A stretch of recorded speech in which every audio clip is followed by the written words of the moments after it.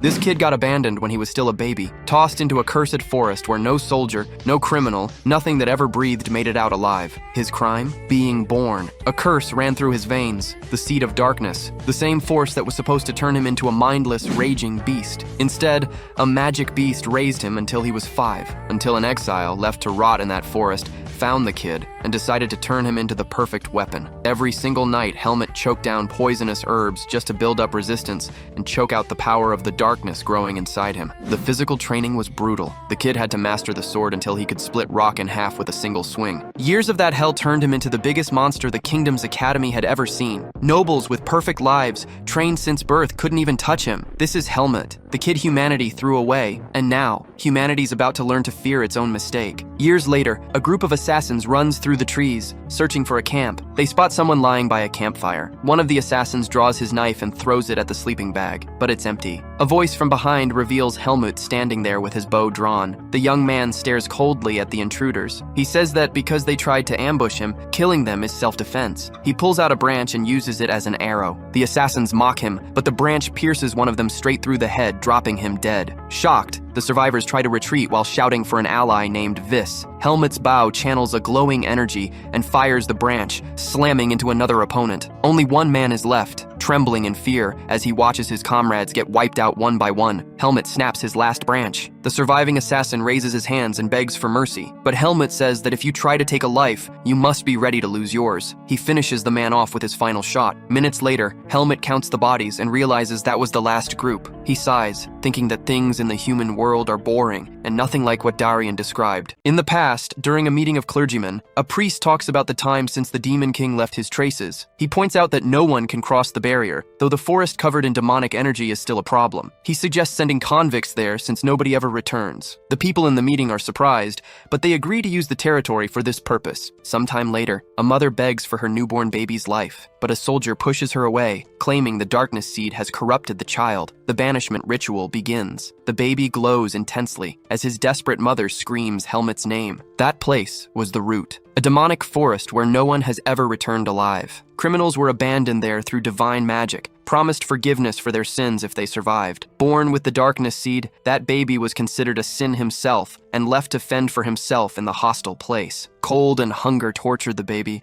but the seed's energy in his heart kept him safe. 10 years passed as the child survived in that harsh environment. One day, a leopard approached the sleeping boy, sealing their fate together. Another 10 years later, Helmut runs through the forest hunting a rabbit. He leaps at his prey, pinning it to the ground, and calls out to Alaga to show off his catch. The female leopard climbs down from a tree and kills the animal. She asks if he's used to hunting now, and Helmut says yes, but he admits he can still only do it with rabbits. Alaga explains that the small stone is a core that all demonic beasts have. It makes them stronger when consumed, and that one is small because it came from a weak rabbit. Helmut tries to grab the object since it was his prey, but the leopard stops him with a whip of her tail. The boy makes a scene on the ground, begging for some cores, but the feline refuses, warning that he would turn into a beast if he ate it because he is human. She adds that if that happened, he would have to live in the forest forever. Helmut sighs and complains that this limitation is ridiculous. He says he would be stuck there anyway and that it would be better to get stronger, since he is too weak to go to other territories. Ilaga surprises the boy by revealing he can leave the forest. The young man asks how she knows this if even she cannot leave, and the leopard tells him that a human told her it was possible. Helmut is incredulous to hear about another of his kind and asks who it was. Ilaga asks if he plans to look for him, warning that the man must be dead in the forest because he was very old, though he was strong in the past. She explains that no one resists the demonic energy besides Helmut, who carries the seed of darkness. The boy asks where she met this human, and how he could be over 100 years old. Annoyed, the leopard swings her tail toward him, complaining that she fed him only for him to want to leave now, but the young man dodges. Helmut insists there would be no problem going there because he could come back. Eliga loses her temper and tells the youth to do whatever he wants,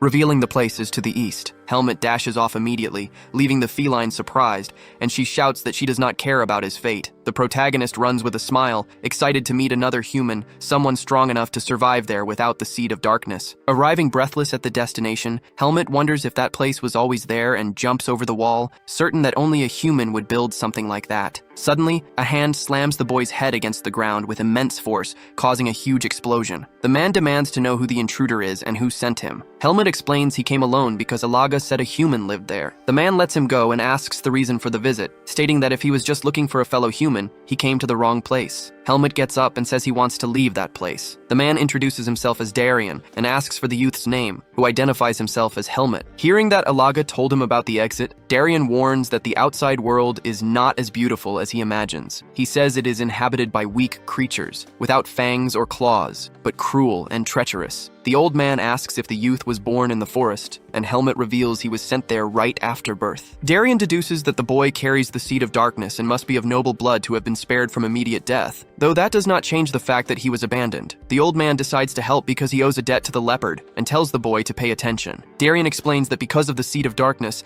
Helmet will be hunted and will face the risk of death if he leaves. He asks if the boy still wants to go. The young man confirms, and the old man grabs his arm, commenting that he is restless, but to live in the outside world, he first needs to behave like a human. Helmet asks what he must do to achieve this, and Darien answers that the youth will need to pass through the barrier. He emphasizes that, above all, the boy needs to get much stronger, and in the future find someone who knows how to cross that border. Helmet asks who the old man was, but Darien says he can't tell him. Next, the boy asks how he can get stronger, and the old man claims he just needs to follow his orders. Inside the house, Helmet throws a broom on the floor and asks why he has to do something like this. Darien explains that humans normally live this way. The young man complains that the place is dirty, but the old man just asks if he prefers to keep living in the forest, making Helmet accept the orders even though he's annoyed. As time passes, the old man sets up a bed on the floor. The boy lies down and asks if he can rest now. Darien complains about the young man's laziness, telling him to get up because there's still a lot to do, and then offers him some clothes. Helmet complains that the outfit is tight and uncomfortable, but the old man claims that humans wear clothes and that he shouldn't ruin it, leaving the young man hesitant. After a while, the two go to the forest, where Helmet asks why they returned. Darien warns that the boy needs to learn what he can and can't eat, and also learn how to turn inedible things into food. The old man explains that all tubercular organisms have a core, and even after removing it, the energy remains. However, there's something without demonic energy. He instructs that it's possible to remove the core and purify the organism with water, telling the young man to try the food right after. Helmet eats and comments that even plants are edible and amazing. Darien warns that they'll go back for the day once he finishes. A day passes and the boy complains that he needs human knowledge, questioning what this has to do with carrying water, feeling forced to do strange tasks every day. At that moment, a leopard approaches from behind to attack him, making Helmet drop the water. Ilaga asks what the young man is doing, and if this is some kind of joke. Helmet explains that Darien told him to fetch water. The leopard complains that the boy never listened to what he said, but Helmet answers that doing this will make him stronger. Alaga asks what he'll do when he gets that strength, and if he really plans to leave the forest. The young man claims he's not a demonic beast, and that's why he needs to go to the human world. The leopard looks down and asks if anything good will happen when he leaves. Helmet admits he doesn't know, but points out that nothing good will happen if he stays there. The boy then goes on his way, saying he'll see the leopard later, and Alaga watches him leave with his head turned, a bit sad, wishing him a great life in his thoughts. Back to training, Darien throws water on the boy, who complains about the action, but his master orders him to keep his back straight. Helmet tries to argue that he's tired, but the old man asks if he prefers to stay in the forest, making the young man accept the position even while complaining. Darien thinks the boy is resisting well, and that whoever survives in the forest is different, concluding that he was born with many things besides the seed of darkness, and teaching him won't be a waste of time. With the day ending, the old man tells Helmet to stop and sit down. The boy collapses on the floor from exhaustion, and his master holds him. Helmet says he's hungry, and the two sit down to eat, at which point Darien orders him to use a spoon. Bringing the food to his mouth,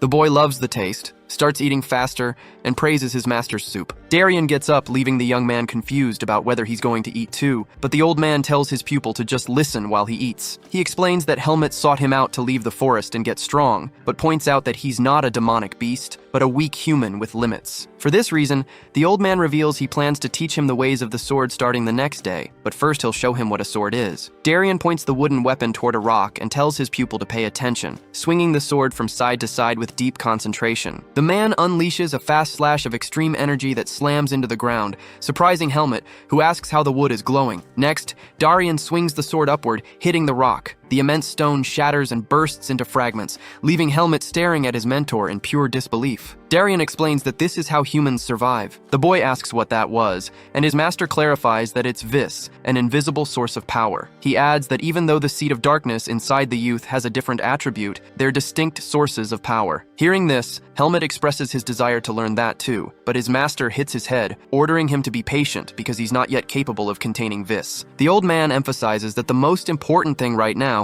is to understand the sword. warning him that the path will be challenging and painful at times. Despite this, he guides his pupil to move forward without wavering, because the sword will reward him if he gives it his all. Next, Darien hands the wooden weapon to Helmut, who accepts it with a smile on his face, saying he understands. Time passes, and the mentor demands the young man concentrate properly during training. Helmut complains, claiming his form was good, but his master demands to be treated with respect. The youth corrects himself and insists he did everything right, but Darien disagrees. When Helmut asks what the problem was, the old man recalls that form isn't everything and that he needs to think a little. Without understanding, the protagonist shouts for his master to explain it properly from the beginning, because he won't understand anything if he speaks that way. Darien thinks to himself that the boy is strange, because he evolves very fast despite showing no appreciation for learning. He reflects that the seed of darkness usually influences humans and makes them prone to violence, plus Helmut lived with beasts. However, the youth proves to be the opposite, being rational, gentle, and without any intention of giving up, which indicates there's something different about him. The master approaches to teach and, with a quick slash, makes Helmut's sword hit the ground, complaining that he got weaker. After another strike, Helmut complains, and Darien asks if he understood the difference. The boy denies it, but changes his mind and says he's starting to understand when the master threatens to leave him without dinner. Helmut notes that the amount of pain, the speed, and the spots hit were different, but asks why, since the movements looked almost the same. Darien explains that his pupil only understood how to imitate. The real difference was in the muscles, the fingertips, and the movement that goes with the speed, besides the understanding of the mind and the sword. The old man points out that all of this needs to be under Helmut's control. Only then can he say he learned everything, putting his heart and soul into every movement to understand the path of the sword. He concludes that right now, the youth just swings his weapon with no goal, acting like a lumberjack and not a swordsman. Time passes under Darien's guidance and training. Later, Helmut sighs by the river, commenting that his master told him to rest, but it's boring to be without his sword. Suddenly, he notices Alaga and comments on how long it's been since they last saw each other. The leopard notes that Helmut grew during this time, though the boy doesn't think it was that much and promises he'll grow even more. Next, he reminds his friend that Darien owes her a debt, and Alaga says she gave special permission for the old man to live in the forest. Helmut comments that she doesn't like living with anyone, but the leopard replies that he became an idiot, reminding him that she's the master of the central territory of the Forest of Roots and will fight and defeat anyone who disturbs her. She corrects herself, admitting she tried to be careful when that damn snake caught her by surprise. Helmut asks if the creature was Naho from the western region, and Alaga explains that it's a two-headed snake that used to hunt Darien. The protagonist asks if his friend would win if she fought against his master. Alaga looks down and says she doesn't know, explaining that demonic beasts expose their energy, allowing others to have a sense of their strength, while humans can hide it. Helmut is surprised and concludes that Alaga wouldn't be able to win. The leopard repeats that she isn't sure and adds that even if Naho hates that human, she can't touch him. The boy asks the reason for this hatred, and Alaga clarifies that the human destroyed the cursed area that the snake was building. Curious and bothered by not knowing what it is, Helmut asks for explanations. The leopard smiles and says she'll show him, leaping through the trees of the forest. While flying over a region, Helmut manages to deduce what it is, and Alaga confirms that that is the cursed area. Down below, humans suffer from whipping and get beaten by others. Helmut watches with sadness that human farm created by Naho. Then, a man falls to the ground and another orders him to do his work properly. Then, the man starts whipping the other to tell him to stop pretending to be hurt and go to work. Helmut asks why that man keeps beating him, and Ilaga explains that the victim wasn't doing his job. Some women walk past, and the head slave orders them to get inside the house quickly. Helmut watches from afar, curious about the girls. He asks what that was because they look like him, but they are different. Ilaga asks if his question is about the women. The protagonist says that even though it is daytime, they are going inside. The leopard clarifies that they are food, explaining that although they are also human, they are divided into male and female, and Naho prefers the females. However, if they are too small, there is nothing to eat, so they wait for them to grow. The females become food for Naho, and the males are slaves for life. Helmut asks if that is why the place is a farm, and Ilaga confirms it. The protectors of the place are human, and among them is a bald leader. The head slave says that one of them made a mistake, but the leader wants to know about the sacrifices until he notices the girls beside him. He grabs one of their faces, pulling her attention, and says he would make an exception to let her live a bit longer. The leader pulls her by the hair into a hut. Helmut asks if that man is the leader, and Eliga answers that he is good at finding humans, adding that if the boy were unlucky, he would have ended up as one of them. The protagonist comments that the leopard didn't treat him that way and asks why. Eliga says she doesn't like the idea of Naho getting more human livestock. Helmet analyzes this and says that generally sounds like something a beast would do. The leopard notices that the humans are gathering and warns that they are going back until she catches a different scent. The snake Naho appears, saying he finally found an acquaintance and that he missed Ilaga's face. The leopard whispers the snake's name in anger and asks if he wasn't sleeping. Helmet feels an immense pressure, even though the snake isn't doing anything. Naho asks if that is the child Ilaga is raising and comments that males taste better when consumed young, suggesting that the leopard take a bite of him. Ilaga refuses, saying the taste won't please the snake. Naho agrees that females are especially delicious, but catches a different scent and asks what the human's relationship is with Darien. Helmet cries in fear, but Ilaga interrupts the conversation by swiping her paw at the snake, asking where he thinks he is shoving that disgusting face. Naho laughs and tells the leopard not to get nervous, claiming to be a pacifist, but explains he was only smelling that man's scent on the boy's clothes. The snake says it has been only a few years since that man destroyed his farm, and it would be strange not to keep an eye out. Ilaga replies that the boy has no relation to Darien and only stole the clothes to wear. Naho comments that it's a relief, because if she weren't there, he would have punished the boy. The leopard interrupts and warns that if the snake lays a finger on him, she will rip him to shreds. Naho jokes that he doesn't want to fight since they've known each other for a long time, but tells the leopard to leave and never return, because just thinking about her fur in his territory disgusts him. Helmet collapses to the ground, and the snake slithers away. The boy, shaking with fear, faints right after. On the way back,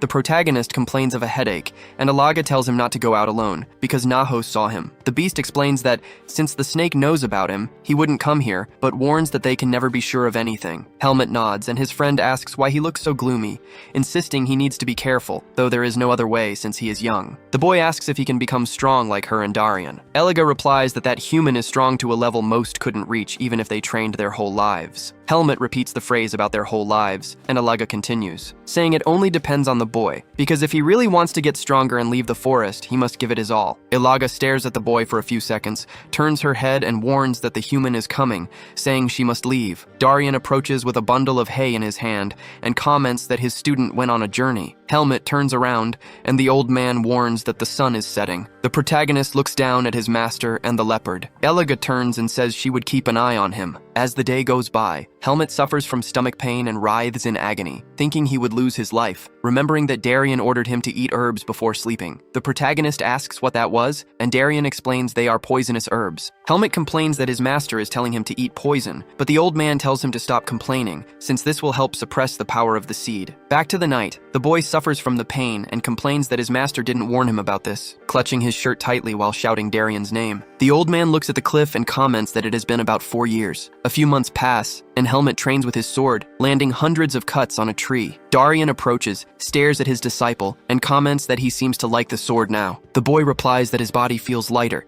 and his vision has improved, asking if it is because of the herbs. The master says it might be their effect and wants to know about the pain. Helmet replies that he doesn't feel it anymore, and has a refreshing feeling in the morning. Darien explains that, after months, it was about time, and asks if the young man remembers when they talked about Vis. The old man explains that you can't see this power because it accumulates infinitely. If the student's body and skills weren't at a basic level, training Vis would be useless, and that was the reason he hadn't taught it before, but now the young man's body seems ready. Darien draws his sword, takes a deep breath, putting energy into the weapon, and Helmet feels the pressure. The master explains that he must melt the energy in the atmosphere, absorb it into his body to control it, and then materialize it through the sword. The old man tells the boy to raise his weapon and remember to breathe while struggling to absorb the energy from nature. Darien makes a cut, ordering him to think simply and move with grace so he doesn't lose his rhythm and forget the Vis. Helmet blocks the attack, groaning from the impact, but the master charges forward to grab his head and strikes with his sword, which the student manages to dodge. The young man avoids the blows and asks if the master is really trying to kill him,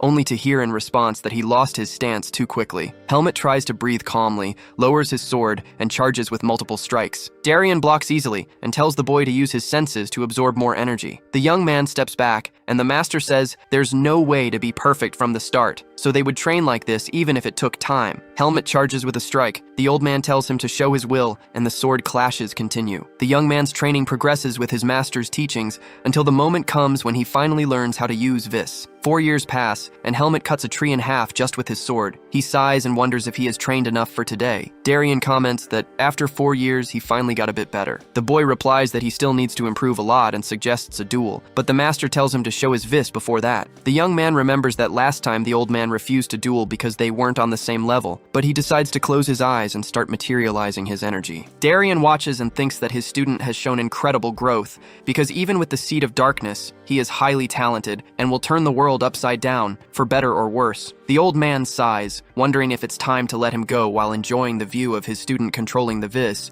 and announces that the moment has finally come. Helmet is confused and asks if he is talking about that. Darien confirms it and says it is time for the young man to leave the forest. The protagonist replies that he isn't strong enough yet, but the master explains that if the seed grows, he won't be able to escape the barrier. Therefore, this is the only moment he must pay attention to the explanation. Darien reveals that the human world lies south of the Forest of Roots, and that Helmet needs to go through a weak area of the divine barrier to get there. A human who can endure the weakened barrier would be able to pass, even with the Seed of Darkness. The protagonist asks where this place is, and Darien answers that he doesn't know because he never tried to find it, but warns that someone has already tried. Since there was a human village in the territory of the two-headed snake, Naho, the village chief, and Erugo, who brought the humans there, must know the location. Helmet understands who they are and accepts Darien's orders with a sigh. The master then warns him that he'll live through countless experiences in the human world and might find it all very exciting, but tragedies always arrive without warning. It's not something he can stop or avoid. He just has to stay alert. Darien places his hand on the young man's shoulder and says that when the moment comes, he'll feel pain, frustration, and despair, but under any circumstance, he must not lose himself. After asking if his student has any questions, Helmet clenches his fist and asks if his master isn't going with him. The old man coughs a bit and confirms he isn't. Then he turns around saying he's going to take a nap and tells the boy to come back in the morning to get his gift, since he wants to spend some time alone. Helmet stays silent watching his master leave, and then goes to the frozen lake to think. Alaga approaches and comments that he doesn't look excited. The young man confirms it, explaining that he can finally leave this place, but he feels something complicated that he can't explain. The leopard looks at him and says, "This feeling just shows he's human." The next day, Helmet opens the cabin door after receiving a goodbye wave from Alaga. As he enters, he finds Darien kneeling with a sword and a bag, but the old man is lifeless. Helmet tries to call out to him, and with no response, he realizes it's truly time to leave. The young man takes the gifts, looks at his master with sadness, and with teary eyes promises he'll remember him. As he leaves, Alaga comments that the human reached the end of his life as destined, and Helmet shouldn't feel guilty, because encounters are followed by farewells. Next, the leopard wags her tail and hands him a paper the boy used when he was left there, saying it might be useful. Helmet holds a rare metal necklace, and Alaga deduces he must be the son of nobles. The protagonist reads a message from Margaret Irene wishing light on her son's path, and realizes this must be his mother's name. Alaga suggests he look for her as soon as he leaves the forest to get help. She also warns that Naho is hibernating and will only appear if there's trouble, but he'll sense his presence if he enters his territory. Helmet guarantees he can handle it alone. The leopard tells the young man to leave since it's his only chance, and he says goodbye, wishing her a long life, which she accepts with a smile, telling him to take care. At the human farm, Erugo walks with his hood on until he enters his house. He looks back and blows out the candle, but he's surprised by Helmet, who puts a sword to his neck and tells him not to move. Black magic is an evil power capable of strengthening even the weakest of mages, attracting those willing to cross lines to get more power. Erugo was a jealous mage who dreamed of being the strongest and chose this dark path. For his goals, he needed negative emotions and started kidnapping people to get materials, strengthening himself with the suffering and fear of his victims. However, his atrocities were exposed by a certain mage, resulting in his capture and the choice of exile in the Forest of Roots to avoid execution. There, he submitted to the two-headed snake in exchange for territory and used magic to gather the humans under threat of death. That's how the human farm started, where Erugo acted like a king and treated the others like cattle, while Naho never interfered, as long as he got his sacrifices. Serving the snake, Erugo started to chase his ambitions again, but the arrival of winter made him nervous. Demon beasts attacked the farm every day whenever Naho hibernated. Even during these major crises, the mage found satisfaction in his new life. Back to the present, with a sword at his neck, he asks what the man wants. Helmet replies that he needs a way out of the Forest of Roots and heard the mage knows how. Erugo says he's rude, asks if he's Darien's disciple, and questions why he should tell him anything. Helmet warns that if the mage doesn't talk, he'll lose his life. Erugo answers that if he dies, Naho will wake up from hibernation, and the boy will go to hell too, because Helmet is just a human and can't face his lord. Helmet doesn't care. He tells the old man not to worry about him and not to try any tricks, because he'd go to the same place anyway. Erugo warns he's the only person who knows how to leave the forest, and if he dies, the boy will never get out. Helmet fires back, saying mages are obsessed with writing things down, and if he keeps searching, he'll eventually find it. The mage realizes the boy is serious. He decides to tell him how to leave, and starts walking down a staircase with Helmet pointing the sword at him. Erugo asks for the boy's name, but Helmet says it doesn't matter. Angry, the mage warns that the method he found is theoretical. Nobody tested it or had the skills to try, but maybe it was possible for Darien. Seeing that the protagonist has no plans of leaving just yet, Irugo asks what happened to his master. He gets no answer and deduces he must be dead already, starting to laugh. Helmet orders the mage to hand over the book, but Irugo asks how he feels about becoming his successor and living there. When the boy refuses, the mage shouts that he's worth it and that he'd give him everything he has in this place. Helmet grips his sword tighter and warns he wants nothing from him, telling him to shut up and hand over the book now. Irugo obeys the order and explains that he found this book with a stealth mage who failed to escape before coming here. Based on the records, there's a waterfall south of the forest where water and demonic energy weaken the divine power. However, the divine barrier is still of the highest level, and anyone with demonic energy will turn to ashes. Helmet says he'll spare the mage's life because of Darien's teachings, but slams a fist into Irugo's stomach, making him groan in pain. Then, the protagonist uses a rope to tie him up, hits his pressure points to block his magic, and warns he'll be freed later, but must not commit any more crimes. Irugo screams that the arrogant brat sealed his mana and will never leave this place alive. Helmet keeps walking, turns his head, and says that was obvious, leaving the mage tied up in the room. Panicking over being treated like this by a brat, Irugo starts releasing energy and says this confidence will be the boy's ruin, screaming for Lord Naho to wake up. The castle floor shakes like an earthquake and the two-headed serpent emerges from underground. It calls out for Irugo, saying it's good to wake up for a reason, and the mage warns it's urgent. Irugo shouts that Darien passed away and his disciple is right here. Naho lets out an extremely demonic laugh, saying it understands and that this is the perfect chance to get rid of those humans. The serpent dives into the ground, saying it'll find him. Hearing this, Irugo laughs at the cursed brat and says he won't get away with treating him like this, because nothing in this world is free and Helmet better get ready. Meanwhile, Helmut leaps through the forest branches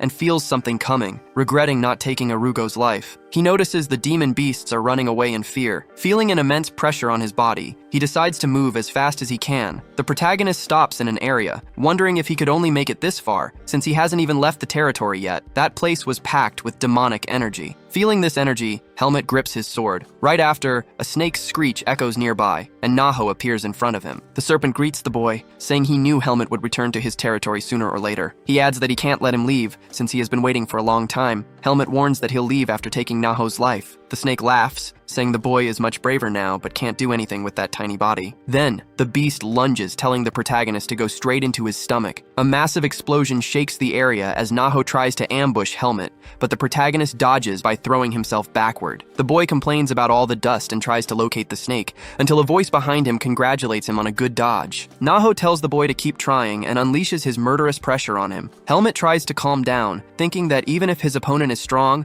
an opportunity will show up, so he won't give up this fight. While the snake charges an energy ball, Helmet dodges the attack by sliding to the side. Next, the protagonist runs toward the snake's mouth, avoiding the second head. He plants his feet and dashes toward the first head, thinking that no matter how strong the demonic energy is, there must be a spot where his own energy can penetrate. Helmet delivers a clean slash, aiming right for the creature's eye. Naho screeches in pain as he gets hit, while the protagonist lands back on the ground. The boy realizes he managed to buy some time. He thinks it would be great to defeat the snake, but knows he can't do it at his current level. He used too much vis in that attack, and if he keeps fighting, he'll end up dead. The snake starts thrashing in agony, and Helmet is shocked to see one head devouring the other, because it can't handle the pain. Naho says he got rid of that useless part, and will now get rid of the boy, charging once again. Helmet tries to block the strike with his sword, but he gets slammed away. The snake stands tall, and comments that the boy managed to hide after getting hit. Naho notes that it's harder to see now that he lost a head, but he starts searching for the brat. Helmet gasps for air,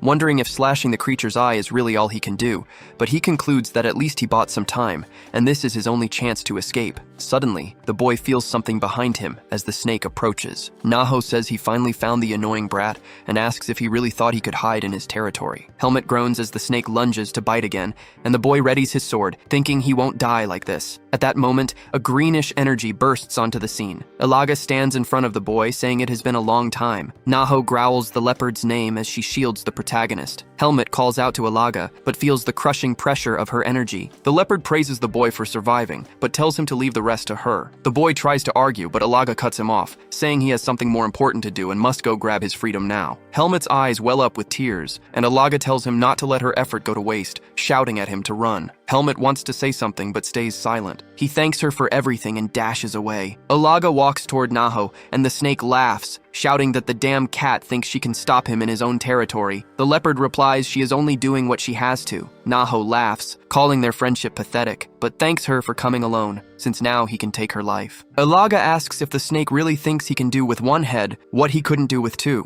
and the clash between the two beasts begins. Days later, Helmet slashes through demonic beasts with his sword, wondering if it's finally over. He has been running for days since passing through Alaga's territory. He realizes that as long as he fights monsters below Naho's level, he can easily defeat them. The boy thinks that if he hadn't met Alaga or Darien, he wouldn't have survived. Now, he only has one shot, for both their sakes, to finally escape this forest. Helmet realizes this place is different from Alaga's territory because he can barely feel any energy. He wonders if his seed is reacting to the barrier and notes he would be in trouble if he hadn't covered himself with vis. Just then, a feather flies into his hand and something passes over his head, making the boy react to the wind. A phoenix lands on the ground and asks what the human child wants in her territory. Helmet thinks to himself that he knew it would be hard, but he didn't expect to run into something at the divine barrier. The creature introduces herself as Igrel and asks for the boy's name. He remembers hearing that name before and introduces himself. The ruler of the south says she smelled a familiar scent of Naho on him, which was weak because of the blood, and an even weaker scent coming from Eliga. Igrel asks if he is the offspring of Eliga or Naho, and the protagonist answers that he has a connection to the leopard. The phoenix shakes her feathers and asks why she invaded her territory. Helmet explains he has his own reasons and wasn't under anyone's orders. Igrel wants to hear a reason to spare his life. The boy tries to keep his cool and says what he plans to do might be useful, sparking the phoenix's curiosity. He tells her she will have the chance to see the first human to cross the barrier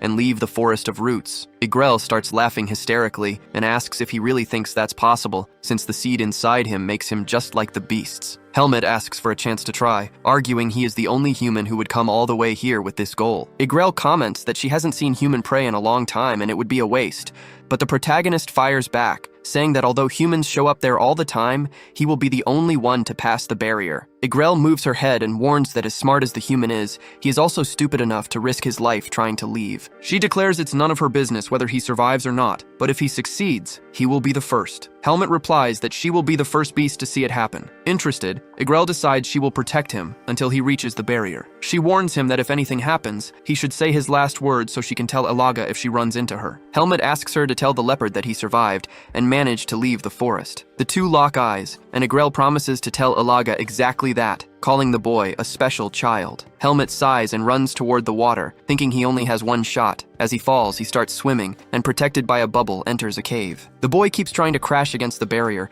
determined to move forward beyond the forest of roots. However, the divinity, the purifying power that protects humans and cleanses impurities, begins to penetrate Helmet. The protagonist tries to push forward, but the pain caused by the divine power at the barrier is so intense that he loses consciousness, wondering where he should go, since he is considered a human to beasts, but became a beast to humans. Elsewhere, a carriage continues its journey through the region. Finn asks Tanya why they decided to rest near the Forest of Roots, and the girl replies that they can't travel without stopping. She warns him that if they run into a demonic beast, even a mercenary like him will have to fight. So she tells her companion to stop complaining and go fetch some water. Finn grumbles about the approaching darkness, but Tanya kicks his back and tells him to go already. Finn mutters that he has a bad feeling and walks to the water. When he arrives, he notices something strange and finds a human body. In shock, the boy runs back screaming that there's a corpse in the ravine. His companions say it must be just a log, but Tanya tells Finn to lead the way to rescue the water bucket, threatening him if he is wrong. When they arrive at the spot, Tanya confirms it really is a body, but soon realizes Helmet is still breathing. She calls her companion to help the boy, who is still alive. Helmet starts to wake up and finds himself looking right at the two mercenaries. He wonders where he is and if he managed to escape the Forest of Roots. Tanya tells him not to be afraid because he's safe now. She explains that her friend went to get water and saw his body in the ravine, but she's glad he's doing fine. When she asks for his name, he introduces himself as Helmut and says he doesn't remember anything else. Tanya finds this worrying since he doesn't look injured, and she introduces herself as a rank 3 mercenary. The two shake hands as Helmet thinks to himself that she's another human. The girl asks if he knows where they are, explaining that this is the Forest of Ruin, and says his memory loss seems severe. She wants to know if he really doesn't remember a thing, but Helmet replies that he only knows his name and how to use a sword. Tanya says it's a relief that he seems physically fine and he just needs a doctor to check his head. She tells him he can trust her because she'll help him until he can walk on his own, and she'll take responsibility for him from now on. Helmut thanks her. A few hours pass and the boy sits on top of a rock. He reflects that he barely survived and needs time to fully recover. He notices he's in worse shape than when he started training and that the seed of darkness is still there, though he admits he would have lost his life without it. Since he's in the human world now, he decides he can't let anyone find out about the seed. He needs to pretend he lost his memory while he tries to find the owner of the golden necklace. Helmut concludes that there's no need to rush and he should take it slow since he just took his very first step. The next day, the subordinates are surprised to see Helmut all cleaned up after his bath. They comment that he changed a lot and wonder if he's some kind of noble. Finn says it's interesting to see him like this since he looked like a corpse in the water and asks again where he comes from. The protagonist replies that he doesn't know because he can't remember anything. Tanya puts her arm around Helmut's shoulder and announces that he's now a rookie in their forces. The boy asks if she slept well, and the girl replies that he looks much better after his bath. Finn jokes that she got all nice after seeing how handsome he is, but the mercenary punches him, telling him to shut up and help the others. Tanya mentions they'll reach the village in 4 days and she'll take him to a doctor as soon as they arrive. Helmut accepts her kindness, and the girl tells the group to pack their things to leave soon, leaving Helmut and Finn a bit speechless. As the group walks beside the carriage, the blonde boy asks if Helmut is doing okay walking, and the protagonist says he is. A horse seems to like Helmut's touch, making Finn guess that the boy likes horses. He thinks that Helmut doesn't look like a noble, but he isn't ordinary either. The blonde finds Helmut's way of speaking strange, and assumes he must be close to his own age, though he seems a bit guarded. Right after, Helmut stumbles and pants for breath. He says he ran out of breath, and Finn tells him to get inside the carriage so he doesn't slow the group down. Helmut insists he won't slow them down while trying to figure out why he's so tired, since in the forest of roots it didn't take more than a day to recover. Still, he decides it's better to keep walking. In the city, a doctor examines Helmut and says there's nothing wrong with him because he has a strong build. Tanya asks if the diagnosis was made properly, which offends the doctor, though he still prescribes some medicine. The woman yells that the boy was unconscious just a short while ago and demands a proper diagnosis. As the argument continues, making Helmut tired, Finn asks when the amnesia will go away. The doctor replies that it should return sooner or later, tells them to take the medicine and leave because they're annoying, which makes Tanya angry and drags the fight out. The day ends, and the girl asks if Helmut is feeling okay since Finn reported his struggle while walking. The boy replies that he is, saying he took his medicine earlier so he just needs to rest. Tanya comments that his body is really fit, and he must have trained under a master to know how to use a sword. Helmut reflects that she's sharp, and confirms that the sword feels familiar to him. The girl pauses for a moment, and suggests a duel between them. Seeing the protagonist's hesitation, she says that moving his body might bring his memories back, and it'd be nice to do it tomorrow. Helmut thinks about Tanya being a silver rank 3 mercenary and a respected person, deciding to accept the offer to measure his own strength. As they approach a training ground where everyone is exercising, the soldiers recognize Tanya and Helmut. They ask if there is going to be a duel, and tell the woman not to hurt the young man's face, which irritates her. In response, Tanya slaps their faces multiple times, knocking them to the ground. She then throws a wooden sword to Helmut and warns him that the duel is decided by whoever knocks the other down first, telling the young man to come at her with everything since she is the vice captain. Helmut takes his defensive stance, knowing he cannot lower his guard. He is still not in his best shape, cannot use Vis, and needs to redirect her attacks. While the subordinates get ready to watch, the protagonist moves forward and tries to strike from the left side, but Tanya blocks the move. Realizing she is superior in physical strength and that he cannot face her head-on, Helmut dodges a downward strike, focusing only on avoiding the attacks. Right after, Tanya shifts her center of gravity and lands a kick on the young man's ribs. Helmut feels the impact and realizes his body is not keeping up with his movements, feeling as if he is underwater. Tanya shouts that he is thinking too much and starts a flurry of blows. Helmut tries to block but gets tricked by a feint. She gets close and lands a strike on his stomach, sending the protagonist flying in pain. To everyone's surprise, Tanya lowers her weapon and Helmut accepts defeat. The girl comments that he seems frustrated and says he fights well, while Helmut confirms his frustration for being dominated, even though he evaluates that she is weaker than Darien and has inefficient swordsmanship. He reflects that just as Darien said, the human world is not easy, since he ended up defeated by a rank 3 combatant. A man approaches and introduces himself as Fian, the captain of the mercenary army and a gold rank 2 combatant. He congratulates Helmut on his performance and announces that the young man passed the admission test. Faced with the boy's confusion, Fian explains that the group saved him, and in order not to leave him wandering without memories, they decided to test him, since this team does not accept just anyone. Helmut wonders if this might become a problem. Fian explains that the other members agreed to his entry because, unlike the other young men, Helmut did not try to hit on Tanya. He then hands him a temporary rank 4 scroll and tells the young man to register, ordering the squad to introduce themselves. The members identify themselves, revealing that most are rank 3, except Finn, who is a bronze rank 4. Helmet recalls Darian's advice not to trust humans and wonders if he will be safe. He asks Finn how long he must stay in the group, explaining that he will need to leave as soon as he recovers his memories. The captain replies that he is free to leave, as long as he does not abandon an ongoing job before finishing it. Helmet evaluates that the proposal is convenient, since it will be better than wandering aimlessly, and he will be able to find answers about his birth and understand the meaning of having allies. Later in the office, a man named Miles slams the table, angry about the important mission, questioning the presence of a newly hired rank 4 mercenary. Fiend defends Helmet, guaranteeing that the boy is useful. Miles accepts the decision under Fiend's responsibility, but warns that the rank 4 will only receive a third of the reward and that the Tariq squad will also participate in the operation. After Fiend confirms, Miles schedules the meeting for 7 in the morning and leaves. Tanya comments that the situation went well and asks if Helmet is ready, receiving a positive answer. Fiend explains that the large-scale mission will start the next morning, and that rank 4 members should only fight in case of extreme urgency. The vice leader orders everyone to get plenty of rest to be prepared, while another member advises Helmet to ignore the provocations of the Tariq squad, who does not like their group. After Fiend ends the meeting, Helmet goes to the training ground feeling angry at himself. He acknowledges that justifying his performance because of his lack of recovery would just be an excuse,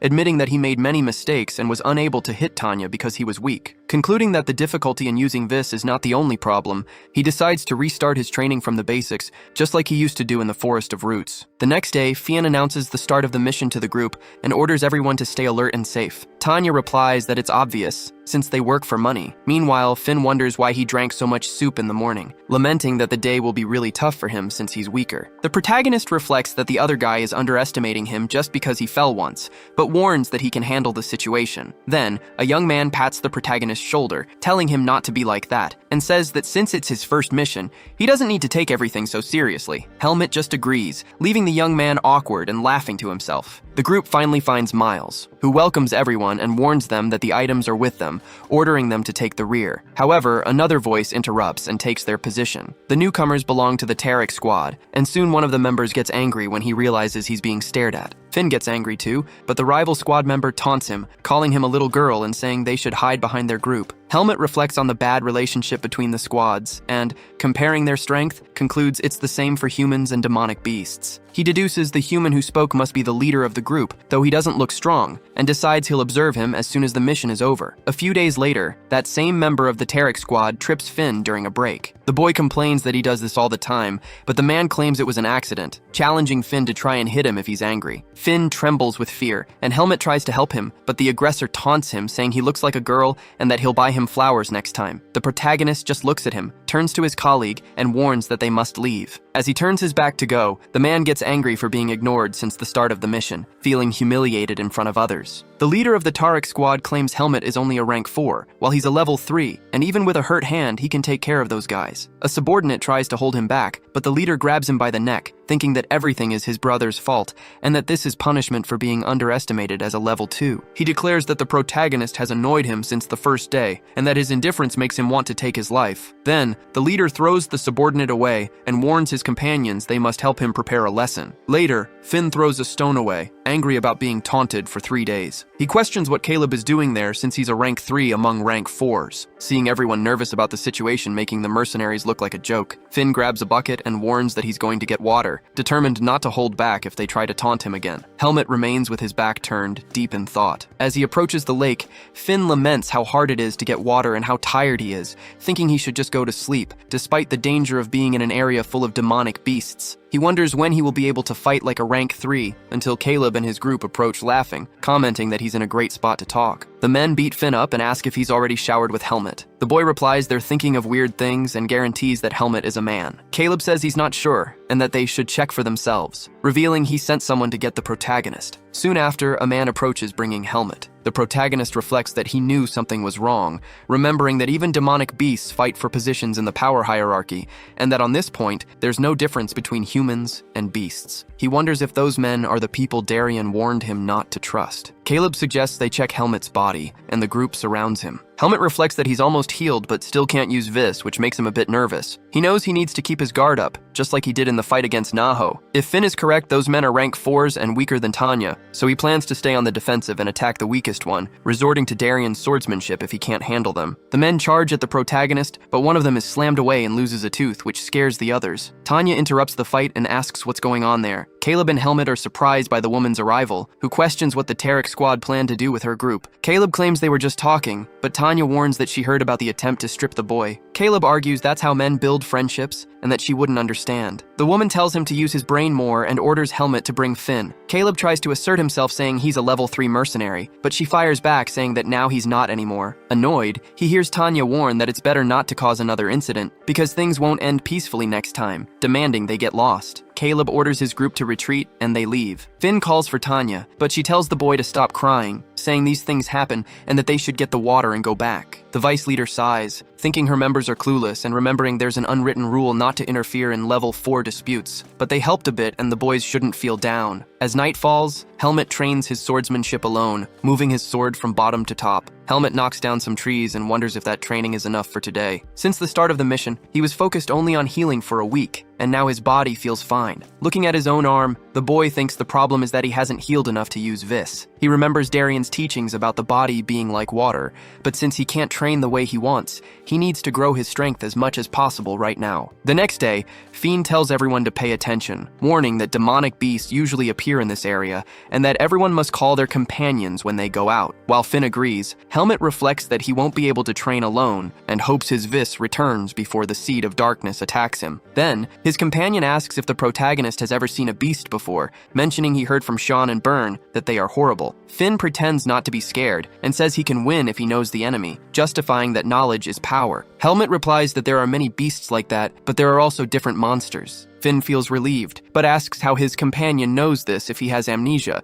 and the protagonist just replies that he was assuming. The day continues with the group escorting the wagon. A mercenary from the Tarek squad complains that his bottle broke, and his colleague suggests he buy a better one. The man fires back, saying that if he had money, he wouldn't be on long-distance missions, and the two keep talking about going for a drink after work. Suddenly, one of their heads is ripped off right in front of his friend. A primate-like demonic beast appears, devouring the remains. The mercenaries surround the creature while it eats. The survivor, despite his fear, charges at the monster, but ends up torn to pieces by a palm strike from the creature, which laughs. The soldiers wonder where that monster came from. Fiend shows apprehension seeing a creature like that appear, even with so many mercenaries gathered. The beast looks toward the bush and nods to some eyes hidden in the woods. Then it throws the mercenary's body high into the air, and other small creatures slice it to pieces. Tanya realizes the monster is not alone and orders everyone to get ready. The mercenaries take combat stances, making Helmet wonder if this is the end. The vice leader orders Finn and the protagonist to stay by the carriage and not get involved. The blonde boy, terrified, tries to escort Helmet, who reflects that he still can't use Vis and that there are more beasts hidden. He knows that if everything goes wrong, everyone will lose their lives. Finn asks why Helmet is still standing there and tells him to get into the carriage already, cursing the difficult situation. The protagonist assesses that the big bastard is not on the same level as Alaga or Naho, but it's still very strong. Since only the level 2 mercenaries can use Vis, there's nothing Helmet can do at the moment. The mercenaries stare down the creature, which screeches, releasing energy. Fiend charges forward with the other level 2 warriors, imbuing Vis into his sword. With a leap, he clashes with the monster's hand, forcing it back, and lands on the ground after a spin. The mercenaries praise Fiend's skill, but the small creatures begin to charge. The warrior warns that this is nothing to him and defeats the monsters easily. Out of breath, Fiend shouts that he will keep up the momentum, while another level 2 mercenary warns Max that they must cut down the monster as soon as an opening appears. Then, the three of them launch their attack. Fiend leaps and uses his Vis, putting all his strength into preventing the creature from blocking the strikes, allowing his companions to advance as well. The combined attacks make the monster shriek in pain. Tanya celebrates the success of the attack. Helmet watches everything, not fully understanding, and reflects that these humans are stronger than he imagined. The level 2 mercenaries know how to use Vis to keep the boss busy, while the rest of the group takes care of what's necessary. The protagonist recalls what Darian used to say about not underestimating humans. The monster remains on its knees and begins to wail at the sky. The blue-haired mercenary comments that now they only need to worry about the small ones, and Fiend claims he can still fight. Max complains about the situation and says they need to end this quickly because of fatigue. Suddenly, the creature presses against the ground, leaps to a tree and uses the branch as leverage to flee. The mercenaries complain that it can escape at any moment. Tanya asks if they should pursue the monster, but Fiend orders them to forget it, since the main goal here is the transport mission. The mercenaries decide to just take care of the wounded, and a woman asks if her colleagues are alive, warning everyone that they can come out now. Finn cries and calls out to Helmet, asking for help to be pulled out because his legs are trapped. Right after, Tanya mentions they did well and that they would take care of the bodies after checking the carriage. Helmet questions this action, and Maros explains that the Seed of Darkness can be sold for a lot of money, showing a small fragment in his hand. Helmet reflects that he has never seen a Seed of Darkness like that while his colleagues keep talking. Finn explains that the seed takes over the human mind and slowly turns people into beasts. Usually these people lose their lives when they are born or are sent to the forest of roots to try to survive. He adds that they must be careful because they can turn into beasts at any moment. Helmet wonders if everyone thought that way and remembers Darian's warning in the past, questioning if he would also become a demonic beast to fight others. He recalls that the reason Darian taught him to use Vis was precisely to suppress the seed inside him, and that when his energy returned, he should hide it to live among humans, as it would be dangerous if anyone suspected his power. Fian and Tanya watch the interaction between the two rookies. The leader jokes that they are trying to do something and remembers himself in the past, while the woman comments that he has grown a lot since that incident, but still has a lot to improve. While analyzing the two young men, Finn complains that the creature's body looks strange up close. Helmet notices something wrong and tells his colleague to wait, but Finn jokes that the protagonist is scared because it is his first time seeing a creature up close, claiming they are just food ingredients. Suddenly, the body grabs Finn's neck. Tanya notices the danger and Helmet moves quickly to stop the tragedy, drawing his sword and decapitating the beast. Finn gasps in fear, falls backward, and thanks the protagonist after the scare. Helmet wonders about the sensation he felt, as that cut was different from his training and seemed to have cleared something in his body. Sean jokes that Helmet has been different from Finn since the duel against Tanya. The boy thanks him again and promises to serve more soup than usual, while Tanya watches from afar with suspicion, wondering if she miscalculated Helmet's sword draw that contained Vis. Later, the protagonist trains in the forest, releasing his energy. He opens his eyes, certain that his energy has returned because he swung his sword instinctively. He believes he will be able to fully recover his energy with a little more focus. Then, Finn looks for Helmet to return, as the group is deciding the night watch schedule. Finn sets the guard in pairs of 3 shifts, with Helmet and Tanya, Finn and Maros, and Sean and Byrne, in that order. The subordinates tease Uder for being injured and escaping work, and Fian wishes everyone a good night. Helmet reflects that, thanks to his Vis, he can sense the creature that escaped earlier. Tanya asks if the protagonist is okay, reminding him they have a long way the next day, and asks him to wake the next guards at the end of the shift. Helmet accepts the order, thinking that the demonic beasts are waiting for everyone to sleep, and that he will use this time to recover. On his way to the forest, he passes Caleb, who starts laughing hysterically, saying this is his chance. The protagonist trains with his sword among the trees, and assesses that he is doing much better, believing he will be fully recovered by tomorrow. Someone approaches, but Helmet notices that the person does not release demonic energy. Caleb appears, calling for the boy, and says it is dangerous to be alone, inviting him to a sword duel. Helmet refuses because he has no interest, but Caleb claims the boy does not understand the situation and that Tanya will not help him this time. He accuses Helmet of looking down on people and says he will correct this habit, even if he has to break his legs and arms, adding that people grow when they get beaten up, and if the young man loses his life, it will be because he is weak. Helmet asks if Caleb is ready for the consequences of his actions. To the man's surprise, the young man explains that Caleb is different from the other mercenaries and looks more like the beasts, and if he is truly human, he should live like a rank 4 mercenary. Caleb laughs at the statement, breaks the cast on his own arm, claiming he will teach him who is superior, and charges with a punch so the boy will not underestimate anyone else. Helmet grabs Caleb's arm and applies pressure, slamming the mercenary to the ground. The opponent asks what kind of trick that was, while the protagonist complains that the man is like a demonic beast, but with even worse eyes. He warns that if Caleb wants to establish a hierarchy, he should make sure to choose his opponent wisely, telling him to know his place. Caleb backs away, claiming he won't accept this, and draws his sword to attack, but Helmet blocks the blow easily. The clash of blades continues for a long time until Caleb gets scared. The protagonist then manifests Vis in his sword, dashes forward, and strikes the mercenary's leg, who falls to the ground groaning in pain. Helmet reflects that he didn't plan on using Vis and got too excited this time, but realizes he'd be exposed if he let the man go. Standing in front of Caleb, he hears the voice in his head telling him to take his opponent's life, trying to take over his mind at that moment. The protagonist suppresses the energy in his chest, thinking of the Seed of Darkness, wondering if this is happening because of the Vis that recently appeared. For a moment, he feels like he's going to turn into a demonic beast, but calms his mind, remembering he's Helmet, not a monster. When he regains consciousness, the young man notices that Caleb fled. The mercenary crawls through the forest, thinking it's impossible for that kid to be stronger than his boss, telling himself he needs to run faster to survive until a beast charges at him. Helmet hears a noise from deep in the forest and realizes the sound comes from the monster from before, which just stares at him coldly. The protagonist gets the creature's attention, saying that was his prey. The monster growls a bit as it approaches,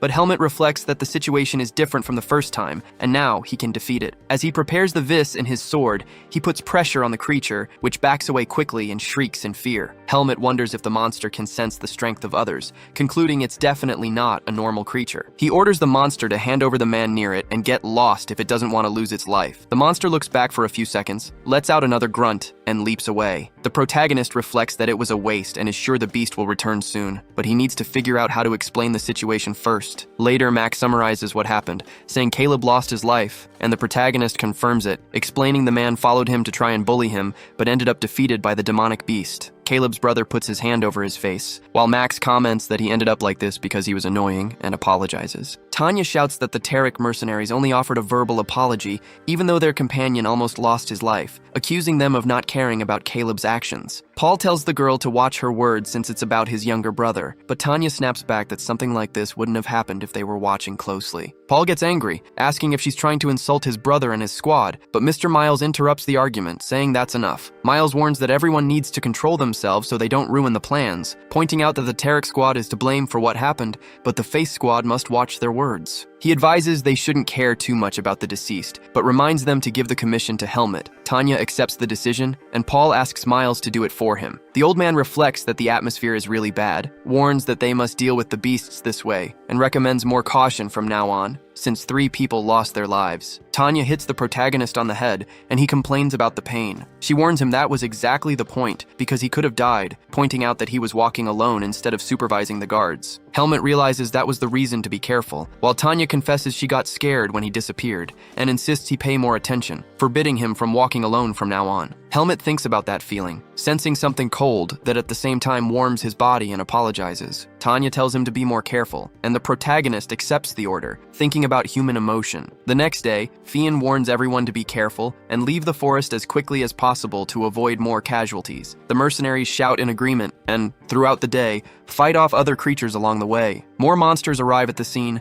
making the mercenaries complain that the creatures seem endless and that they'll have to fight non-stop for 2 days. Finn curses the situation, wondering why their group is the target of the attacks. Meanwhile, Helmet reflects that he can sense the main enemy's demonic energy. He realizes the creature is not close yet, probably trying to lure the army by sending the demonic beast slowly, which makes him wonder if it's not time for the real attack yet. At the end of the day, the exhausted mercenaries talk about the long journey. Sean jokes that Uter got hurt again, getting told to shut up, and everyone keeps joking with each other under Fiend's distant gaze. Tanya comments that she didn't expect to be attacked day and night without rest. The group leader ponders that at least no one got seriously hurt, and the rookies are doing their best. He adds that Helmet can use the sword a bit and should be able to protect Fiend, who is good at dodging. Tanya tries to talk about something she saw earlier, but the leader interrupts her, pointing out that the demonic beasts are only targeting their army, while the other side barely fought that day. Tanya reminds him that people have already lost their lives, and because of the previous conflict, they must keep their guard up since they won't get help from the others. Fian agrees and states he'll make everyone survive, no matter what. During the night, Miles comments to Paul that the beast boss is probably strategizing, since the monsters only attack the other squad. He suggests they should join the other group for safety, but Paul disagrees. For Paul, the priority is efficiency and survival, arguing that staying there would put everyone's lives at risk. He proposes they use the other squad as a distraction to get out of the forest. Miles gets furious,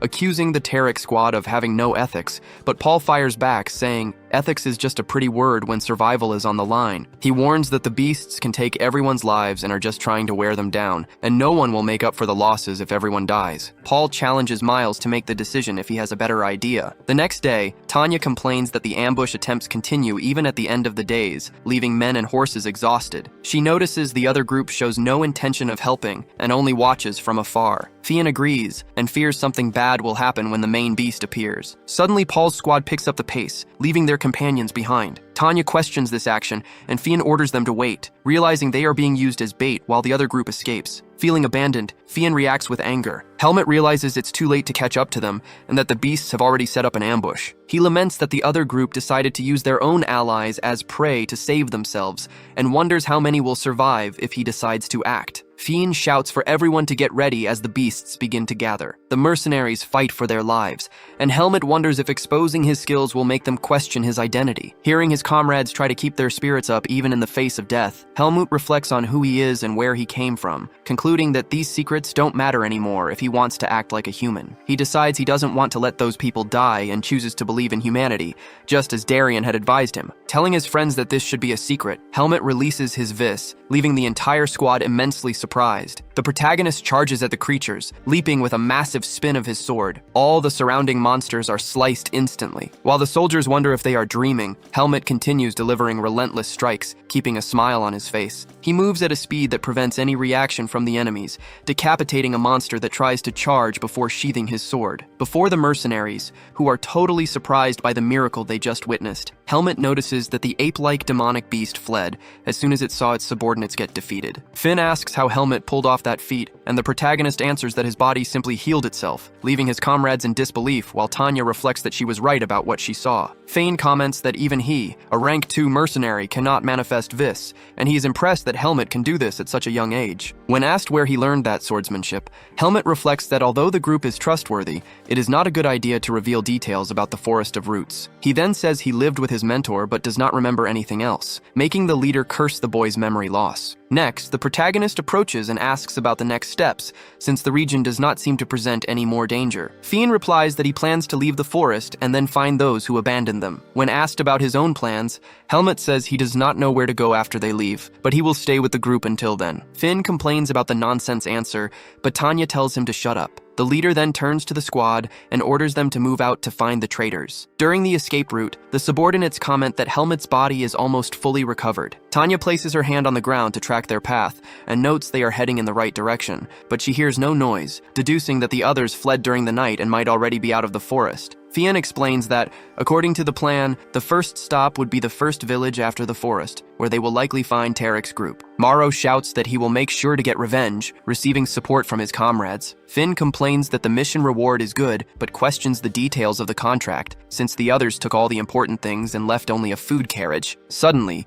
Helmet notices a noise and starts walking ahead, ignoring Finn's confusion at his action. Tanya asks if he senses something, since no other mercenary noticed anything. The protagonist explains that he feels concentrated demonic energy and that the Tarek squad is locked in battle. Morrow laughs at the situation of those who abandoned them and asks how far the fight is. Helmet replies that at their current pace, they are an hour away, and the enemy leader is among them. Fian questions Helmet's level for being able to sense something at such an immense distance. Helmet warns that the trip will take less time if they hurry, stating that Tarek should be able to hold out until they arrive. The mercenaries complain about having to face the demonic monkey to save the traitors, but Fian reminds everyone that they are professionals, and the most important thing is to finish the mission. They decide they will take care of business first before dealing with those bastards. Tanya adds that they are the Face Squad and act differently from selfish idiots. With that, the group begins a fast march to ensure the client's safety. Meanwhile, the Tarek mercenary squad faces the beasts. Paul orders his men to move to the right and hold back the weaker creatures. He cuts down a monster while cursing their luck, thinking that only a day has passed since the start. Suddenly, the monkey-like beast appears behind Paul. The mercenary realizes the obstacles are piling up and did not expect the enemies to be so persistent,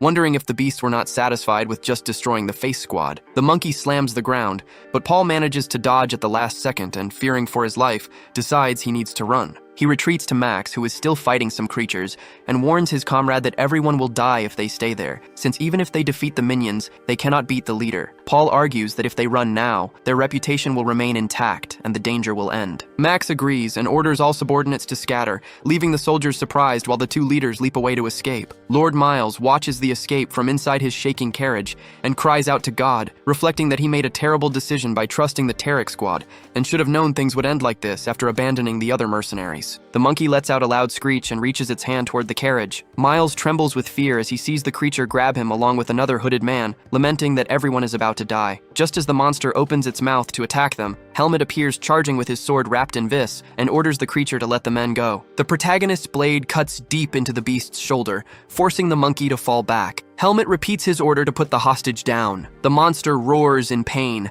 and hurls Miles's body at the boy, who manages to catch the client in midair. Helmet remembers that Fian asked him to go ahead and secure the area. Fian was nervous about the Tarek group gathering and betraying them once again. As he puts Miles down on the ground, the protagonist thinks Fian was right. The merchants would have died if he had been late. He warns the monster that his vis is back and that he is going to fight it now. Helmet charges, putting everything he has into a spinning slash that hits the monkey. Next, the minions start to move, making Helmet shift his focus and unleash several slashes. He cuts the monkeys in half, making their leader scream as loud as it can. The boy reflects that this is the strongest demonic beast he has ever seen outside the forest, but he knows he can still defeat it if he does not lower his guard. The monkey keeps screaming, but Helmet charges with his sword and cuts off its finger. He thrusts forward, and though the monkey manages to block, the protagonist puts in more strength and causes the monster pain. The creature releases more energy. Helmet backs away as he notices the demonic energy has grown stronger, wondering if it is being absorbed from the environment. Knowing that the face mercenary group will arrive soon and will be in danger if they try to help, he decides he must take this fight seriously to end it quickly. The monster finishes gathering its energy and throws a punch, but Helmet dodges and swings his sword in a slash that wounds the monkey. The creature groans, while the boy reflects that fighting with his normal strength will not work, so he channels more vis into his sword to strike again. The monkey charges at him, swinging its paw to block the slash. Helmet notices his opponent is getting faster and steps back. He sees its claws have changed and thinks the fight is getting annoying because he cannot defeat it in a single blow. The monkey roars and charges multiple times with heavy strikes. Helmet thinks the monster did not even spare his clothes and that he will need to buy new ones in town. The creature screams again and absorbs more energy from the area, triggering a huge explosion that covers its face, while a green seed takes control of its head. Helmet watches the transformation and realizes the monster ultimately consumes other beasts. The creature slams its paw on the ground and leaps at him. Noting that the attack pattern is the same as he has seen before, the protagonist smiles. He remembers Naho, swings his sword, and warns the monster that it will still be weaker than him, even if it absorbs all the demonic energy. He leaps at the creature and delivers an upward slash, defeating it. After that, the face mercenary group arrives. Looking at Helmet and the monster corpses, Finn asks what that was, while his leader asks if the boy defeated them all by himself. The protagonist confirms he did. Fien comments that the creatures were sent to the afterlife quickly because their formation was broken, meaning their captain abandoned them. Tanya adds they were abandoned by someone with no responsibility or loyalty until they spot the surviving Master Miles. Fien says they are lucky to have at least one client alive and that they must leave the demonic territory after checking for survivors. Fien calls out to Miles, who wakes up startled and starts begging for forgiveness, explaining that he abandoned the group because Paul threatened him. The leader cuts him off just to tell him to pull himself together since he is not dead yet. Miles asks how he survived and what happened to the beast. Fien answers that they defeated it, tells him to forget about what happened for a while, and reminds him to keep a secret. Miles thanks them for saving his life, but the leader brings up the money. Holding the contract, the old man asks about the 80% fee. Fien replies that the amount is due to their losses, and that he should be grateful for everything, since he was betrayed and still had his life saved. Miles tries to negotiate for 70%, arguing it would be fairer to compensate those who lost their lives, but Fien is direct. He says this is his business, and if he does not accept, they can leave him alone in the forest. Trembling with fear, the old man gives in and accepts the 80%. Fien takes the paper to proceed with it, asking what they were carrying in the middle of such danger. Miles fears the danger if the news leaks, but Fien reassures him. The old man then warns of imminent risk, and the mercenary leader replies that he should have told them about the danger beforehand. Keeping silent, Miles reveals that the client they must deliver the cargo to is the great mage Antiol, which Sean immediately confirms. Fien concludes that the mage asked to cross that territory because he couldn't use the swordsman family's route. The old man explains they were transporting the items to a place forbidden to mages, the Temple of Lumen, where a group defeated the Demon King 1,000 years ago. Although they were supposed to protect the world, today they only gather sacrifices to maintain their protection, subjecting most kingdoms to their orders. Since they can't control Antiol, they look for an opportunity to capture him. In this conflict, the mage obtained an item from the temple for research, and if they find out that the Bhutan Merchant Association made the delivery, everyone would be destroyed. Miles trembles with fear as he says that even those involved would be in danger, explaining he only accepted the mission because Antiol saved his life in the past. Curious, Helmet asks if the mage is famous. Sean confirms and explains that years ago, Antiol almost destroyed the city while trying to affect the divine barrier that prevents beasts from entering and detects mages' mana. The temple tried to cover up the incident. Helmet reflects on the mage's power and wonders if magic could deal with the seed of darkness inside him, since divine power failed and the dark mage he fought in the forest wasn't strong enough. As the day ends, the group decides to camp at the exit of the beast's territory to wait for the meeting. Fien calls Helmet for a private talk and hands him a seed used by swordsmen to recover vis. Upon consuming it, the protagonist feels his body warm up and confirms its effectiveness. The leader explains the gift is a thank you for saving the lives of the entire squad. Fian promises that if the young man needs help in the future, while searching for his memories, the Face mercenaries will come to his rescue. Helmet holds out his hand, stating they are all companions, and that he trusts them, which makes the leader sigh and agree. The next day, the group reaches the point indicated on the map, but finds only an empty road. Miles explains they will need to carry the items to Antiol's house, and to prove it, he brings a necklace close to a tree, which begins to emanate energy. Tanya gets startled by the use of magic, and Fian realizes they are crossing space, an ability worthy of an archmage. Helmet suspects an illusion, but the leader points to the rapid drop in temperature as proof of the long distance traveled. Tanya spots someone ahead. Antiol appears and welcomes the merchants of the Bhutan Association. While inspecting the goods, the mage notes that the items are correct, but questions the reduction of the group and the traces of life force on the carriage. Miles confirms the losses and tries to sell the processed body of the demon. Antiol accepts and adds the value to the total payment of 150,000 marks. Surprised by the huge amount, the mercenaries comment on the wealth of archmages, while the mage orders them to unload the items and take the carriage away. Helmet watches Antiol and thinks this human is strong. His power is different from Irugo, and he hides his mana completely. The archmage turns his face to him and says, "This is very interesting since mages can see the truth from time to time and see something inside him." Helmet tells the mage not to say any more than that. Antiol laughs, asks if the child wants to keep his secret, and moves his staff. The archmage says he is a mage, keeps many secrets of the world, and respects truths. He explains that the space inside and outside the barrier is completely segregated, and that what worries Helmet was never hidden, but he swears on his name. Helmet wonders about the chains, and Antiol says that is an oath, a promise that, if broken, would make him lose a massive amount of power. The mage then tells the boy to ask what he needs to know. Helmet thinks he is not normal and is different from Irugo, so he says he has something to ask. Antiol summarizes that he wants to know if there is something to do about the seed inside his heart, and the protagonist confirms he wants to know how to remove it. Antiol warns that this is impossible, because the seed has a close connection to his life, holding the power of a demon and having brought life through the darkness for him to live longer. This seed is no different from his own heart, and if it is removed, he will lose his life. Helmet says the archmage seems to have a way to solve it, but Antiol replies that he is a mage, not a god, and that it is his first time seeing a human who controls the seed. The protagonist questions this, and the mage explains that the seed normally sends energy to the host until they go insane. Helmet's case is unique because he can suppress the seed using mana or vis. Both require a lot of talent, but the seed sends mental attacks before that, and the boy trained enough not to go crazy. The mage thinks it is great that he was not discovered by the temple and finds the situation interesting. Helmet reflects that the mage does not expect him to have come out of the forest of roots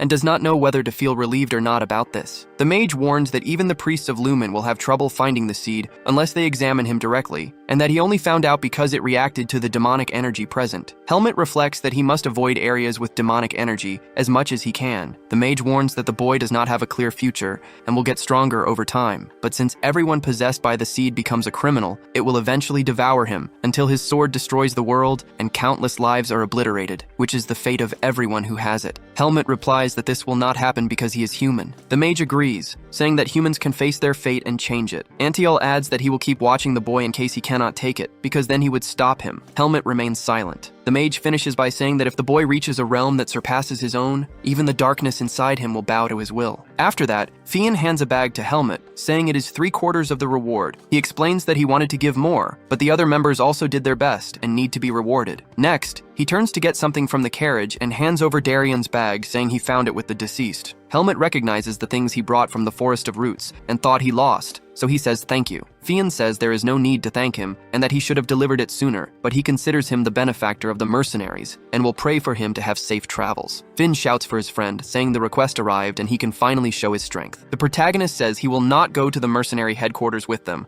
making the boy sad because he will not get to visit him even once. Tanya tells Finn to stop and says Helmet can keep using the mercenary certificate if he wants, and the protagonist replies that this is more than enough. The woman says he seems to have something important to do, which is more relevant than memories. Helmet nods, and Tanya says she was making a fuss over nothing, but tells him to take care. The protagonist thanks everyone for everything they did. Some other mercenaries thank him back and wish him a peaceful journey, while Finn cries, asking him to come back and to promise that. Helmet just calls Finn's name and says his food is really delicious. Tanya tells the boy not to cry since Helmet is not losing his life, and Finn calls the boy again. The leader says that if Helmet ever needs his mercenary troop, he can come at any time because he will keep that promise. Helmet turns, accepting the offer while thinking his heart hurt a little, because that feeling was the same as when Darien left, and when he left Alaga's side. If he continues doing mercenary work, Helmet knows he'll run into demonic beasts and the Seed of Darkness will absorb their energy. He needs to avoid that forest so he doesn't get devoured by the seed, but he fears what Antial predicted will happen since the job involves these creatures. Therefore, the only viable path is to get stronger to the point where the Seed of Darkness can no longer control him. Meanwhile, in the city, Paul tells Max he wouldn't have accepted the mission, or brought Caleb if he knew about the danger. Max replies that at least they're alive. They can rebuild Tarek, and they should think positively because the Face organization is wiped out. He adds that what happened to Caleb was bad luck,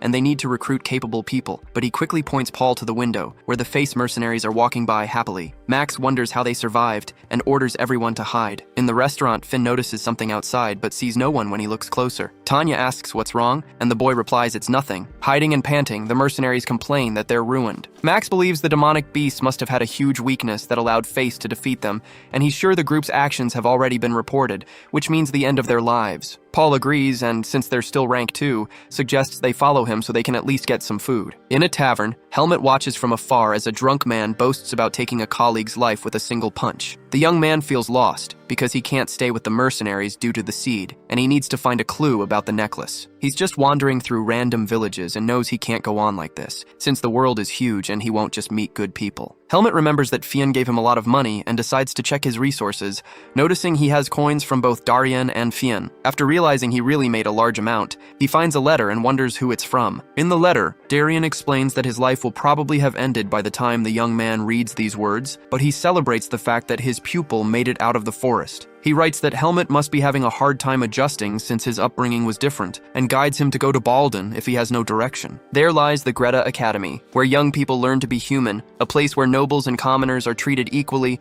and no one will care about his past. If he finds it hard to enroll on his own, he should look for Ethan Kudrow and show the sword he received as a gift. Darien ends by asking his disciple to be careful with the dangers of the world, expressing confidence that he'll pass this test. Noticing the shaky handwriting, Helmet realizes his mentor barely had the strength to write and puts the letter away gratefully, feeling his destiny is set. The waiter approaches with his order and charges 15 marks. Helmet hands him a 1,000-mark coin, shocking the employee. The young man says he wants to spend the night there and will pay for everything with that coin, which the worker accepts. Helmet reflects that he earned 90,000 marks on his last mission, which was highly worth it, and decides he'll sleep there starting the next day. The drunk man from the tavern turns around, calls the young man rich, and after they lock eyes, demands a 20,000-mark loan. Helmet refuses, wondering to himself about the behavior of these humans. The man slams his hand on the table in a rage and throws a punch at the young man, who easily blocks the blow and asks if he's deaf. Realizing the boy's strength, one of the drunk's lackeys rushes to attack, but Helmet dodges and counters with a punch to the face, sending the attacker flying. The drunk asks who he is, and the protagonist introduces himself as a mercenary, kicking the table into his opponent. Helmet catches his bag of coins before it falls and orders them to leave without annoying him further. The man groans in pain but threatens that the young man will regret this, calling his men to leave and warning him to watch his back before he sleeps. As they depart, Helmet reflects that those individuals are humans very much like Caleb. The waiter calls out to the young man and warns him to leave town immediately because of the Black Eagles. Helmet asks what that is, and the employee explains it is an underworld gang that beats up anyone for money. The protagonist thinks this situation is a bigger pain than he expected, and that it might be better to fight now. Since he doesn't want the place where he sleeps to get dirty, he decides to lure the group somewhere else. The waiter warns him there's no time to waste and tries to return his lodging fee, but the young man asks if the pursuers will come back. He tells the employee that if they return and ask for him, he should send them to the forest. Helmet says he will be back and asks them to keep his room ready, walking out as the waiter tries to stop him. Outside, a young man asks if they are really going through with this, but his boss shouts that the kid tried to disrespect him, and his pride is worth everything. The subordinate argues that the boy seems extremely strong and is a mercenary. The drunk retorts that the kid is just a useless coward who should go back to the barracks. keeping his pace until another subordinate shouts, warning that he found the target's location. The leader asks what the informant said, and the subordinate reports that the boy went back to the forest,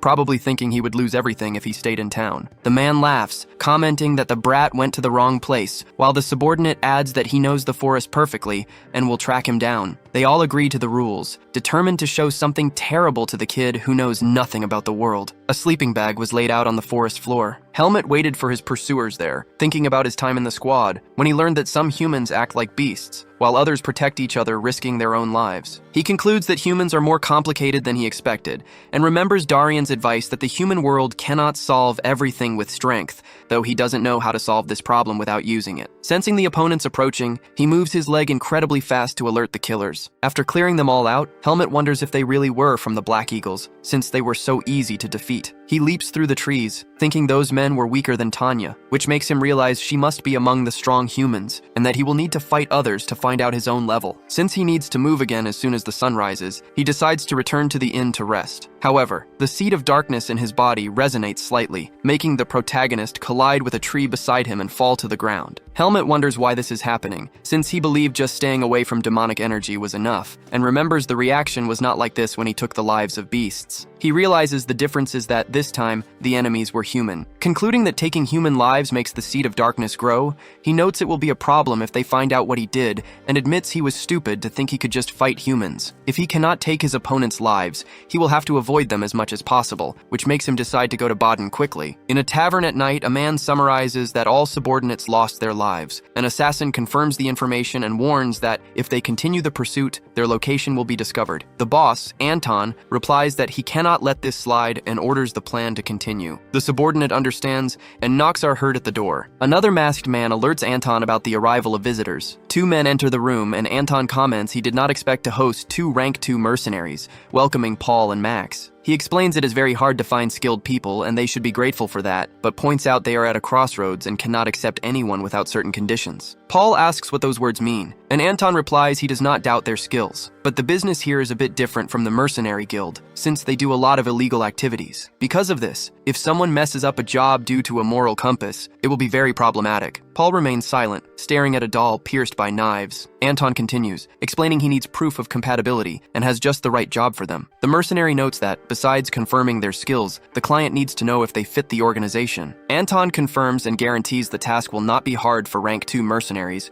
detailing that 5 subordinates disappeared last night and their bodies were found after a search in the area. He concludes by stating the men were defeated with a single blow and show no signs of weapon wounds. Max asks about the target's description. Anton explains he's a black-haired boy. He looks 15 but has the strength of a rank 3. The mercenary asks if the task is just to kill him. The boss confirms this. He guarantees they will get even harder missions and better treatment than the mercenary guild after finishing it. Paul asks about the boy's location. Anton shuffles some papers. He reports the boy was seen at an inn in the neighboring village and couldn't have gone far. He stabs a knife into the map to show the location. The next day, Helmet stops in front of a guild. He sighs and thinks he didn't expect to take another mission, but he knows it's the only way to travel without drawing attention. He goes inside and finds a welcoming place. A receptionist greets him and asks what brings the little boy there. Helmet explains he's looking for a mission. This leaves the girl impressed because he's a rank 3 at such a young age and belongs to the Pace Guild. The protagonist asks if there's a problem. She says no and explains she's just fascinated. He adds the reward doesn't matter as long as the route goes toward Baden. The girl mentions Baden is a metropolis, so there's a lot of demand for that area. This makes it easy to find an escort job. She hands him a notepad. Helmet asks about the document. The receptionist explains it's an escort mission for a noble lady with an 800 marks reward, but it requires the mercenary to have the physical type the client prefers. Helmet is confused by this condition. Next, he heads to a clothing store. He remembers the secretary's advice about the importance of good looks and wearing something decent. She mentioned his beauty would make the process easier and promised to save the spot for him. At the store, the clerk shows off a premium fabric suit made by a famous artisan. Helmet listens in silence and asks the price. He finds out it costs 2,000 marks. He gives up because it costs more than the reward and decides it's better to look for another mission. Back at the guild,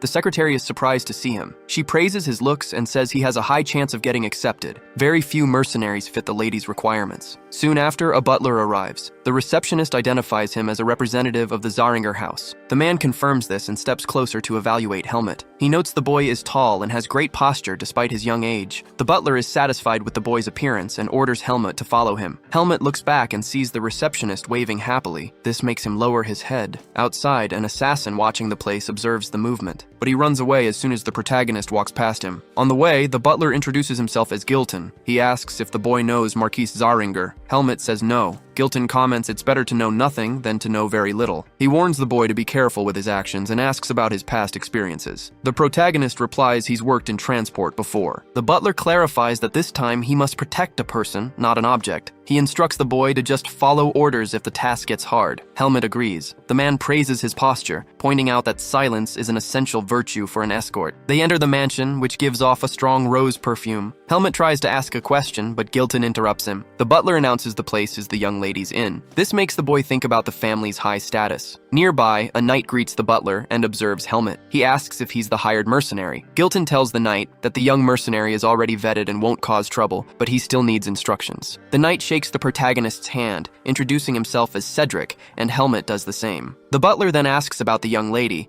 and Cedric explains she's having breakfast, so they all decide to go find her. In the kitchen, a girl admires the young man next to her and praises his chef's talent, saying she wants to visit his mansion and showing she's charmed by him. When Gilton arrives and calls out to Lady Zinnia, she asks what is going on, and the butler introduces the newly hired mercenary. Zinnia says she doesn't care, and adds that if the mercenary is good, he should handle everything because she needs to talk to Alea. However, Alea refuses, stands up, and says he's going to rest since they're leaving soon. Zinnia is surprised and asks him to eat a bit more, but the boy walks away and passes by Helmut. The protagonist turns his head to look at him, and, noticing Alea's white hair, thinks there's something strange about him. As Alea walks through the door, Helmut realizes that this strange feeling isn't just in his head. Zinnia stands up right after, saying she's also going back to her room, and runs after Alea. Helmut asks the butler if the boy is also a guard. Gilton says no and explains he's the lady's guest, a well-known student at the Greta Academy, whom they met by chance. Helmut asks if the lady studies at the same academy, and the butler replies she'll take the entrance exams now that she's 14, making the protagonist realize that this was his own original destination. Gilton says they have 2 hours left and tells Helmut to get a horse from the stable to prepare for departure, instructing him to go to the nearest carriage as soon as he's done and to ask Cedric if he needs anything. Helmut agrees, but when he mounts, the animal makes a huge scene in the stable and doesn't respect him, acting completely different from the horse he used in the mercenary group. Shortly after, Zinnia shouts for Alea to ride in the same carriage as her and tries to get his attention. The boy keeps walking calmly, raises his hand slightly, and passes in front of Helmut, releasing a strange energy. The protagonist feels the vibration and wonders if he's a mage. During the escort journey,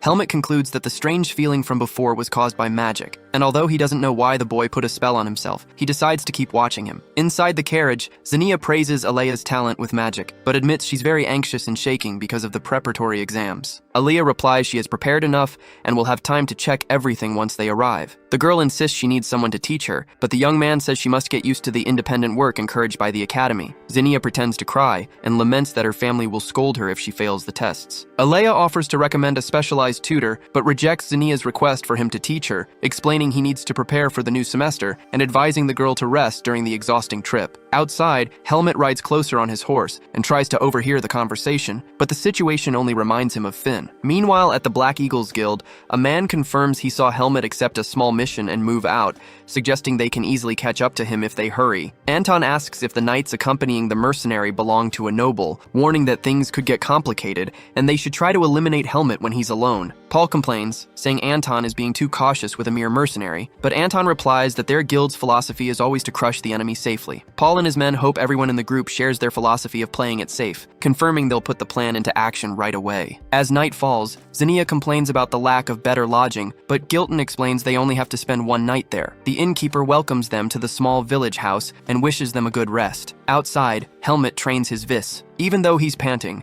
he realizes he has improved a lot since his days in the Forest of Roots, though he still feels a block that stops him from training his muscles and vis in a proper place. He wonders if he'll be able to focus better on his training once he enters the Greta Academy, thinking the most important thing right now is finding clues about the Seed of Darkness. Looking up at the sky in confusion, Helmut notices something strange and suspects it's an owl. Far away, using his eagle eyes to spy on them, Alea recognizes the boy's sharp senses and realizes he'll get caught if he keeps watching. finding it impressive that such a young mercenary is already at rank 3. Meanwhile, Zinnia knocks on Aaliyah's door, insisting on talking to him for a minute, claiming this might be their last night together. Her maids try to hold her back, warning her that she needs to sleep before 9 to keep her skin healthy. Hearing the noise, Aaliyah groans to himself about how exhausting the situation is. The next day, the group continues their journey and takes a break near a lake on the way to Baden. Cedric takes the chance to wash up in the clean, cool water until the boss announces lunch. The maids serve a wide variety of meats and salads at the carriage, making the knights complain about their own lower status while they eat only bread and jerky. Helmet, missing Finn's cooking, notices an unusual sweet taste in his water and suspects poison, though the others seem fine after drinking. Shortly after, the knights start showing sudden sleepiness. Gilton tells Zinnia he will finish packing so they can leave, but notices the young girl has already fallen asleep, mumbling about Aaliyah. A strange feeling arises as the maids and even Cedric collapse around the camp, making Gilton stumble and fall right after. As the only one still awake, Helmet dumps his water on the ground just as the Black Eagle mercenaries approach. The invaders celebrate that everyone passed out, mentioning it would be troublesome to kill a noble and that they shouldn't leave any traces, but they're surprised to see Helmet standing. Paul recognizes the boy as the member of the Pace Guild and questions him about the death of the Black Eagle subordinates. Helmet replies that he belongs to the Tarek Corporation, points out that no clues were left when their leader killed everyone, and accuses them of being traitors who allied with the Black Eagles. Max gets angry at the boy's boldness, but Paul laughs and says the kid should know his place before speaking. The assassins charge forward with their knives drawn, and Paul draws his sword, declaring the start of the hunt. Helmet also draws his weapon, knowing he is outnumbered, but a sudden spell hits Paul's blade and repels him. Looking to the side, Helmet sees an armed Aaliyah, who orders the invaders to lower their swords and run if they want to save their lives. Paul rages because he thought the sleeping drug worked on everyone, mocking the sleepless teenagers. Aaliyah stays silent and tells Helmut to stop looking sideways and focus on the opponent in front of him. Nearby, one of the assassins tries to make an excuse to Paul,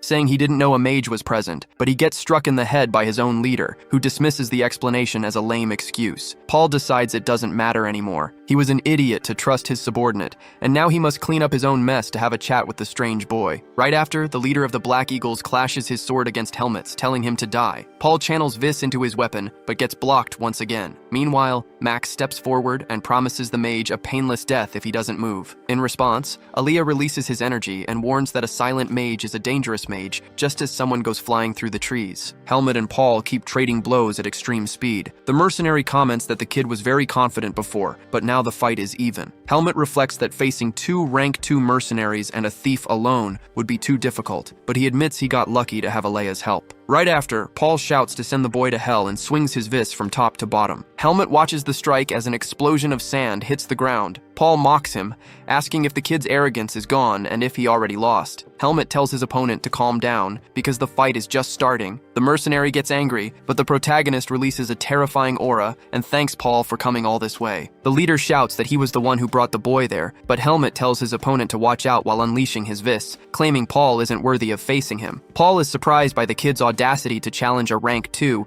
and lunges forward with a thrust. Helmet dodges easily, slips behind his opponent, and delivers a clean slash while releasing his vis. The blade slams into Paul's shoulder and buries him into the ground. Helmet steps calmly on the dirt while the mercenary groans in pain, questioning how a boy can use so much energy. Helmet slaps his opponent's face and warns him that it's none of his business, but he'll let him live if he takes his subordinates and gets out of there. Paul laughs and says he prefers to die rather than be humiliated and beg for his life. Helmet fires back, saying the mercenary ran away and abandoned his comrades, and that kind of attitude is the real humiliation. Helmet turns to leave under Paul's hysterical laughter, hoping his mage companion is doing well. When he returns to the combat area, all the assassins are already defeated on the ground. Max gets up and demands to know who that bastard is. Alea replies he is just a mage while levitating some stones with his magic. Amidst the mercenaries' screams, Alea throws a rock at one of them and warns he doesn't care what they came to do. But everything changes if they mess with his things, shattering the head of another man right after. Max screams that Alea is an arrogant brat and charges with his halberd. The mage prepares a beam spell and says the man is just a brawler. The magic blasts half of Max's body, who falls backward and crashes into a rock. Alea warns he is going to take them all to Baden and prepares another spell so they don't move. The assassins are shocked, and the boss orders a retreat upon realizing it's binding magic. The mage launches the attack and traps the runaways with his energy arcs,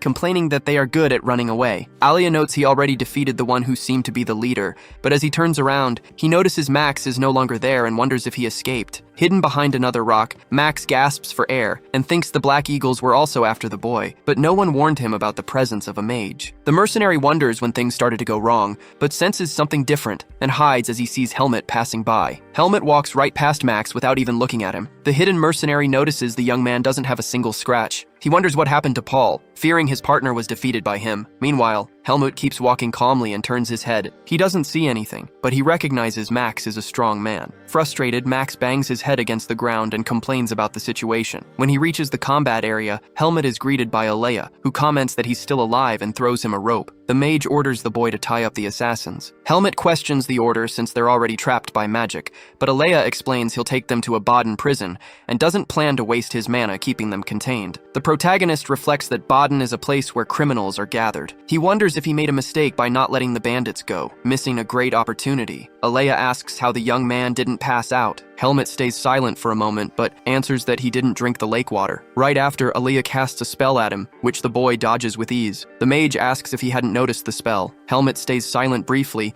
and asks the same question back, pointing out that Alea drank the water. The mage retorts, saying he can purify that amount. Helmut asks if that's because of the magic surrounding Alea's body all the time. Surprised, Alea asks if he can see the magic flow. The young man answers not clearly, but he can feel it. The mage questions him for pretending not to see it until now. Helmut explains he wasn't curious, and if the mage is hiding something, that's none of a mercenary's business. Alea looks away, frustrated with the answer, leaving the boy confused by his reaction, but soon turns around grumbling that he's an arrogant bastard. Gilton recovers and stands up, commenting they could have faced a huge problem. He asks Alea how he can repay him since they'll always be in his debt. The mage refuses the reward, stating he only acted as a travel companion, but he points to Helmut and highlights that the mercenary also helped a lot and didn't pass out. The protagonist justifies it by saying he has no tolerance for drugs. Gilton thanks the young man, commenting he's heard of people with that resistance, and guarantees he'll deliver the promised payment as soon as they reach Baden. Zinnia runs to Alea, holds his hand, and thanks him for saving them. She declares it's destiny and proposes marriage to pay her debt. Alea refuses, revealing he's already engaged to someone else and will get married as soon as he reaches the academy. At this, Cedric laughs at the situation, while Zinnia starts crying and is comforted by Gilton. The knight decides it's time to resume the march. The caravan continues its journey. Gilton comments that despite the turbulent day, they managed to reach their destination without further issues, approaching the walls of the Kingdom of Baden. Helmut gets off his horse to analyze the new place. Gilton does the same, calls the young man, and thanks him for the excellent work,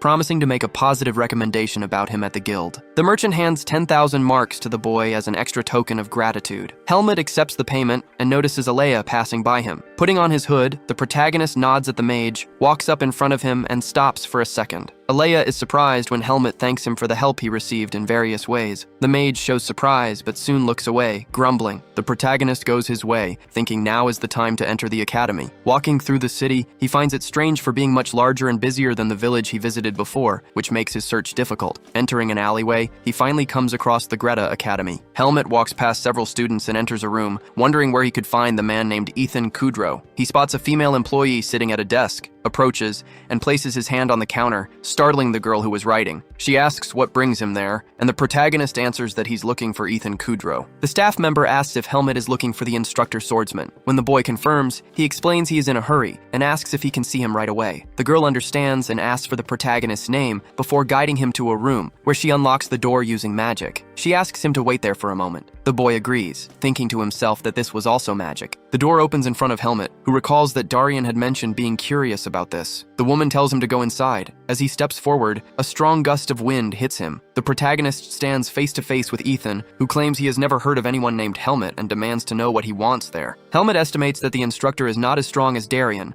but compared to the swordsman he has met, he is near the top, equivalent to a rank 1 mercenary. Ethan repeats Helmut's name and asks again what he wants there. Sensing the pressure, the protagonist draws his sword to show him. The man questions this action, but Helmut replies that he will find out soon. Analyzing the weapon, Ethan thinks it looks poorly made, but he notices the great balance and the beautiful blade, realizing the sword looks familiar. He says it's impossible, and mutters the name of Darien Depert. Helmut confirms his suspicion. Ethan rushes over and asks if the legendary swordsman is still alive. The protagonist reveals that Darien recently passed away from old age, leaving the instructor devastated and speechless. Ethan mourns the loss, remembering it has been over 20 years since the disappearance of the man he swore to repay for saving his life. He concludes that since Helmut carries that sword, he must be Darien's last apprentice, and asks the reason for his visit. The protagonist reveals his desire to enter Greta Academy. Ethan understands why Darien sent the young man to him, assuming the deceased man thought the boy would need a guardian. When asked about his age, Helmut admits he doesn't know, which surprises the instructor. Assessing the boy's aura and physique,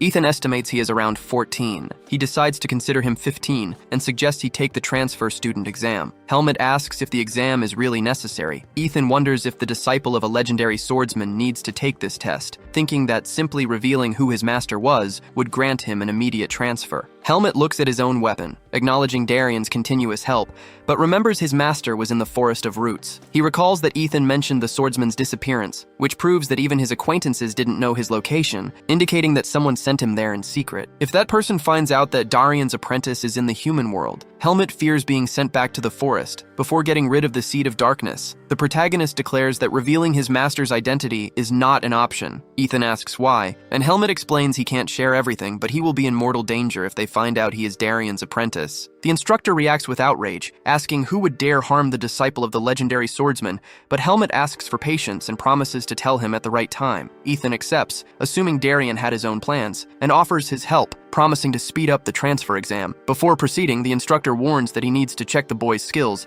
and asks him to follow. Helmut follows him to a room that Ethan introduces as the underground training area. The teacher says he is sure the legendary swordsman wouldn't take a disciple without a reason, but he insists on testing the boy's level for the exam. He orders Helmut to try to cut a block of wood. The protagonist reaches to draw his own sword, but Ethan stops him, instructing him to use one of the wooden swords available right behind him. The protagonist swings the sword quickly in front of the white vine log. Ethan thinks that this wood is tougher than most, and it would be impressive for a boy his age to cut it, but he notices the kid doesn't seem ordinary. Watching the young man move the weapon using vis, the instructor wonders just how powerful he really is. Helmut suddenly stops his movement, surprising Ethan. The professor praises his performance, stating his level guarantees his entry and internally recognizing him as Darien's apprentice. Helmut then asks if he can register for the academy now. Ethan judges that the boy's swordship is highly advanced, but since he can't measure his intelligence, he warns that he still needs to pass the written test. Helmut reflects on this requirement. A few days later, Ethan looks very worried when he finds out the young man's average score is a 4, a low result even for a 5-year-old child. With only 10 days left before the exam, the instructor points out the dilemma, explaining there is no time to improve his performance even with a personal tutor. Helmut asks if the instructor himself could teach him, but Ethan refuses because he is a member of the institution, which prevents him from tutoring candidates and could cause him trouble. He explains that academy students usually tutor around this time, but the best ones are already hired, leaving them in a difficult spot. Helmut stays silent and recalls hearing about a famous elite mage at the academy. He asks if Ethan can get him in touch with a student named Alea. The instructor confirms he can, mentioning the youth enrolled with honors by getting a perfect score. Helmut concludes this is a good option, and since he doesn't know anyone else, he decides to ask him for help, saying goodbye to leave. Ethan, surprised, asks how the protagonist knows Alea and if he really plans to talk to the skilled student. At Alea's residence, the mage reacts with irritation to the unexpected visit, asking what Helmut is doing there since he doesn't remember any promise to meet again. He declares he refuses to teach ignorant people, especially a swordsman, believing Helmut only sought him out because of a commission. Alea states he doesn't know why the mercenary is there, but he should study on his own if he wants to get into the academy, as he has no intention of helping him. Helmut insists he just needs to pass the test, and heard that he is the best. Alea refuses again and asks him not to waste any more of his time. Helmut proposes paying for the service, knowing that humans value money. Alea asks if he wants to buy his intelligence and, annoyed, asks how much a mercenary would even have to offer. Helmut asks for the desired amount. The mage demands an immediate payment of 100,000 marks, with no installments. To Alea's surprise, Helmut accepts the price and says he will start preparing for the next day. The protagonist recalls he has 90,000 marks earned as a mercenary and 10,000 from the escort, adding up to enough for the payment. He emphasizes that because of the short time, they must start the next morning, asking if they will meet at the same place. Alia, still surprised, warns that he will only tutor if the money is delivered and demands that Helmut arrive in the morning prepared, as he will cancel the lessons if he doesn't show effort. Then, the mage goes inside. Helmut watches the boy leave and remarks that everything went well, turning around to depart. From a distance, a green-haired youth watches the scene and comments that it is fascinating to see Aaliyah with an acquaintance like that. The next day, Helmut returns to the spot and finds Aaliyah waiting outside, looking wary. The mage asks if the boy brought the agreed amount. Helmut pulls the 100,000 marks from his cloak and hands them over. Aaliyah accepts and says they will do the job right, but points out he has never taught anyone before and won't return the money if he fails. Helmut replies that he doesn't care. Aaliyah reflects that she should have refused the request the day before. She only demanded a high amount out of pride. She tells Helmut to wait there and says she will be right back, thinking to herself that being a tutor shouldn't be that hard. While Helmut studies and signs some papers, the mage watches him. Aaliyah thinks the boy is more troublesome than she imagined. Watching closely, she notices his ability to learn is more exceptional than that of any mage. She asks if Helmut happened to come from a forest after living alone his whole life. Helmut realizes the mage noticed this during their last commission. He knows Aaliyah is no ordinary human and that he needs to be careful, so he just asks why she wants to know. Aaliyah stays silent for a few minutes and then says, Helmut's focus and memorization are good, but he has nothing beyond the basics of ethics and common sense. She points out that he basically got a 0 on the ethics test. When Helmut asks what that is, Aaliyah asks how he would react if someone used their father's authority. The mage explains they must finish the other subjects as soon as possible to focus on this area for the remaining time. Aaliyah demands his attention, saying 100,000 marks is a lot of money, and Helmut paid a high price to be taught by the best. She emphasizes that her honor is at stake, and she needs to make him pass the academy entrance exam, no matter what. Helmut thinks the mage is a very strange human. Minutes later, Aaliyah proposes a situation where a classmate steals something from Helmut and asks what the ethically right thing to do is. Helmut reflects that the mage is suggesting he can't fight. Pressured to answer, Helmut says he would steal it back without them noticing. Annoyed, Aaliyah says that answer is obviously wrong. Helmut argues he would resolve everything without fighting, and Aaliyah comments that he definitely acts like a swordsman. The mage explains the best solution is to talk because, without learning their lesson, the classmate would just steal again. She adds that forgiving the person without their sins is justice by the Academy's standards. Helmut finds humans difficult. He reflects that he needs to learn ethics and common sense to live in the world, something he started doing way too late. To become the kind of person Darian talked about, he needs to solve these complicated questions, but he admits he would need a lot more time. Days pass and Helmut continues to study under Aaliyah. 2 weeks later, at the Greta Academy Library, some girls admire Aaliyah standing near a pillar. A friend comments that she spent the last few weeks teaching the boy walking by. Upon seeing Helmut, Aaliyah asks if he finished and questions rhetorically why the exams are being held in the library. The mage complains she had to wait the entire time there, putting her own books and tasks aside to teach, and asks if the boy did well. Helmut nods. Aaliyah concludes he won't have problems with the practical exam and announces that the lessons are over, wishing him good luck. Helmut thanks her for the help,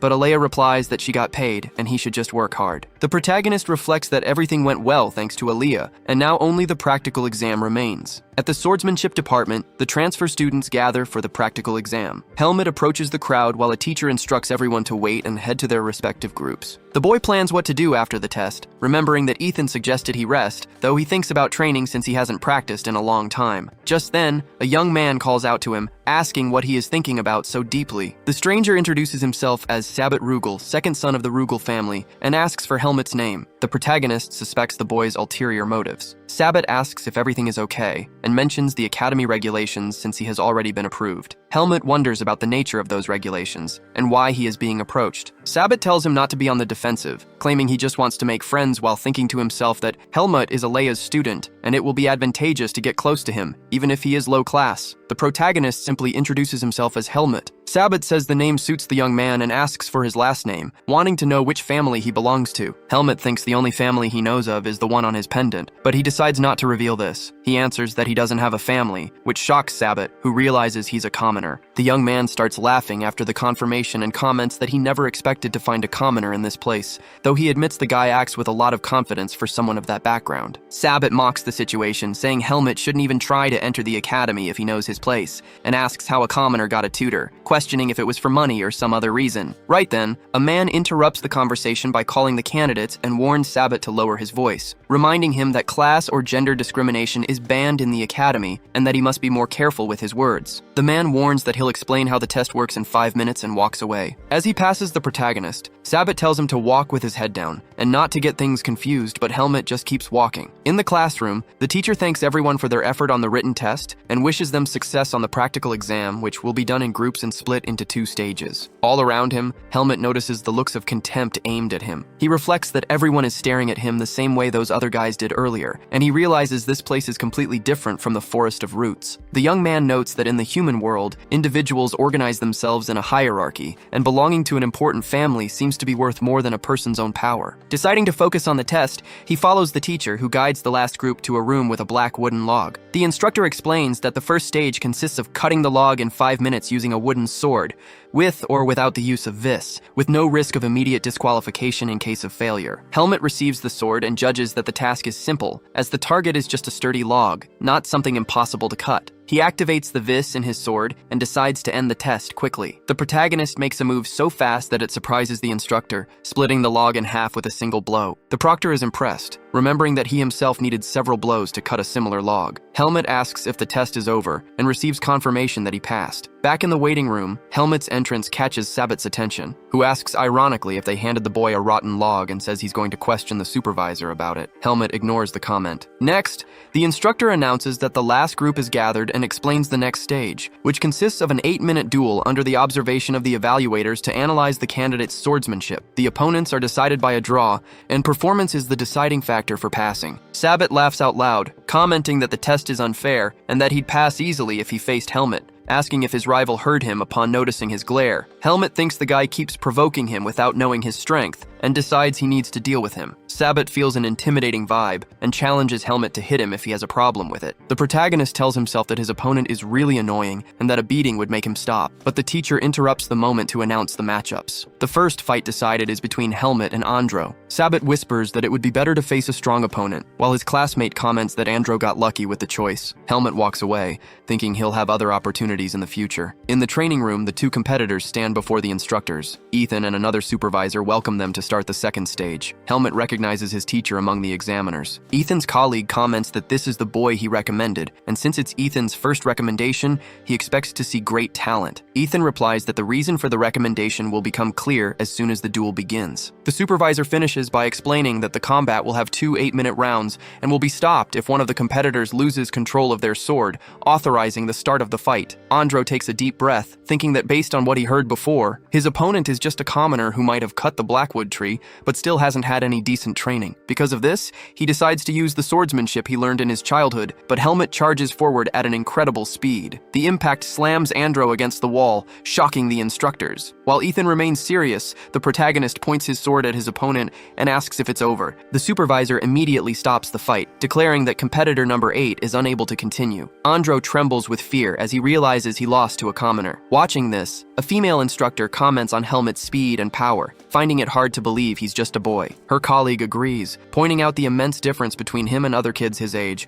which would make it impossible to determine his level if the fight continued like this. Ethan reflects that, as expected, the boy is very different and powerful, while Helmet warns that there's still one more round left. To solve the evaluation problem, Ethan tells Helmet not to try and defeat his opponent quickly, but rather to act as if he's training him, confirming this is the same method used to teach swordsmanship. The protagonist grips his sword tightly, remembering when he first started handling the weapon, and replies that he understands the order. Ethan nods and calls Andro back, warning him that he'll benefit from dueling Helmet since his opponent has great skills for his age. Andro agrees and moves his sword, acknowledging Helmet's strength. He apologizes for letting his guard down because of his opponent's social status, but claims he has his pride and won't be defeated easily. Then, Andro charges with all his strength in a downward slash, which Helmet blocks with ease. The protagonist warns that the movement needs to be faster, as such a direct attack is easy to block. Andro backs off for a second, but Helmet moves his weapon and strikes his rival's vital points, warning him that his center of gravity is bad and that all his weight goes forward when he focuses too much on attacking. Even groaning in pain, Andro charges again. Helmet avoids the slash with ease and explains that it's hard to change direction when rushing forward, recommending he watch his sides, while also pointing out that his opponent lost his balance. Ethan watches the explanation and remembers when he himself, facing a beast, groaned in pain, thinking it was his end and dropped his sword. On that occasion, a golden energy slashed everything in front of him, and Darien called him a brat, warning him that he'd lose his life if he kept acting like that. The Sword Saint ordered him to get up, a memory that makes Ethan sigh as he watches Helmet tell his opponent to come at him again, thinking that his teacher has returned. A few minutes later, the instructors announce that they've chosen all the candidates, highlighting the wide range of power and expressing hope in the group's talent. Ethan looks at Helmut's profile and comments that he's going to grow a lot. A week later, in Baden, the protagonist walks down the street and remembers being there last time, spotting the mercenary guild as he looks to the side. Upon entering, Helmut is greeted by a boy who asks if he came to make a request. The protagonist clarifies that he came to pick up something that belongs to him. The receptionist apologizes and asks if he's a mercenary, commenting that he looks like a noble, and asks which group he belongs to. Helmut replies that he's part of the Pace mercenaries, and that he left his belongings there last time. The receptionist, introducing himself as a rookie, confirms the documents and asks what kind of mission he wants to take on. Helmut hesitates for a second as he remembers Ethan slamming his hand on the table and shouting, angrily asking where his student got the 100,000 marks he had spent. Helmut explains to the clerk that he saved everything he earned as a mercenary. In his memories, Ethan says he's relieved Helmut managed to get that amount, but hopes the boy didn't save absolutely everything. Then, the master warns he's going to teach him about finances, since he's his guardian now, and Helmut doesn't need to worry so much, though it's always good to have extra money. Ethan adds that the life of a human who doesn't earn money is no different from a beast. Helmut asks if he only needs to earn money, and the tutor explains that's just how things are, reminding him he already has a month to register at the academy. The protagonist points out he'll do some missions before that, and his master sees no problem, as long as it's not something dangerous or time-consuming. Back in the present, Helmut explains to the clerk that the job must be in Baden, doable by next month, and with a high reward. The boy comments that the request is very specific, and hands him a paper with an unusual location. Helmut asks where the place is, and the clerk explains it's at Greta Academy. At dusk, the protagonist walks through the city and analyzes the information on the paper, which reports the appearance of a ghost at the academy during the night. Since the apparition shows up in various places without leaving evidence, the request requires identifying the ghost and reporting the case as soon as they eliminate it. Helmut reflects that he accepted the mission because he needs to get familiar with the institution, but this is the most unusual job he's ever received, making him wonder if he chose something bad. Suddenly, someone calls out to Helmut and asks who he is,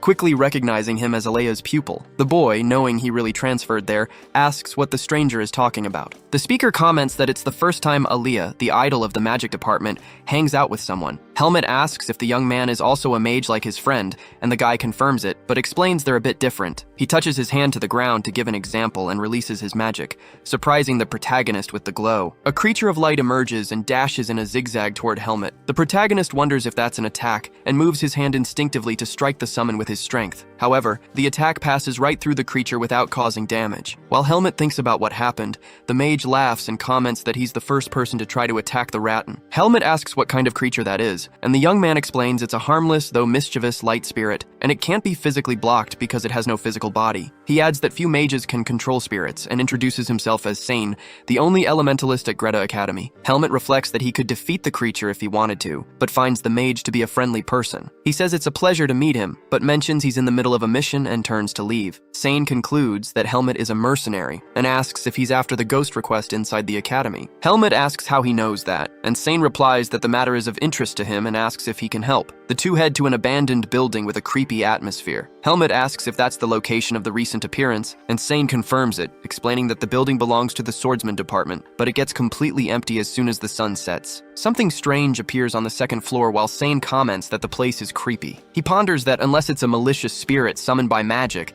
the situation shouldn't be as dangerous as they think. Helmut suggests they split up to investigate, leaving Sane surprised. The protagonist claims that's the most efficient way, but the mage argues that looking for the ghost together is better and having two people helps. San asks what Helmut plans to do when he finds the apparition, and the swordsman replies he'll eliminate it. While the cloaked ghost moves through the building, the two enter a room. Sane shows hesitation, but Helmut points out there's nothing there. Sane wonders if the apparition went to another building, and the protagonist warns that if they keep going like this, the search will never end, since they haven't found any clues so far. Helmut calls out to Sane, but the mage is distracted, looking the other way in awe. Helmut asks if Cian found anything, but the mage says no. Cian then suggests going to another room, and the protagonist agrees. Outside, the mage asks how many days his companion has left to finish the request, but he flinches as he notices something by his side. Helmut replies he has about 10 days left, and asks what's wrong. Cian then points his finger toward the ghostly figure in the hallway. Helmut gets ready to draw his sword, wondering if that apparition is the ghost. The figure approaches and asks what the two of them are doing there,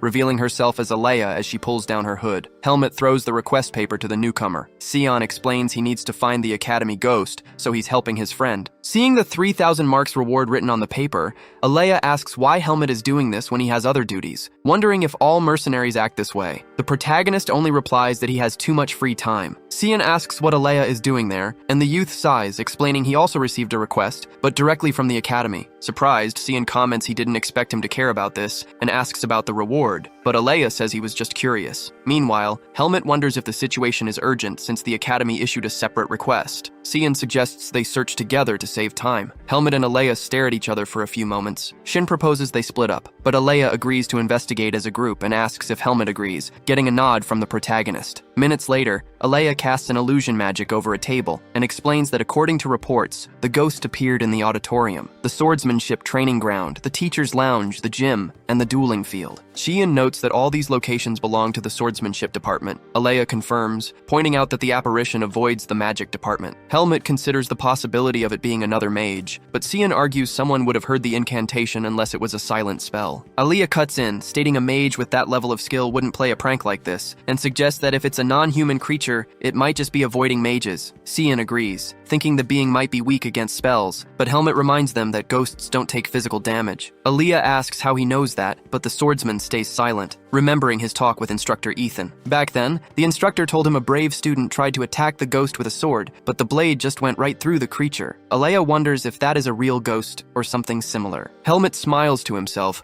wondering if he has ever been on the same conversational level as others before, since he was always scolded by Alaga or Darien, and talks with the mercenaries in Pace's group never went deep. He realizes that although the three of them have different knowledge, combining their ideas lets them reach an answer bit by bit, concluding that this is what a real conversation feels like. Alea calls out to Helmet and asks what would happen if he used Vis against the intangible creature, knowing he is a skilled user. Helmet ponders the possibility and releases his energy, warning he will use the technique at the right moment. Cian says he almost died of fright and, too tired to keep thinking, suggests they check other buildings later. The mage gets up to rest and advises his friends not to push their limits and to be careful. As soon as he leaves and closes the door, Helmet and Alea stare at each other. Alea asks if his companion has any theories. Helmet thinks about a formless, malicious being that avoids mages, and asks where they can find a spirit. Alea comments that he taught him well, but explains that since he isn't an elemental mage, he can't detect spirits easily. Helmet asks what they should do now, and his friend turns around, asking if he already forgot the answer. Since they have Cian, a talented elemental mage, the young man ran toward his house. Helmet and Alea run down the hallway, and the swordsman asks where Cian is going. Alea answers that their classmate is probably chasing the spirit. Helmet reflects on how Cian managed to sense the creature so quickly, and recalls their entire conversation, realizing Alea knew it was a spirit from the start, and just wanted to force the other mage to look for it. Alea says he got lucky, and this was the only method he could think of. The two finally step out of the main building. Alea stops, and Helmet asks why he's pausing since they need to catch up to him quickly. The mage replies that he just needs to know the direction and touches the ground, using a search magic to reveal footprints. Alea analyzes the trail and says it points to the department's training ground. He adds that Cian definitely doesn't know the exact location, so they need to find him as soon as possible, and Helmet nods in agreement. Minutes pass, and Alea uses magic to unlock a door, warning that not just anyone can enter the department's training ground. He explains that the place is strictly divided by student ranks and grades. Among the options, the spirit must be using the least frequented base because it needs a quiet place. Ruling out the common field, the creature might be hiding near the high-grade student area. However, Helmet looks at the building and points out that Professor Ethan has a private training ground on his property. Alea asks if that's the professor's field, and the protagonist replies that there will definitely be no one using the place. His friend looks to the side and asks if they're going in without permission, but Helmet claims that since they're completing a request, the instructor will understand. Alea senses an energy similar to Cian's and warns that the spirit is indeed there. Helmet calls his name and asks if he really received a request from the academy. Alea looks from the corner of his eye and says he has no reason to deceive him anymore, revealing that he actually doesn't like the fact that there's only one elemental mage in the academy. Helmet concludes that his friend's plan is to capture the spirit to study it. Alea confirms this, but points out that he will naturally fulfill the request requirements anyway. Next, he snaps his fingers to use a silence spell, warning that he cleared all traces of their presence, and says Helmet must help set up a trap now. The protagonist asks what happens if he refuses, and Alea replies that this isn't how mercenaries pay their debts. Helmet turns around as he senses something and looks at the energy coming from the corner of the wall. Alea asks what that is, and why his companion stopped talking. Helmet just stands in front of a giant creature and says the academy's ghost has finally appeared. Alea runs while congratulating him on the good job, saying he'll be the first to greet it. He casts a wall magic to trap the creature. The ghost dodges the projectiles which hit the ground, but Aaliyah orders it not to leave and casts a spatial barrier. Helmet asks what that is, and the mage explains it's a sealing spell to prevent the target's escape. Since he must stay still to maintain the magic, he instructs the protagonist to weaken the spirit. Helmet draws his sword, knowing common weapons don't affect the ghost, and charges forward using his vis at extreme speed. The ghost tries to face the attack, but it gets sliced in two, losing part of its gigantic structure and turning into a walking mouth. The protagonist reflects that he can only cut the opponent using vis, and wonders if the damage is already enough. The creature shifts its field of vision and charges at him. Helmet judges that the attack wasn't at the right level yet, and swings his sword once more, planning to put more power into the next cut. The mutual clash between the creature and the protagonist would define the end of the fight, but Sion interrupts the combat by casting Ratten. The spell blocks both Helmet and the ghost spirit. Sion stops in front of them and asks what the protagonist was trying to do. Helmet calls out to his friend, and Sion asks why he was provoking the spirit like that. He explains that it's a self-conscious dark ghost, which requires a more delicate approach. Sion blocked the creature with a curtain of light, but warns that the Ratten spell won't hold for much longer. Helmet comments that the ghost really seems angry. Alea asks how they're going to capture the spirit if it's out of control, and Sion turns around annoyed, asking why he wants to capture that cute kid for experiments. Alea fires back, saying the ghost was the only elemental in the academy and refused to cooperate with spirit research. Sion shouts that this happened because Alea only wanted to do scary experiments, adding that right after they find the creature, it's going to shut itself off completely from everyone. Sion warns that losing the ghost will be dangerous, so he asks Alea to maintain the sealing magic and instructs Helmet to keep the opponent busy for as long as possible without attacking, because he's going to try to calm the creature down. The protagonist steps forward with his vis sword, warning that he'll try, though he doesn't know how long he can hold out without attacking. He notes that the opponent is fast, but he can still keep up with its speed, starting to trade simple blows with the ghost with no intention of hurting it. Sion asks them to wait just a little longer while he casts his magic. The ghost screams and creates blades with the rest of its body, using them like a drill to attack. Helmet judges that the attack is very dangerous and dodges, thinking that the bastard knows he can't be attacked and wondering if he should give it a scare as he readies his sword. Sion notices and tells his friend not to do that. The ghost attacks once more and the protagonist avoids the blow, getting slammed against the wall and thrown to the ground. Sion warns that the creature has grown weak, so there's no choice but to leave the rest to him, approaching with some magic circles around him. The spirit tries to run away, but crashes against the ceiling barrier. Alea takes some damage from the impact and calls out to Sion, warning that the monster is trying to break the seal and demands a reaction. Sion replies that he's aware and that the ghost is afraid of elemental magic. The creature writhes a bit looking at the two casters and charges toward Alea, who trembles with nerves. Sion shouts for his companion, but Helmet rushes in to block the attack when he senses the danger, repelling the monster with a sword strike. The creature bypasses the vis attack and gets past Helmet to go after Alea. The mage curses and casts a barrier with his other hand. The monster puts a smile on its face and controls Alea, dodging another strike from Helmet. Sion screams that the creature is escaping, making the protagonist run and jump to attack the monster, which shows fear as it looks at him. Helmet calls out to Sion before delivering the blow and tells him to do something right now, closing in on the creature's head. The attack stops for a second, and Helmet wonders if the ghost is afraid. At that moment, Sion finishes casting his magic and commands the creature to look at him so it can return, taking a form of light inside his area. Alea and Helmet watch the result closely as smoke fills the place. Sion sighs, holding the spirit in his hand. He warns that only elemental mages know how to care for spirits, leaving Alea disappointed. The group leaves that place, and Sion shows the spirit in his hand to the guild clerk, who asks if that is the troublesome monster. The clerk finds the case interesting and wants to know what a spirit was doing there, and Sion replies there could be many reasons, like the influence of magic that distorted the forces of the earth or traces of dark forces, but the important thing is that everything ended well. Sion mentions that Helmet received the search request, but the capture only happened because of him, getting interrupted by Alea, who looks angry. The group leaves the mercenary guild. Sion complains that he showed the dark spirit but didn't get any reward,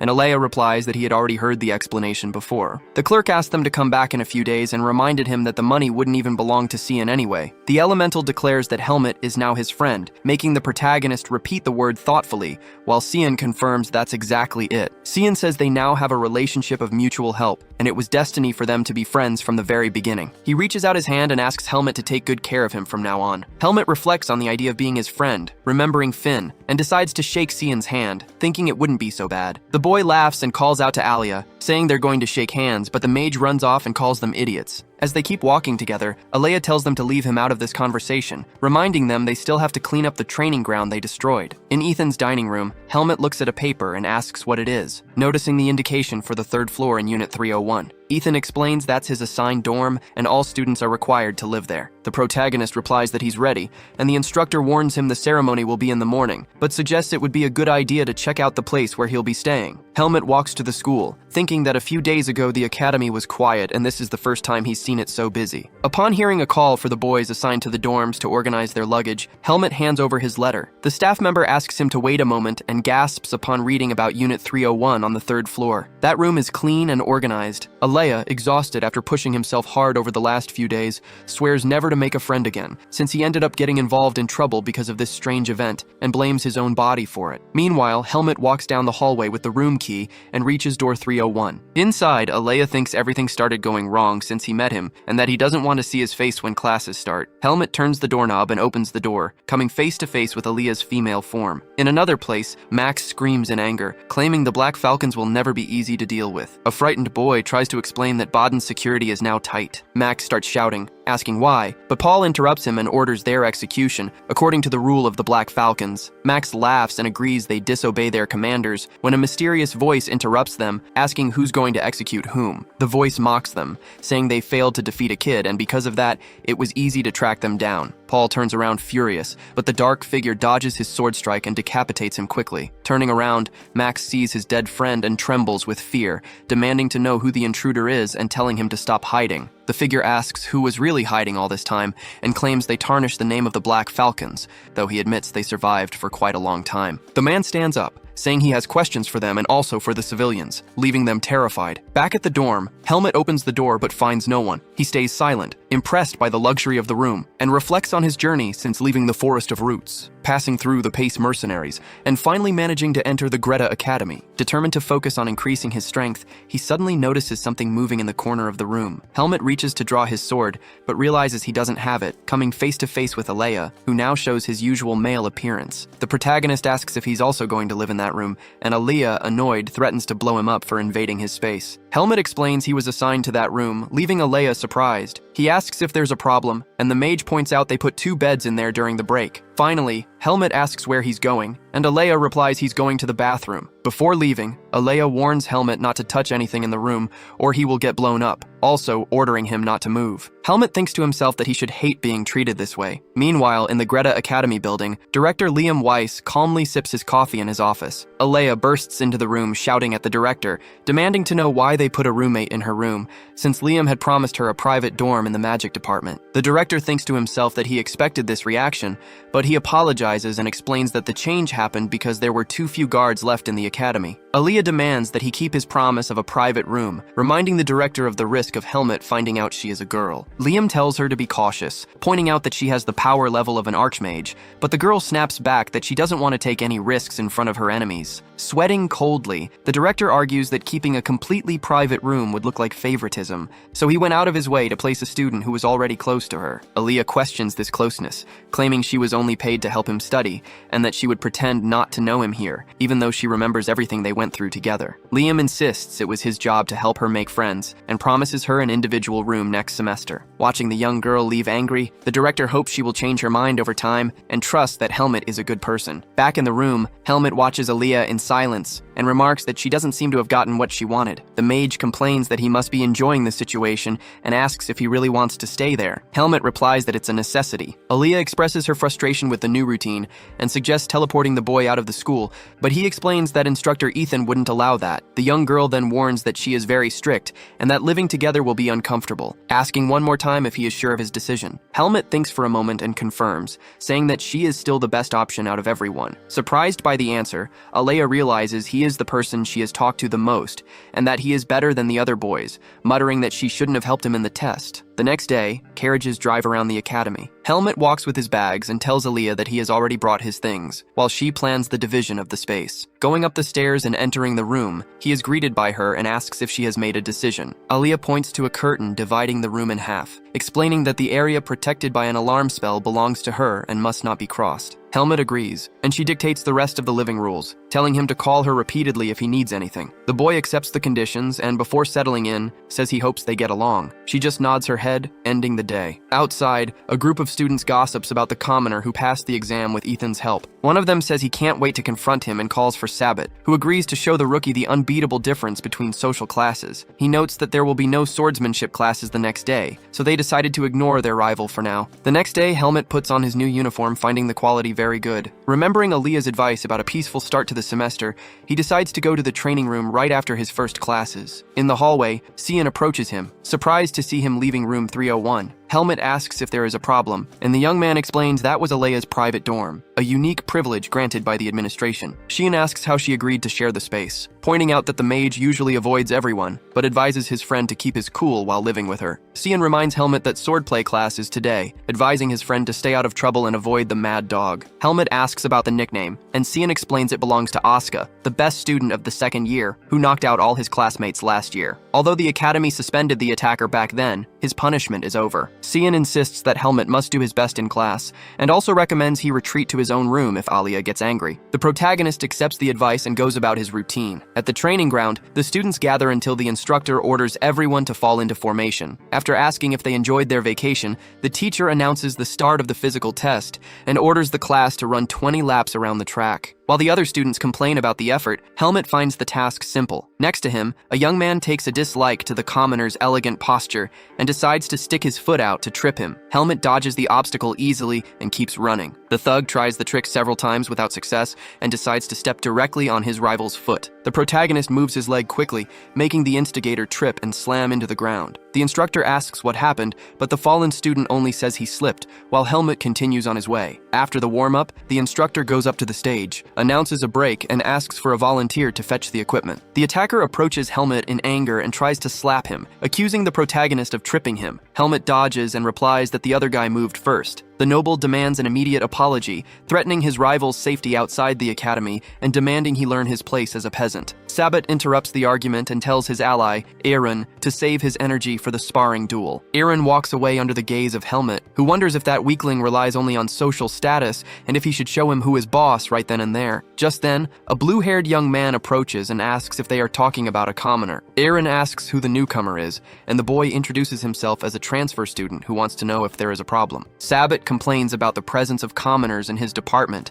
and the blue-haired youth warns that he does not like the situation either, but promises to show them what happens when he loses his patience. Sabbat gets angry, but his ally calms him down, whispering something that makes him change his attitude. The noble decides to back down, surprised to realize the feared Asuka is in that very class. Hearing the name, Helmut remembers Cian's advice and identifies the boy. The instructor brings barrels with wooden swords and orders everyone to grab their gear, but quickly calls out Asuka for trying to blend into the crowd. Questioned about his delay, Asuka lies, saying he was with instructor Patricia. The teacher debunks the excuse since his colleague is not at the academy and punishes him with 30 laps around the gym. While Asuka accepts the punishment with complaints, Helmut notes that he really has a terrible reputation. Next, the instructor tells the class to start individual practice under his supervision. Helmut begins to practice, executing vertical strikes and repeating the moves of Darian's swordsmanship, drawing the attention of the teacher, who watches his performance before walking away. Helmut reflects on Ethan's comment that the first class wouldn't be a big deal, but he realizes that things should change in a few years. While he thinks, Asuka approaches and calls out to him, asking if he isn't going to thank him for stopping a fight earlier. Helmut replies that he didn't ask for help, and Asuka mentions he heard Helmut is also a commoner. He then extends his hand and suggests they get along from now on. Helmut notices the boy's hand, which is wrapped in vis. Asuka warns that Helmut has good intuition, but makes it clear from the start that the protagonist shouldn't cling to him just because they're both commoners, as he finds that annoying. Helmut looks away, but Asuka insists they get along well enough. After the boy walks away, the protagonist touches his own shoulder, remembering the touch. Back in his room, he asks Aaliyah if he looks like the perfect type of person for a fight. The mage replies no, and comments that he seems to have had a bad day. She adds that they were probably just idiots clinging to status, and everything will be resolved once he proves his worth. Helmut mentions that Ethan advised him not to look for fights, but Aaliyah argues that the more opponents he has, the better it will be if they attack first. The protagonist questions if there's another way to solve this, and the girl talks about dual classes while she continues brushing her teeth. Helmut looks at the floor, thoughtful. Noticing his attitude, the young girl asks if something is wrong, revealing that the old version of the protagonist would probably have beaten everyone up. Helmut remains thoughtful and comments that starting a fight with Asuka wouldn't be a good idea. However, even if that weren't the case, there was another guy he couldn't understand. Meanwhile, Asuka passes by Sabbat and his group. Everyone stares at him, and the noble comments that he seems to be acting smug now that he has a commoner friend. But he would soon see how he stands with his grades, promising to turn the mad dog into an obedient animal. Asuka looks down, but suddenly strikes one of the noble's friends. Sabbat's ally asks angrily why he was hit on the head. Asuka mockingly replies that he got excited and his hand moved on its own, challenging the noble to make him obedient right now instead of making him wait, asking what he thought about that. At Greta Academy, there's no official status discrimination at the start of learning, but no rule prevents social exclusion and bullying, which forces commoners to survive below nobles. This dynamic changed with the arrival of Asuka, known by nicknames like the Best of the Department and Mad Dog. He questions what the nobles plan to do besides just watching. Sabbat mentions last year's rumors and says he really acts according to his wild reputation. Asuka asks if the noble is too scared to step forward, while Sabbat taunts him by reminding him that he's been acting differently since his suspension, questioning if another punishment would put him in trouble. Asuka's gaze changes coldly to anger, and he states he'll give his rival what he wants. Sabbat approaches and challenges him to land the first blow, provoking him by saying he's strong in skills but weak in society, and that he can't attack him because that would make his limitations clear. The noble mocks him with his friends, saying the mad dog turned into a house pet. In response, Asuka lowers his head and dashes forward to strike the noble. At the exact same moment, Asuka gets hit in the face with a wooden sword, while Sabbat gets struck on the back of his neck, sending both crashing to the ground side by side. Instructor Patricia approaches and asks if they joined the department to become thugs, pointing out the severity of group fights on school grounds. Asuka shouts in his defense that the noble started the trouble and that he was alone, but Patricia hits his head to silence him, ordering him to stop solving things with his fists. She then turns to Sabbat, reminding him that he's no better than anyone else and should judge others by strength. The noble gets up and says he'll keep the warning in mind. The instructor warns that the next class will start soon and orders Asuka to follow her, while the other nobles leave. Outside, Patricia sighs deeply and hits her student again. Asuka complains about the hit, and she tells him to control himself, pointing out that he learned nothing from his first suspension. The instructor explains she only spared him because he's the top student, but warns she won't be able to defend him a second time. She laments the difficulty of dealing with him and reinforces that she can't waste opportunities like that. Faced with the lecture, Asuka remains silent and shows anger, while Patricia remembers the new student, Helmet, who managed to enter the class without causing any trouble. Since Helmet is a commoner in a similar situation, Asuka thinks he must be a cool guy and remembers the young man he met in class. However, Patricia mentions that they already met, and the boy replies that he wouldn't hang out with anyone, showing he is quite rude. In the new training room, Patricia knocks on the door to start the class, tells everyone to pay attention, and asks if anyone is missing. A student answers that Helmet hasn't arrived yet. The teacher asks if Jerome told the boy about the new location, and after he confirms, she orders Jerome to go look for the rookie. Suddenly, Helmet opens the door and walks into the room. When asked about his lateness, the protagonist explains he didn't know about the location change. Patricia asks Jerome if he explained it clearly, and the boy says he did. The teacher repeats the question to Helmet, who just stares at Jerome in silence while the other students laugh. Realizing he wasn't informed, the instructor tells Helmet to tell the truth, but the boy just apologizes and says he made a mistake when hearing the message. The attitude surprises Patricia and Asuka, while Jerome smiles. The teacher asks if that's all, and because of his lateness, she orders Helmet to run 10 laps around the field, which the boy accepts. Class begins and Asuka stares at him, thinking he is no different from the other commoners. Next, Patricia grabs some balls and explains they must test the durability and stability of the sword. She instructs the students to block the balls with their swords when they approach to keep them from falling. Those who keep dropping them for 30 minutes will be allowed to leave. After the students agree, Patricia calls Helmet to help with the exercise. Meanwhile, Asuka reflects that the rookie showed a bad temper the day before, but ended up becoming a fox when dealing with authority. Asuka thinks he is different from people like that because he wouldn't bow his head to nobles even if it cost his life. Helmet looks to the side, grabs a ball, and throws it at Jerome with all his strength. The object travels at a thunderous speed and slams into the student's stomach, shocking Jerome and surprising Patricia and Asuka. While Jerome groans in pain on the ground,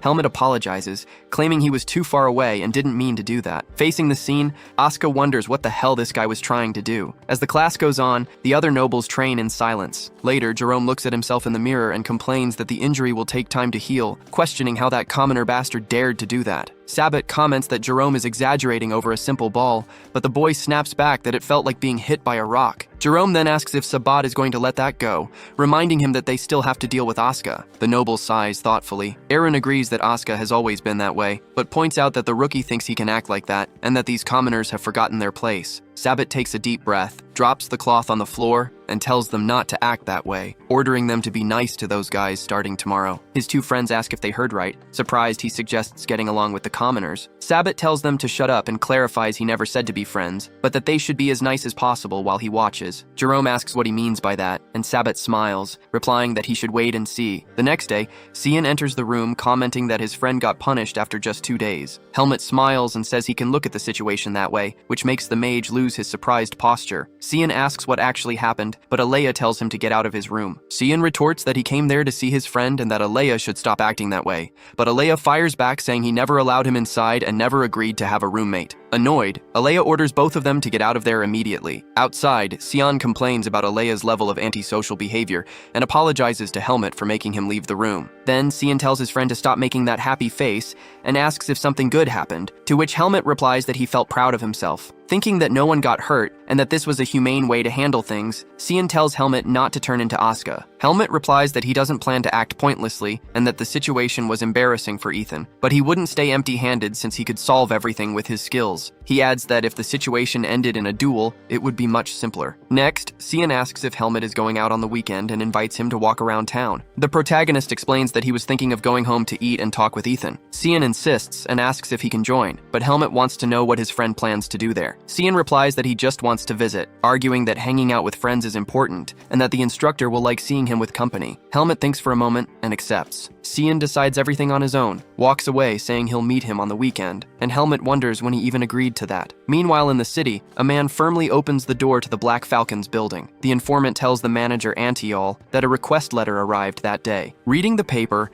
Antiol questions what it is, complaining that the young masters made another trivial request, but he decides to go through with the job since they accepted the money. He takes off his cloak and says that some people took money from him, but he would search and set the priority, telling the informant to leave for now. Antiol reads the document again and asks Chromo to wait, questioning if he has heard the name on the paper. The informant replies that he can't say if he remembers, but wants to know the reason for the question. The leader looks aside, orders them to take care of the other guy first and leave this one on hold, and also tells him to check his background since he has a bad feeling about the case. During weekends at Greta Academy, students can walk around Baden. Silence takes over the school grounds, making it a deserted place. Helmut steps down from a carriage and Cian calls out to him, asking what all of that was. Helmut wants to know what the problem is, and Cian replies there isn't one, but it would be a quick trip. Helmut reflects that traveling light was a survival advantage in the Forest of Roots. Cian asks if Alea is still in the room, and Helmut confirms it. His friend comments that Alea rarely visits Baden and that he isn't sure if he has ever gone home. Cian points out that he never hung out with Alea because he is his rival, so it is normal to be curious about him. Helmut looks coldly at Cian and suggests he ask his rival directly if he is curious, but the boy rejects the idea as soon as he hears the suggestion. At a city market, Asuka walks while eating a skewer, thinking that being outside of school is less suffocating. He complains that the nobles can't even fight him,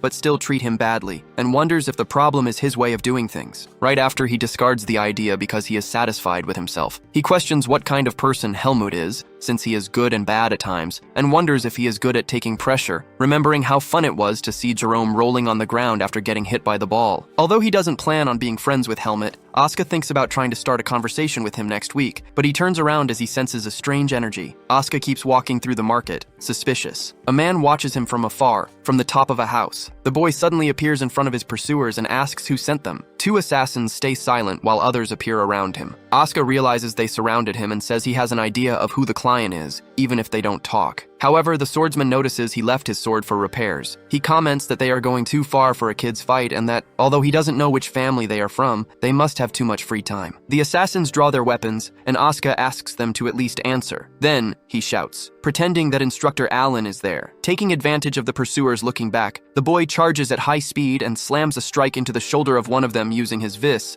landing on the ground in a different direction. Asuka keeps running away while the assassin is shocked by his speed. Suddenly, the boy finds himself trapped in a dead-end alley where other assassins are already waiting for him at the corner, cornering the academy student. Asuka announces he has a little game for them to play. Meanwhile, as night falls at Ethan's mansion, the host thanks Cian for joining them and hopes he likes the food. Cian confirms and says the feast lives up to the mansion's reputation, admitting he's amazed by its sheer size. Ethan tells the young man he can call him instructor instead of being so formal, thinking to himself that he can't believe Helmut made such a normal, polite friend. At the same time, the protagonist thinks that humans change their attitude really fast. fast. Cian mentions that since it's the weekend, his friend should visit the city. Helmet tries to say he's going to train, but Ethan steps in and says going for a walk would be great. The protagonist gets annoyed hearing the instructor, but reflects that this social interaction is exactly why Darian sent him to the academy. Cian then mentions he was living a great life in a big house, but now he has to share a room with Alea. He explains that he vents all his anger because of the lack of spirits for research, and Helmet replies that his roommate is much better than that. Cian agrees, but warns that if Alea heard him say that, he'd get angry. Suddenly, Asuka interrupts the young men. Shin is startled by his presence, but the protagonist stays calm and recognizes him. Asuka says he was thinking of Helmet and asks for a hand, as a few assassins close in on the location right after. Cian asks who the pursuers are, and Helmet notices that the emblem on their hoods belongs to the Black Eagles. Asuka complains that these cowards waited for a moment when he was without his sword,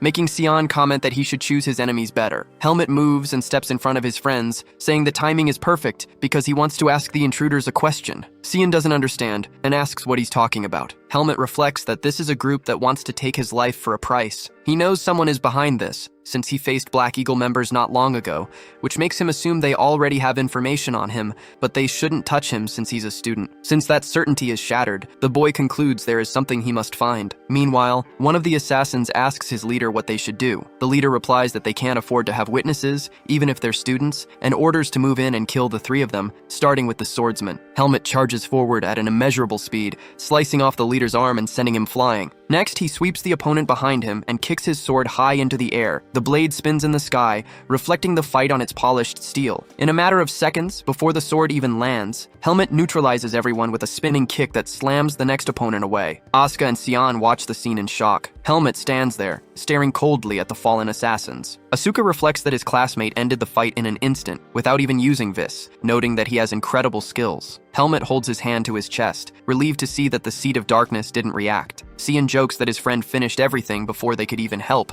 but wants to know who those men are. Helmet explains they are from the Black Eagles and will do anything for money. Asuka mentions he was contacted by someone and has an idea of who it is, but Helmut says he also has a question for the prisoners, knowing that no matter how trained they are, they'll talk once their fingers are broken. Cian is shocked to see that Helmet plans to torture the thugs, pointing out that this goes way past self-defense. He argues that now that they have them under control, they should alert the guards to do the interrogation. Asuka questions if the guards wouldn't stop the investigation if a noble is behind it, but Cian reassures him that because it involves an academy student, the authorities can't ignore it. Cian tells Helmet not to touch the men's fingers and says he'll get help. Helmet agrees, but looks down at the thug and asks how much he really knows about him, leaving the man terrified as the night goes on. Later, in the hallway of a house, a girl opens the door and says she heard the news, hoping everyone is okay. She mentions it's late and they should head back, as she will report the incident to the director tomorrow, noticing that Asuka looks terrible. Shin suggests seeing a doctor right away, but Asuka replies that it's too late, and since he already got first aid, he'll be fine after some sleep. Cian warns that the wound might rip open if he moves, but Asuka reveals he's broke and healing magic is way too expensive. Helmet says he has a way to get treatment for free,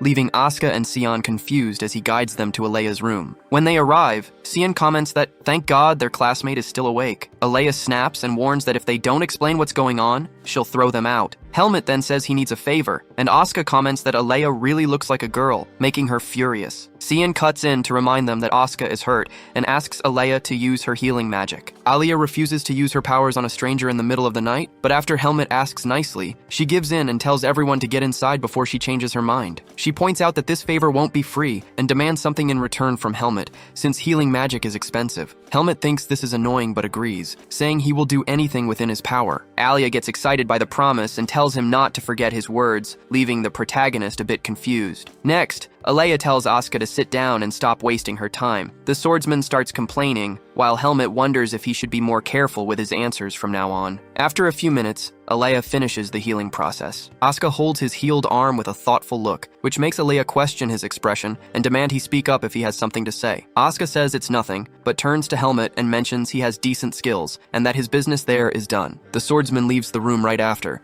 making Alea angry for not saying thank you. Cian tries to calm her down, saying he will become more docile someday, but Alea compares it to putting a leash on a mad dog. Helmet says he doesn't need help, and Cian complains that his mood got bad again. He warns Helmet that although he is strong and can do a lot on his own, he shouldn't take friendships for granted so he won't regret it later. Cian adds that it's good for Alea to become their friend, even though the mage denies accepting this friendship. While the two argue, Helmet looks down and silently reflects on what he knows about relationships. The next morning, the group informs the director that 4 suspects ambushed Asuka in the city and tried to hurt Helmet and Cian. They report that the men were arrested but escaped from prison that same day. The director says he can't do anything about the escape, leaving the 3 of them surprised. Asuka questions the point of all this, and Cian demands action since the lives of students were threatened. The director agrees and promises to investigate everyone, but Asuka lowers his head in anger at the response. Once they are in the hallway, the swordsman mentions he should have listened to Helmet and forced the thugs to speak, since they escaped so easily from Baden prison. Cian argues that the authorities won't give up on the case, but Asuka snaps back that they would never help a commoner. Cian says his friend is too hard on himself, and Helmet tells Asuka not to start a fight. Asuka shouts that Helmet is the next target, but the protagonist replies that the swordsman should solve his own problems while he deals with his own. Asuka laughs and calls him a model student, to which Helmet retorts that Asuka himself was the one who told him to act that way. Cian says goodbye to go back to class, hoping everything works out, but Asuka complains about his attitude and asks where Helmet is going. The protagonist says he is going to train, and Asuka jokes about his effort as they continue walking. Helmet feels uncomfortable realizing they are going in the same direction and asks if he is being followed, but Asuka replies that they just happen to be going to the same place. As they walk, the swordsman recognizes Helmet's skill, but says he doesn't get along with those who look down on status. Helmet looks back and says he has no intention of acting like him. Asuka warns that Helmet is already a target for being the top of the class,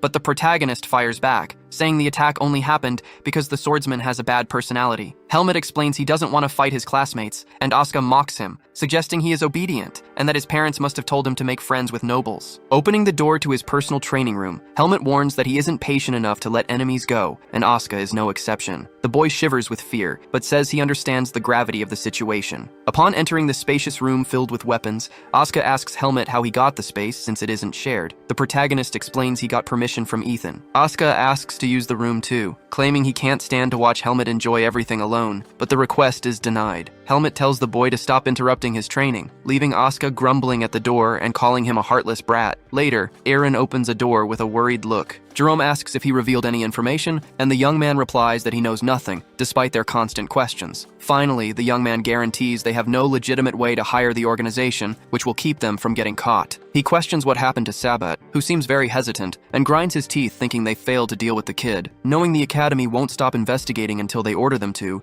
he plans to make their lives unbearable in that place without any support or help. Those 2 commoners shouldn't think this is over. The next day, Patricia warns that the dueling classes start next week. Helmet reflects that this is happening sooner than he expected, and feels his patience running out. He won't avoid punishment if he doesn't finish the task this time. Looking at Sabat, he remembers Asuka's advice to show the difference in power, since they kept bothering him even though he was the best in the class. Helmet thinks that if this doesn't work, he will have to figure out a way out of this situation. Then, the instructor warns them to remember another event before the duel, announcing a competition for the next day to evaluate if they understood the topic. The protagonist wonders what kind of text that would be. Back in the room, Aaliyah asks how he still hasn't bought his books, suggesting he forgot about the test amidst the chaos. Still, she points out that nobody told him to do that before joining the class. Helmet remembers Ethan ordered him to buy them as soon as he went to the dorm and says he already knows that, while the mage tells him to get a pass to go buy them. When the protagonist replies he has no money, she asks about his previous payment and wants to know what he wants from her. Helmet explains he handed all the payment to Ethan for safekeeping and hopes she could tell him how to get quick cash. Aaliyah offers to lend him the amount to pay back later. The protagonist accepts, saying he will pay her back over the weekend, and she comments that he is quick to accept. The mage tells him to get ready to leave. When Helmet asks if she's coming along,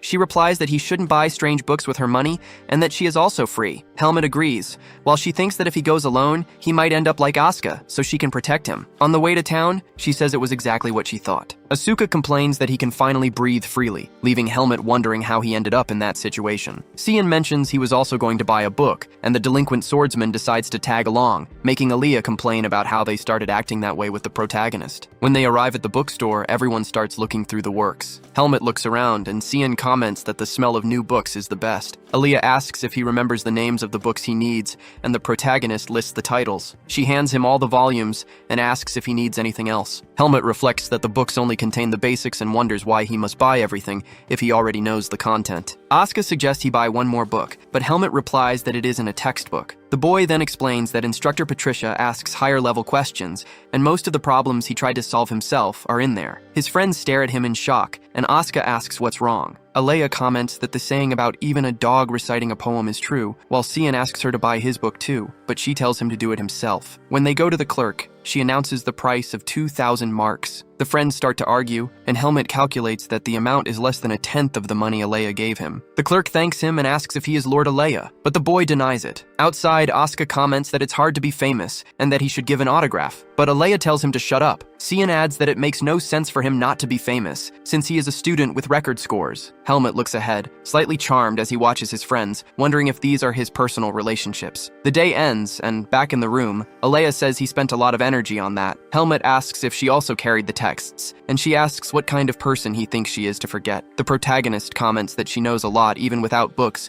and asks if anyone supports her. She replies that it depends on the perspective, since the texts are valuable, but points out that he is talented and must study hard so he doesn't get arrogant. She warns him to be careful with the books, because if he loses them, she won't help him again, and Helmut accepts the mage's order. However, just as Helmut's response was insincere, the promise of that night is broken the next day. Asuka asks where his books are, finding the situation ridiculous, while Helmut just grips the wall tightly, angry that they stole something important. Then, the instructor announces the start of the dueling lesson, establishing that there must be mutual agreement and no use of vis. The students listen carefully as the instructor adds that it's great to duel with friends, but it would be even better against someone with no prior experience. With the opponents chosen, the duels are about to start. Asuka calls out to Sabbat loudly, proposing they talk quickly. The noble asks what he wants, and Asuka says the answer is obvious. Sabbat acted like he wanted to fight, and as a swordsman, Asuka can't run from a confrontation. Sabbat apologizes but claims everyone already has a partner, suggesting Asuka look for someone else. When Asuka reminds him that the instructor ordered them to find different partners, Sabbat retorts that he should do that with the other commoner. Asuka asks if the noble plans to live his life acting like this. Hearing this, the group of nobles looks at each other and tries to speak, but Helmut interrupts them and asks about himself. The young man claims he doesn't mind facing them all at once, since the result would be the same, and grouping up is a specialty of the weak. Angered by the boy's audacity,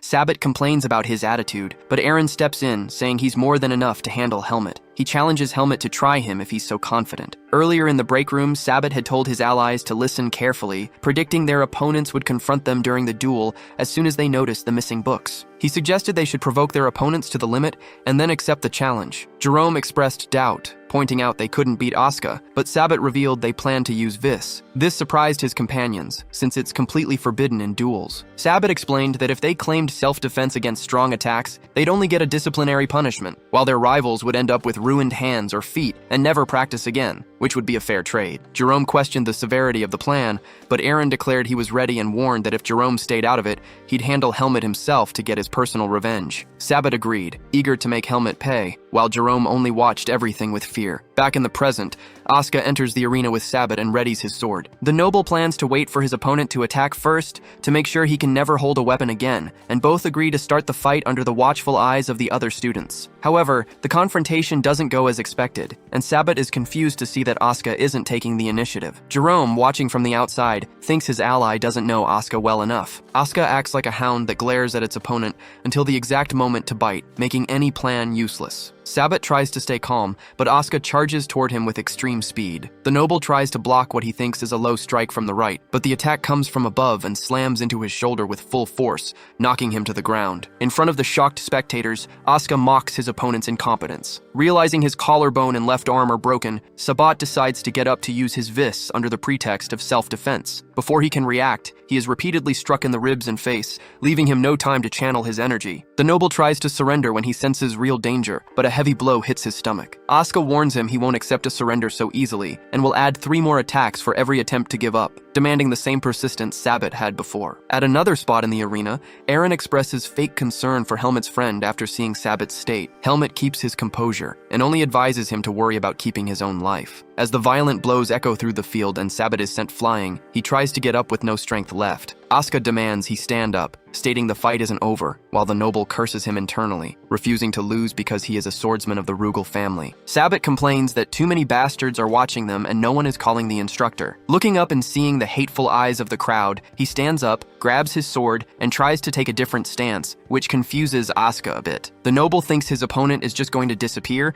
and channels Vis into his weapon to charge with a strike. However, Asuka dodges by jumping over him and strikes his back, knocking the noble out cold and wounded while the student lands on the ground. Asuka warns that the guy broke the rules, and it was only fair to pay him back in the same coin, preparing a Vis sword to hit his arm. As the strike gets closer, Jerome tells him to wait, and all the students are shocked. Instructor Alan interrupts the fight, moving Asuka's sword aside, warning that the duel is over and that Sabbat must go to his office after his wounds are healed, while Asuka must leave now. The student argues that his opponent broke the rules and that he would be on the ground if he hadn't dodged, but the instructor shouts that it was disrespectful and says he doesn't understand why Instructor Patricia looks after brats like him. Asuka looks down, thoughtful. Alan orders one of the students to take Sabbat to the infirmary and reminds the student of the incident. Right after, Antro calls out to the busy instructor, asking if he isn't going to stop those guys too. Asuka and Alan look in disbelief at that battle. Some time ago in the hallway, Jerome asks if Aaron isn't going to stop Sabbat, since tricks don't work on Asuka. Aaron replies that they were never that close to him and that Jerome should look around since Sabbat was already done for. Jerome seems hesitant and asks what he means. Aaron explains that he will escape punishment due to a lack of physical evidence, but it was no secret that Sabbat used others to hurt Asuka using the Black Hawk. Most of the swordsmen in the department wouldn't view that positively, and Sabbat lost his edge a long time ago. In fact, it would be better if Asuka beat him up and got expelled, because without Sabbat there would be no more interrogation. Jerome looks to the side thinking. Aaron adds that he wants to beat Helmet himself, and it would be great to expel him without using any vis. Back at the duel, Aaron grips his sword tightly, thinking for Sabbat not to resent what happened, because that's how you survive. Helmet says he has something he wants to ask the guy, wanting to know if it was him who took his books from the locker. Aaron asks if he has anyone else in mind. The protagonist stares at him seriously, but closes his eyes, saying he shouldn't have asked. Aaron readies his sword and wonders what's wrong, because Helmet's stance has too many openings. Wondering if he's too confident or just bluffing, Aaron decides not to go easy and charges to strike his legs. Helmet appears in front of him, and with a single slash, Aaron's sword is shattered in two. The boy wonders what happened, because he definitely moved his weapon. Right after, Helmet lunges with a thrust and strikes Aaron's neck, who groans in pain and falls to the ground with a damaged windpipe, unable to breathe. Helmet approaches, sits next to him, and says that since he asked a question on the first day, he now wants to return the favor. He asks if the guy thought his noble status would protect him outside the academy, because he could have hit the back of his neck with that attack and sent him to the afterlife. Aaron trembles in fear, thinking that the bastard isn't human, and wanting to know who he is. Helmet apologizes since he can't speak due to his vocal cords and steps on his hand, terrifying the boy. The seed of darkness in the protagonist's body starts to squirm, and he grabs Aaron by the neck. Alan runs toward the boys, shouting that the duel is over and to put the swords on the ground. The protagonist turns around with a terrifying face, shocking the instructor and the students around them. Gradually, he realizes what he was doing, sighs, and drops Aaron to the ground. The boy gasps for air and turns to the instructor. Alan orders Jerome to give first aid to Aaron and send him to the infirmary. In Alan's office, the instructor tells Helmet and Asuka he's giving them a chance to apologize for what happened, but they both stay silent and listen. Alan says they should think carefully because they aren't in a favorable position. He adds that he expected this attitude from Asuka, but he didn't expect Helmet to act that way. Helmet replies that he didn't break the rules of the duel. Alan asks if the boy really thinks that, revealing he checked on Aaron's condition before coming here. He explains that the young man suffered an injury to his windpipe, had his arm bone shattered, and if he hadn't received first aid, he could have died, plus he'd never be able to use a sword again. Asuka shouts that those bastards tried to take his life with the Black Falcon, and there was nothing wrong with his reaction, but Instructor Alan smacks him on the head. The instructor warns that he didn't ask him anything and adds that, even assuming they didn't break the rules of the duel, they still went too far. Helmet replies he doesn't understand why he's being scolded, arguing that Aaron is weak and because of that, he got humiliated by him and his friends. The protagonist says he only let his rival know that things can't be messed with by anyone. Next, Asuka says they even stole their books. Alan fires back that they used the duel to hurt others, and they weren't worthy of acting like that in the academy because it went against the spirit of the swordsmanship college. Helmet replies that targeting commoners, insulting them, and stealing shouldn't be part of that spirit either. Alan claims he wasn't defending just one side, and the protagonist concludes by saying that was the reason the instructor did nothing before, because he simply solved, through his swordsmanship, the problem where the teacher had failed. Tired of the conversation, the instructor draws his sword and slashes the air in rapid, menacing strokes toward Helmut and Asuka to intimidate them. The sudden, aggressive move leaves Helmut utterly confused. The commander wanted to make it clear that using strength to oppress the weak is completely unacceptable, demonstrating what had happened if he, as an authority, used his power to crush them for their rebellion. The instructor asks how their actions are any different from those who look down on commoners, pointing out that just as nobles have no right to trample the weak, strength doesn't justify oppression. While Asuka just watches, Helmut refuses to stay silent and demands to know what he should have done. After a brief silence, Alan reflects that both the academy and himself are to blame. The instructor apologizes as he sheathes his blade, explaining that the academy isn't meant to dominate others, stating that nobles, commoners, the strong, and the weak are all the same people. He points out that he wouldn't be saying this if he didn't know they're both excellent students. Listening closely, Helmut learns that their punishment is a ban on dueling others. Asuka sighs in relief upon hearing the punishment, and Alan hands them some paperwork. Noticing their disbelief, the instructor glares at them intimidatingly, asking if they really thought the only punishment would be a dueling ban. The students try to plead their case when they find out they have to write 50 apology letters, but they fail. The two of them work tirelessly until nightfall, leaving their hands in terrible, blistered shape. Asuka complains constantly about the pain, while Helmut just listens to his companion in silence, even though he's hurting too. Helmut doesn't regret using his skills, but he's tormented by the fact that he lost his composure for a split second. When Asuka asks if his hands hurt too, Helmut replies that the worst pain is not being able to train, which only irritates Asuka, baffled by such extreme training paranoia. The blue-haired youth then expresses his desire to also train in the private room Helmut uses. As they talk, the instructor watches them from afar, fully aware that Helmut is a promising young man whose talents are constantly put to use. Analyzing the boy, he recalls something he'd previously overlooked, recognizing that Helmut possesses massive inner potential,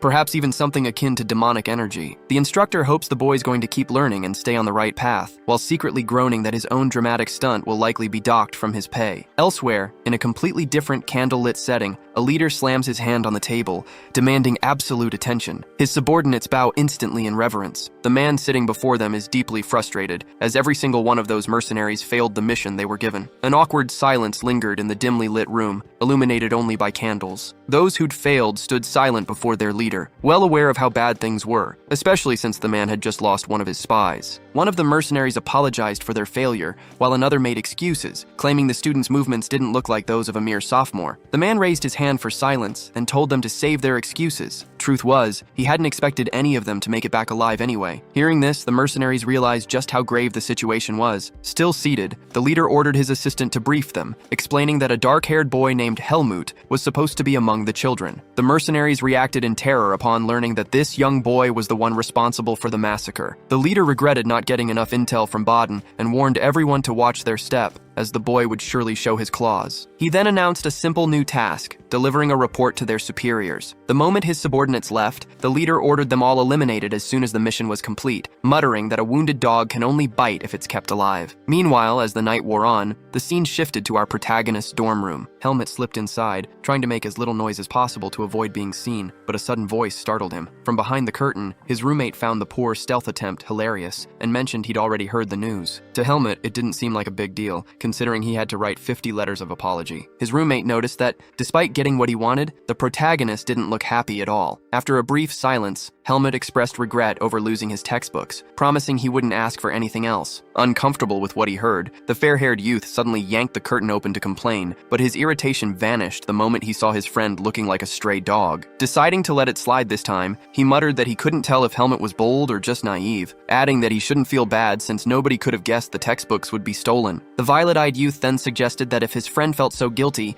he could just pay back the money. Feeling much better after those words, the protagonist thanked him, which made Aaliyah act a bit awkward. To keep up his tough persona, he pulled the curtain shut and said he was going to sleep, though deep down, he truly wanted to help his friend through this rough patch. On the following day, in the hallway of the training hall, Helmut was stopped by a janitor just as he reached for the doorknob. The man explained he was cleaning the area at the instructor's request, and the protagonist nodded before heading inside. As he opened the door and looked around, Helmut noticed everyone staring at him. Since he wasn't exactly a regular there, he worried it might be trouble, considering a week had passed since the incident. But strangely enough, compliments started pouring in right after after the dueling class. Helmet realized they were only acting friendly because they felt threatened and wanted to seem like equals. He figured he'd probably do the same if there was something to gain, but his thoughts were cut short when a student warned him that instructor Ethan Kudrow was looking for him. Left with no choice, our protagonist sighed, realizing he wouldn't be able to train once again. Helmet decided to head straight to instructor Ethan Kudrow to find out what was going on. Stepping into the room, he noticed the man deeply focused behind his desk, seriously writing his usual notes. Despite his busy schedule, the instructor always found time for him. Getting straight to the point, the young man wanted to know why he'd been summoned. The main topic was the incident that happened during the dueling class. Last time, things hadn't gone the way Helmet planned, so he intended to be more cautious in the future. As he listened to the instructor, who kept writing everything down, Helmet expressed his intention to act with more care from then on. The instructor stopped writing, and with a reasonable expression, showed he was willing to listen and talk. He explained he hadn't called the young man to scold him, as he knew he was remorseful, and he hoped Helmet wouldn't feel too bad about what happened. Ethan wanted to know if Instructor Allen had said anything about it, but the protagonist replied he didn't know. Next, the instructor crossed his arms and revealed that the students involved in the misconduct would be expelled, pointing out that hiring the Blackhawk group was an unforgivable act, even for a noble. Helmet listened to it all patiently. The man mentioned he knew about the massive scolding the young man had received, and although he was only saying this now that it was all over, he reinforced that he believed in him. Ethan advised the protagonist not to get suspended and suggested that if the incident served to show the limits of his actions,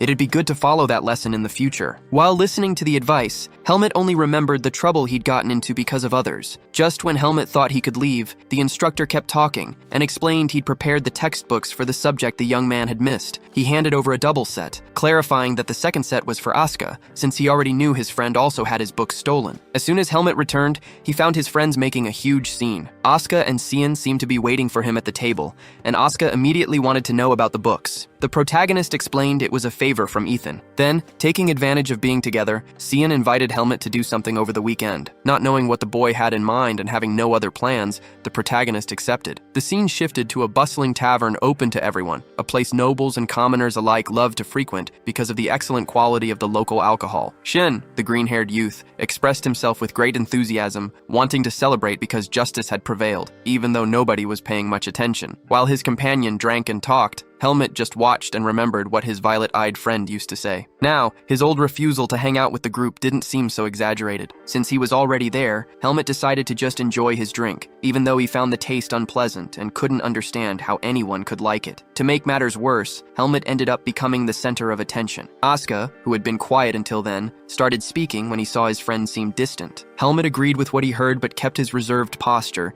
which caught the others' attention. Cian wanted to know the reason for his distraction, and the protagonist replied he had his own worries, commenting that it's easy to be hated by people who don't really know you. They all kept drinking, and Cian shared his opinions which, despite being constant, were usually spot on. Asuka disagreed, arguing that Helmet was actually a lot of fun, and promised he wouldn't change his mind because of the mad dog's actions. As the food and drinks kept coming, the young men debated. Asuka complained that people were too hard on them and started tapping Cian to vent his anger, showing the clear effects of the alcohol. Soon after, they both stopped to watch Helmet's reaction, as he seemed tipsy and began speaking in a funny way. Despite the situation, the protagonist kept his calm demeanor, though he was thoughtful and fully aware he wasn't completely safe. The group left the tavern late at night. Outside, Asuka kept tapping Cian's face and calling him a useless bastard, but his friend was way too drunk to react. Helmet analyzed the scene in silence when, further ahead, he spotted a group of girls having fun. He watched them, feeling like he recognized someone among them, though he thought he might be mistaken. Sometime later, Helmet was tirelessly searching for a book in the library, checking every single copy on the shelves. Feeling like something was missing, he thought he'd misclassified the volume. It was a book he'd already read and borrowed several times, and now he felt he should have just bought it. Still holding the books, he remembered when Alea asked if he had time to hang out. That night, everything happened, and now it was too late because he'd already accepted the invitation. Further ahead, Alea, the light-haired youth with violet eyes, was surrounded by girls who seemed completely captivated by his stunning beauty, with some even offering him tea. The worst part was that none of them would listen to him, no matter what he did. From afar, Helmet watched the scene play out when Alea spotted him and gave a friendly wave. Seeing a perfect opportunity to escape, the violet-eyed youth rushed over to the protagonist as fast as he could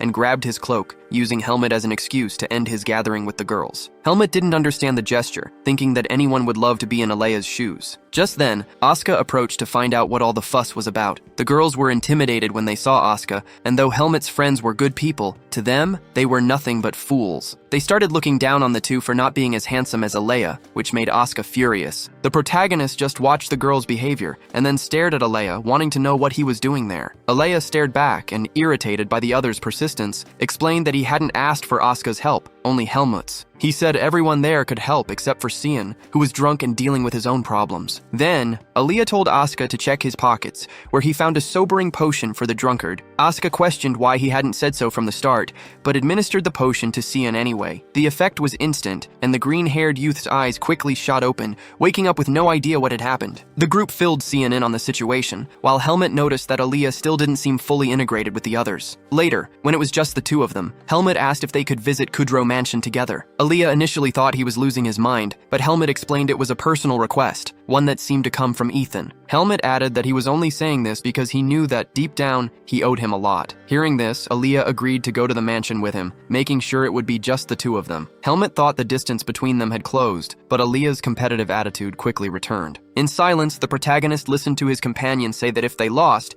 it would be entirely Helmut's fault, but that he expected them to work hard until they returned victorious. To Helmut, what should have been just a simple trip was starting to feel like a championship match. The academy's atmosphere actually seemed friendly, with students chatting along the hallway. When the door slowly opened, Alea was startled by Helmut's serious expression. He asked what was wrong, wanting to know why he was there. Seeing that the protagonist wouldn't say a word, the white-haired youth asked if he was ready for the exams. Helmut took a moment to reply, but said he wasn't worried about the tactical tests. Alea took the opportunity to ask if his companion lacked confidence, wanting to know what subjects he planned to choose. Helmut made his interest in continental history and magic comprehension clear, explaining that since he was quite weak in those areas, he'd dedicate himself more to practical skills. His friend countered, saying that's not how it worked, and that he should prioritize the subjects he wanted to study since he could rely on his own swordsmanship and writing skills. Despite the explanation, Helmut still seemed discouraged. Alea asked if he'd let pride get to his head after receiving so much praise, which made the protagonist think that maybe his friend was the bad influence who'd led him to act this way. The white-haired youth was always direct. He said that if Helmut wanted to grow, he should follow him, suggesting he'd help because he was highly intelligent. Helmut figured any help was welcome, he just didn't know what he'd done to deserve so much. Right after, silence filled the library for a few seconds. The place was quite large, but Helmut didn't know it would be so busy. He looked around suspiciously, searching for a place to fit in. It wasn't long before Alea called him,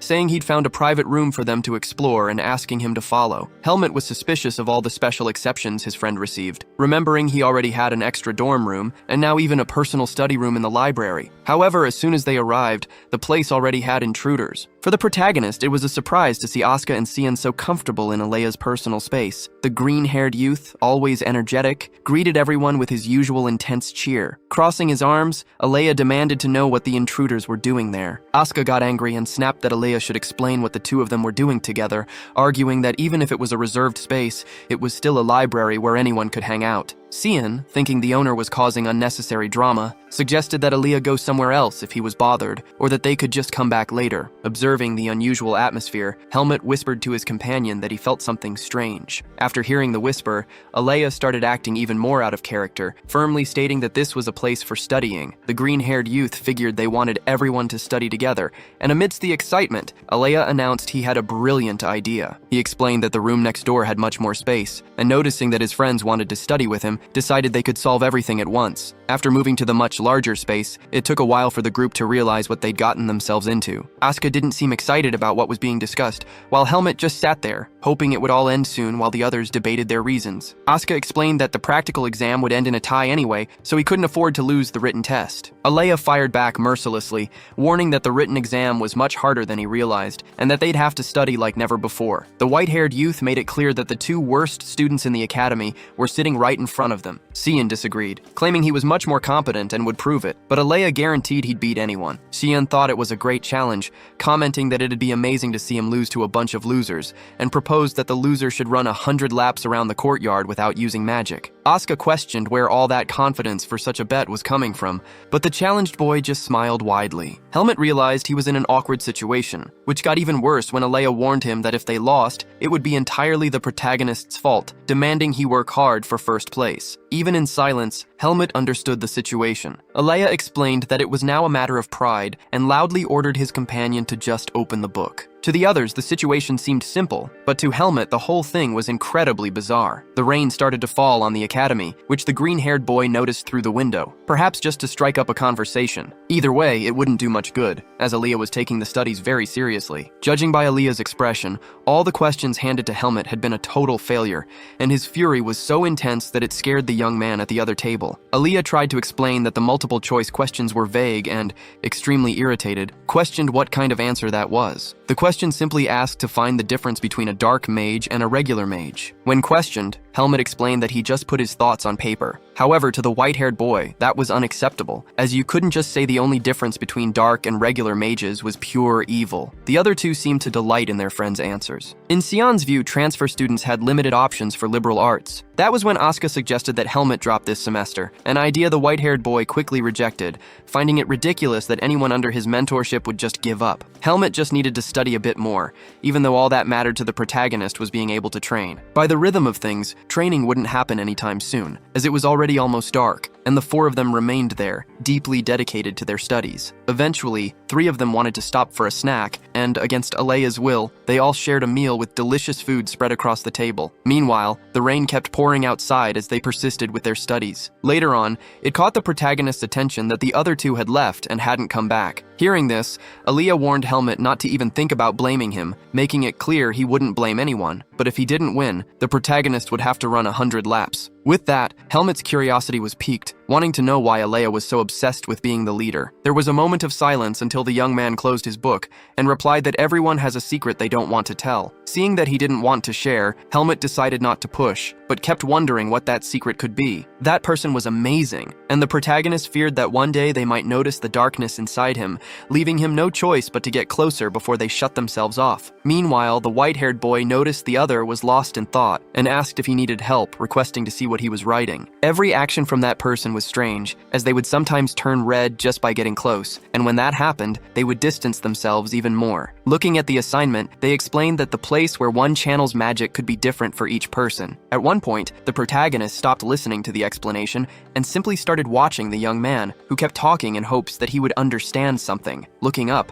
Alea noticed Helmut was so close he could feel his breath, leaving him momentarily frozen. Meanwhile, the protagonist just stared down at him as if trying to solve a puzzle. The white-haired boy got irritated, saying he hated explaining the same thing twice. Feeling embarrassed, Helmut justified that he had just lost focus for a brief moment, thinking he was spaced out from studying for too long. Visibly awkward, the white-haired boy grabbed the book and turning his back to the protagonist covered his face, which had turned red for some reason. Everything was left behind with the arrival of another day in the training room, where everyone was working hard. The news that Helmut would fight Asuka was already spreading, catching the protagonist by surprise because of how fast the rumors traveled. Another boy commented that it was a battle of leaders and revealed he would root for Helmut because he felt he was stronger. People had been acting differently toward the protagonist since the transfer exam, and it started happening with that young man ever since they were put on the same team to adapt to each other's swordsmanship. Helmut commented that the written exam was very difficult, but reinforced that he had no intention of losing. The boy got excited and started saying it would be great to see him beat Asuka, continuing to talk without noticing that the Mad Dog was right behind him. The moment he heard the Mad Dog's voice whispering in his ear, the boy shuddered. Ignoring the talkative guy,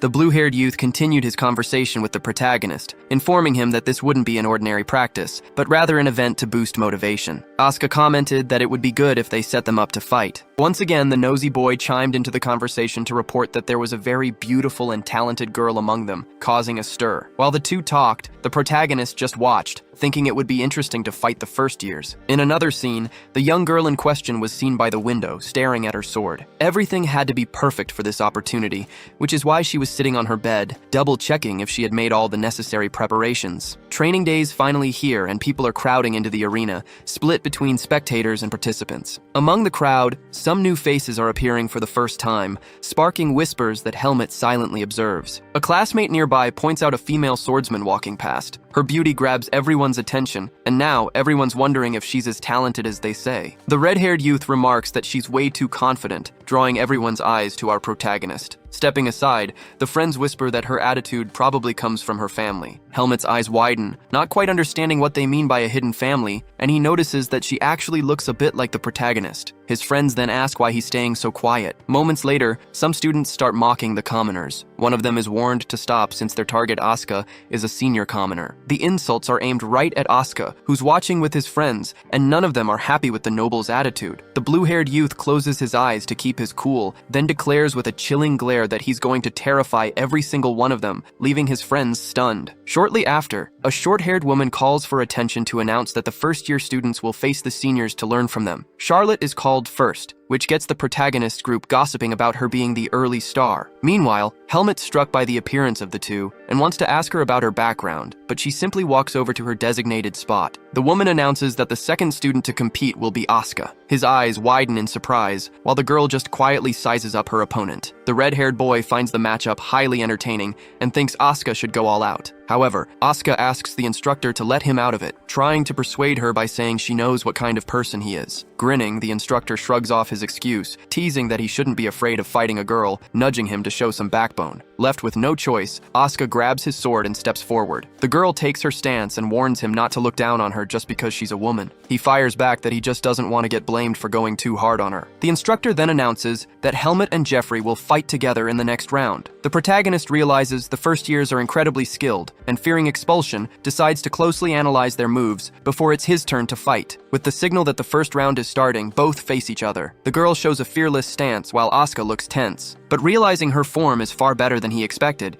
he decides to give it his all. He asks why she's in the swordsmanship department, and she bluntly replies it's to become stronger than anyone else. She adds that she knows his reputation and demands his absolute best. Asuka warns her that this is how his battles go, tightly grips his hilt, and braces for the first strike. The instant he lunges, she clashes her blade against his with lightning speed. The blue-haired youth unleashes a brutal barrage, but she ruthlessly deflects every single strike. It's a fierce, high-stakes battle, and the sheer intensity leaves the other students completely breathless. Under the massive pressure, the girl's hands begin to tremble, and she admits that trading blows with him is on a different level. He grins, declaring his warm-up isn't even over yet, and asks if she can survive what's coming. Helmet watches her intently as she snaps back at Asuka, warning him that his easy ride ends right now. Asuka is a second-year student in the swordsmanship department at Greta Academy, known for wielding a fast and erratic sword. The clash against the girl continued with strikes and parries, and she adapted perfectly to his movements. Even without using her full power, the girl's focus was incredibly sharp as she noticed her opponent's moves were decent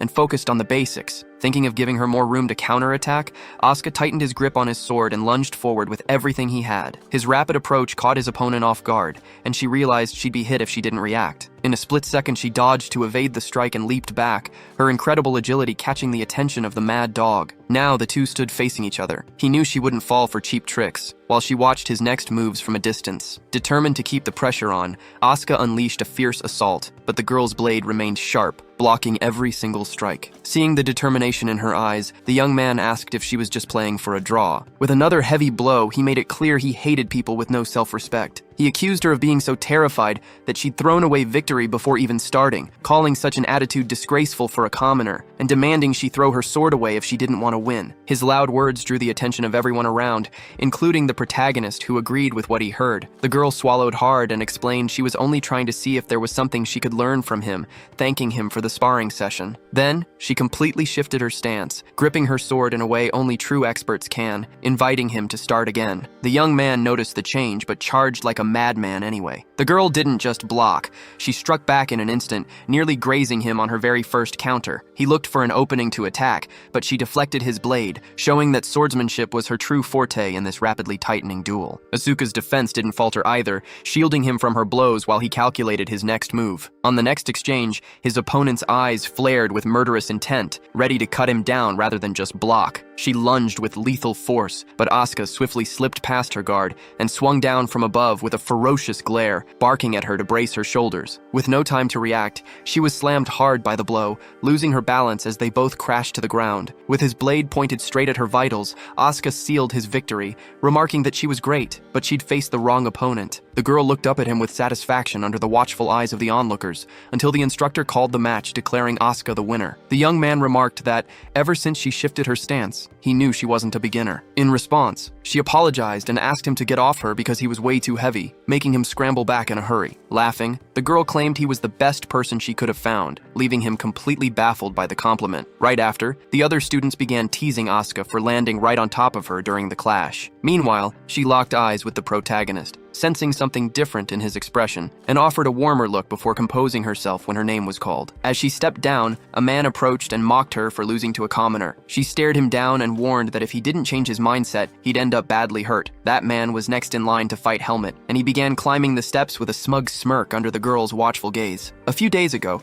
while Helmet was training with his sword, he listened to his classmates' questions. The boy wanted to know what mattered more in swordsmanship, strength or technique, since he struggled with not being strong. In Helmet's eyes, strength came first, and technique was just there to complement it. He told his companion not to get caught up in useless thoughts, but the boy insisted that as a second year, he didn't have the strength or the technique to face a superior opponent. Now the young protagonist stood face to face with a massive opponent. With a cynical smirk, the large man said Helmet was in his care, looking him up and down, judging him for being a commoner. Helmet just stared back, matching his gaze as an equal. Just then, the instructor called out to Helmet, warning him to fight with moderation this time. He glanced over, knowing he should listen, while his friends gossiped about their classmate. The instructor announced that if everyone was ready, they could begin. Instantly, a rushing step lunged at the protagonist, who managed to block the strike. Helmet realized the attacks would be relentless, giving him no time to think. Suddenly, the protagonist lost his footing, and his opponent lunged to exploit the opening, but Helmet deflected the strike. The freshman seemed bloodthirsty, leaving everyone wide-eyed, waiting to see what would happen next. Remaining calm, Helmet stayed cautious, analyzing his opponent's grip, knowing the man was fast. The man hoped the fight wouldn't end with a simple slip, but Helmet was focused, possessing a rock-solid mental discipline that wouldn't be shaken by cheap taunts. The clash dragged on with strikes, parries, and blocks. Up until then, the protagonist did nothing but observe, which irritated his opponent, who saw this as a pathetic, cowardly display of constant dodging. Helmet kept watching because he knew he'd failed his previous fight by not observing enough. From the sidelines, the duel looked bizarre, giving the impression that the sophomore wasn't taking it seriously, and whispers began to spread. Even Mad Dog found his friend's behavior strange. Since it looked like the sophomore was just playing around, the panting freshman snapped, asking if he was going to keep acting like this, as if he didn't even want a real fight. To Helmet, the man's words were just cheap insults targeting his humble background, so he just listened as the other ran his mouth. When the man finally crossed the line, the instructor shut him down. Helmet took a deep breath and remarked that landing a hit wasn't that easy, before instantly shifting into an offensive stance. Sensing the incoming strike, the opponent scrambled into a defensive guard, but everything happened so fast he couldn't even process it,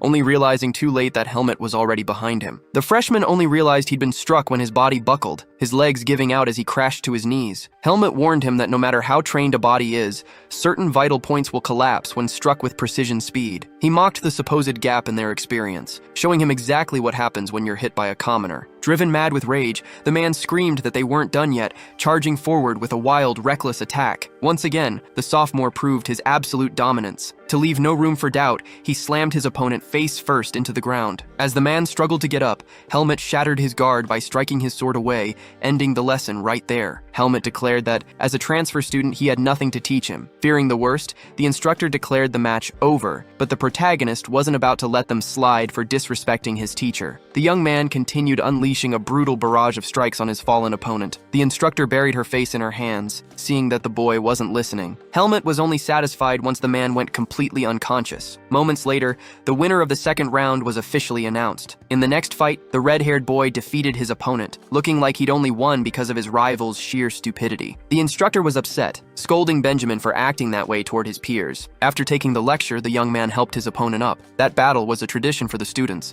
making the freshmen realize the gap in their skills, while the sophomores used the opportunity to build awareness. Time flew by, and dusk brought a sense of calm to the place. By the fountain, a perfect spot for thinking with its cool water, a young girl stood alone until the protagonist approached. She was surprised to see someone there, and greeted him while trying to dry her face. He looked her up and down, observing Charlotte, and wondering if this was the right time to ask about her family and her birth. Helmet wanted to know about the name Margaret Irene, which was inside his pendant, but he didn't know how to bring it up. Looking at her, he feared that revealing a family connection would mean exposing himself, risking being discovered with a seed of darkness. To the girl, he was nothing more than a terrifying upperclassman, but she still asked if he had something to say. The protagonist changed his mind, sighed, and said it was nothing, only praising her good skills. He found it strange when she called him by his name since he hadn't introduced himself, but Charlotte explained that everyone in the fencing department knew about him. Even though he found it weird to hear that from a rookie, Helmut just listened as the young girl said she wished to train with him in the future and would look forward to it. His eyes widened, not knowing how to react, when he was startled by his blue-haired friend, who wanted to know what the two of them were doing alone in that spot. Charlotte didn't like the insinuation, said goodbye and walked away, leaving the two behind. The friend immediately demanded the details, commenting that despite seeming so quiet, Helmut was already keeping an eye on the beautiful girl. As dawn broke, new worries arose and the protagonist went back to his studies. He tried to ask Alea a question, but the violet-eyed youth seemed so focused on his reading that he ignored everything around him. Seeing Alea's calm demeanor, Helmut felt a familiar discomfort, a sensation he'd experienced before that seemed to warn him of danger. Shortly after, Alea slammed the book shut and said he had a question, which was also strange. The question was about the girl from the fencing department, making the protagonist choke. Alea mentioned that rumors were flying, and things got worse when Helmut asked if that was why he was angry. The protagonist repeated that it wasn't true, that he'd only exchanged a few words with her, and added that he'd never lied to his roommate. Hearing this, Alea seemed to calm down and accepted the explanation, saying that not lying was Helmut's duty, since they shared a room. Pointing his finger, Alea warned that he should never trust a girl, as they might just be using the protagonist to get close to him. Helmut was a bit skeptical, but Alea explained that he was constantly chased by girls, and one of them might use his roommate as a middleman. Understanding his friend's concern, Helmut promised he'd be careful and keep his distance from Charlotte. Alea's eyes widened, but he quickly masked it and, looking away, agreed that it was the best thing to do. Then, he spoke angrily again, saying it would be the protagonist's fault if anything weird happened. Helmut already expected that, since he always ended up taking the blame for everything. Cian knelt in despair and cried out when he saw the place was closed, while Helmut and Asuka just stared at him blank-faced. It all started a bit earlier at the academy, inside a dark room where Alea held a piece of paper. Helmut, Asuka, and Cian stared tensely at it until Alea got ready to share what was written, revealing that the answers they gave were actually useful. Helmut let out a sigh of relief, and the others got emotional at the news. Asuka congratulated him for surviving those hellish classes, but Alea asked why they were celebrating since they were opponents. Pointing a finger, Alea said this was just the starting line, and the goal was to be the top of the class, making Asuka beg to enjoy the moment just a little bit. Xian clapped his hands to get everyone's attention, and said that since they were studying so hard for exams, he'd prepared something for them. He asked how they could study late at night without midnight snacks, claiming that no one survives without bread, and that they'd regret turning down freshly baked waffles covered in strawberry cream. Alea gave in, saying just this once wouldn't hurt, and Xian declared that this was where the nightlife ruled. Helmut got curious about downtown Baden at night, and that's how they ended up in the situation from the beginning. As Xian wallowed on the ground, Alea said today wasn't their day and suggested coming back later, but Xian refused because it was too lonely. Alea asked if they should head back to the dorms or find another shop, and Xian replied that since they were already there, they had to eat something. Confused, Xian wondered if Alea was being serious, but soon, annoyed, he told him to stop whining and lead the way. Even though it was already very late, they found a cool spot, incredibly busy and packed with options. Looking at the menu, Asuka noticed everything was expensive. Since his family only paid his tuition, he realized his situation was worse than he thought. Xian teased Asuka for being a scholarship student, immediately getting threatened in return. Alea thought the place looked organized while Asuka dragged Xian away. Correcting Alea, Xian said he was talking about the sensitivity of mages, angrily asking if he didn't know how sensitive spirit magic actually is. Shortly after, the waiter brought an order to the table. Xian commented that the basic meal had arrived first, and asked who ordered it. At that exact moment, another waiter brought out a special dish from the Greta Swordsmanship Academy. Alea and Xian stared in disbelief at the order, while Helmut sighed, questioning his own life choices. Laughing out loud, Asuka asked what Helmut had ordered, and if he was really going to eat all that. Alea wondered if people at his academy had stomachs 5 times larger, and Xian said it was just a strategy to spark competition, offering to help if Helmut couldn't finish it alone. Helmut accepted the help, and Xian wondered just how many burgers were piled up there. Right then, someone greeted the group, calling them seniors. Charlotte said it was a huge coincidence to run into them there. Helmut spoke her name and then looked at her companion, calling him the strong guy, but the young man corrected him, saying his name was Jeffrey Greetings. Charlotte asked if they also came for the academy's special snack, and said they were going to compete, which made Asuka ask in disbelief if she had no shame. Angrily, Charlotte asked if she was being looked down on, and questioned if Helmut agreed with her. Nearby, Sheen was already setting up to dig into the special snack, but Helmut quickly slapped his hand to stop him. Helmut agreed with Charlotte, while Cian held his stinging hand. Charlotte suggested they have dinner together since they ran into each other. Cian and Asuka gave her confused looks, while Alea kept his eyes locked on the girl. Helmut also looked doubtful. Alea asked if she was Charlotte and got a nod in return. He introduced himself as Alea and asked if she knew him, leaving the other three completely shocked. Taking advantage of the distraction, Cian raised his knife to cut into the food. Back at the academy, inside a training room, Alan, Ethan, and a blonde instructor served as judges for the match between Helmut and Charlotte. Helmut unleashed more power and slammed Charlotte back, quickly following up with a fierce thrust right at her head. She managed to dodge to the side, letting the blade graze her hair, and immediately prepared to strike back with a thrust of her own aimed at Helmut's head. However, with a swift kick, Helmut deflected the attack and sent Charlotte's sword flying, landing right behind the judges. Holding her trembling hand, she admitted defeat. The judges exchanged glances, searching for something to say, until the blonde instructor stood up. She told them they'd done a good job and ordered them to wait outside. Both agreed and got ready to leave the room. Helmut cast a suspicious look at Charlotte, remembering the day they went out, when Alea introduced himself and asked if she knew him. Back then, a surprised Charlotte replied that everyone knew him as the best in the Magic Academy. Alea wondered if that was all, while Helmut watched him turn away. With her hands over her face, Charlotte wondered what was wrong with her. Cian commented that as long as they hung out with Alea, they'd never get a girlfriend. Helmut looked over as if he'd noticed something, and Alea looked back at him, but quickly averted his eyes. Helmut watched him for another moment before looking away too. He began to think that, considering Charlotte's reaction, Alea was probably right, and there was no more proof they were related. It was best to keep his distance and not reveal anything about himself. Besides, right now his top priority was to get stronger, gaining the power to move forward no matter the challenges. Over in the library, Asuka leaned back in his chair, staring at the ceiling, thinking he only had half a year left without getting suspended. Walking into the room, Helmut asked what would happen if he didn't get suspended. Asuka replied he was just talking to himself,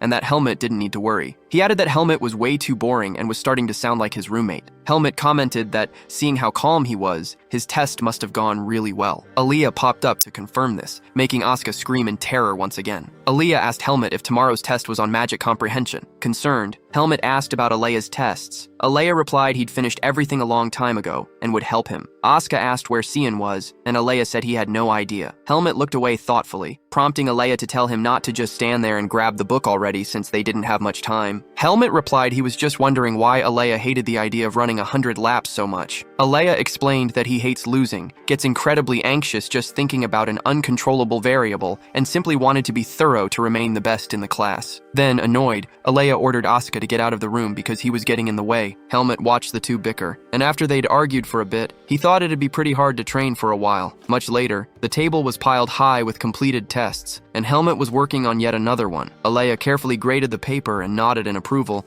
making Helmut let out a sigh of relief. Looking back at the book, he pushed past his fatigue and got back to studying. The next day, in the academy classroom, everyone waited for the exam to begin. The instructor announced they'd have 2 hours to complete the test, and Helmut, wasting no time, started answering the questions. Looking down at the exam, he noticed a question stating that if he received the forbidden power of darkness and lost it, he'd die. The prompt asked him to describe what he'd do in that situation. On a sunny day at the academy, Alea was reading a book and asked Helmut how his exam went. Helmut paused to think and replied that he thought he'd done well, since most of the questions covered what Alea had taught him. Intrigued, Alea wanted to know about the exam's peculiar question. Helmut explained that the prompt asked what a student would do if they received the forbidden power of darkness and would die if they lost it. Alea thought for a moment about the power of darkness. Then he commented that this particular professor usually asked those kinds of questions, and that he wouldn't deduct points if the answer showed deep thought. He then asked what Helmut had written. Helmut said he'd accept the power of darkness and fight against it until he found a way to control it. Hearing this, Alea shivered slightly, but commented that it wasn't a bad answer, and that the professor wouldn't view it negatively. Helmut asked how Alea would have answered. Alea was shocked by the question,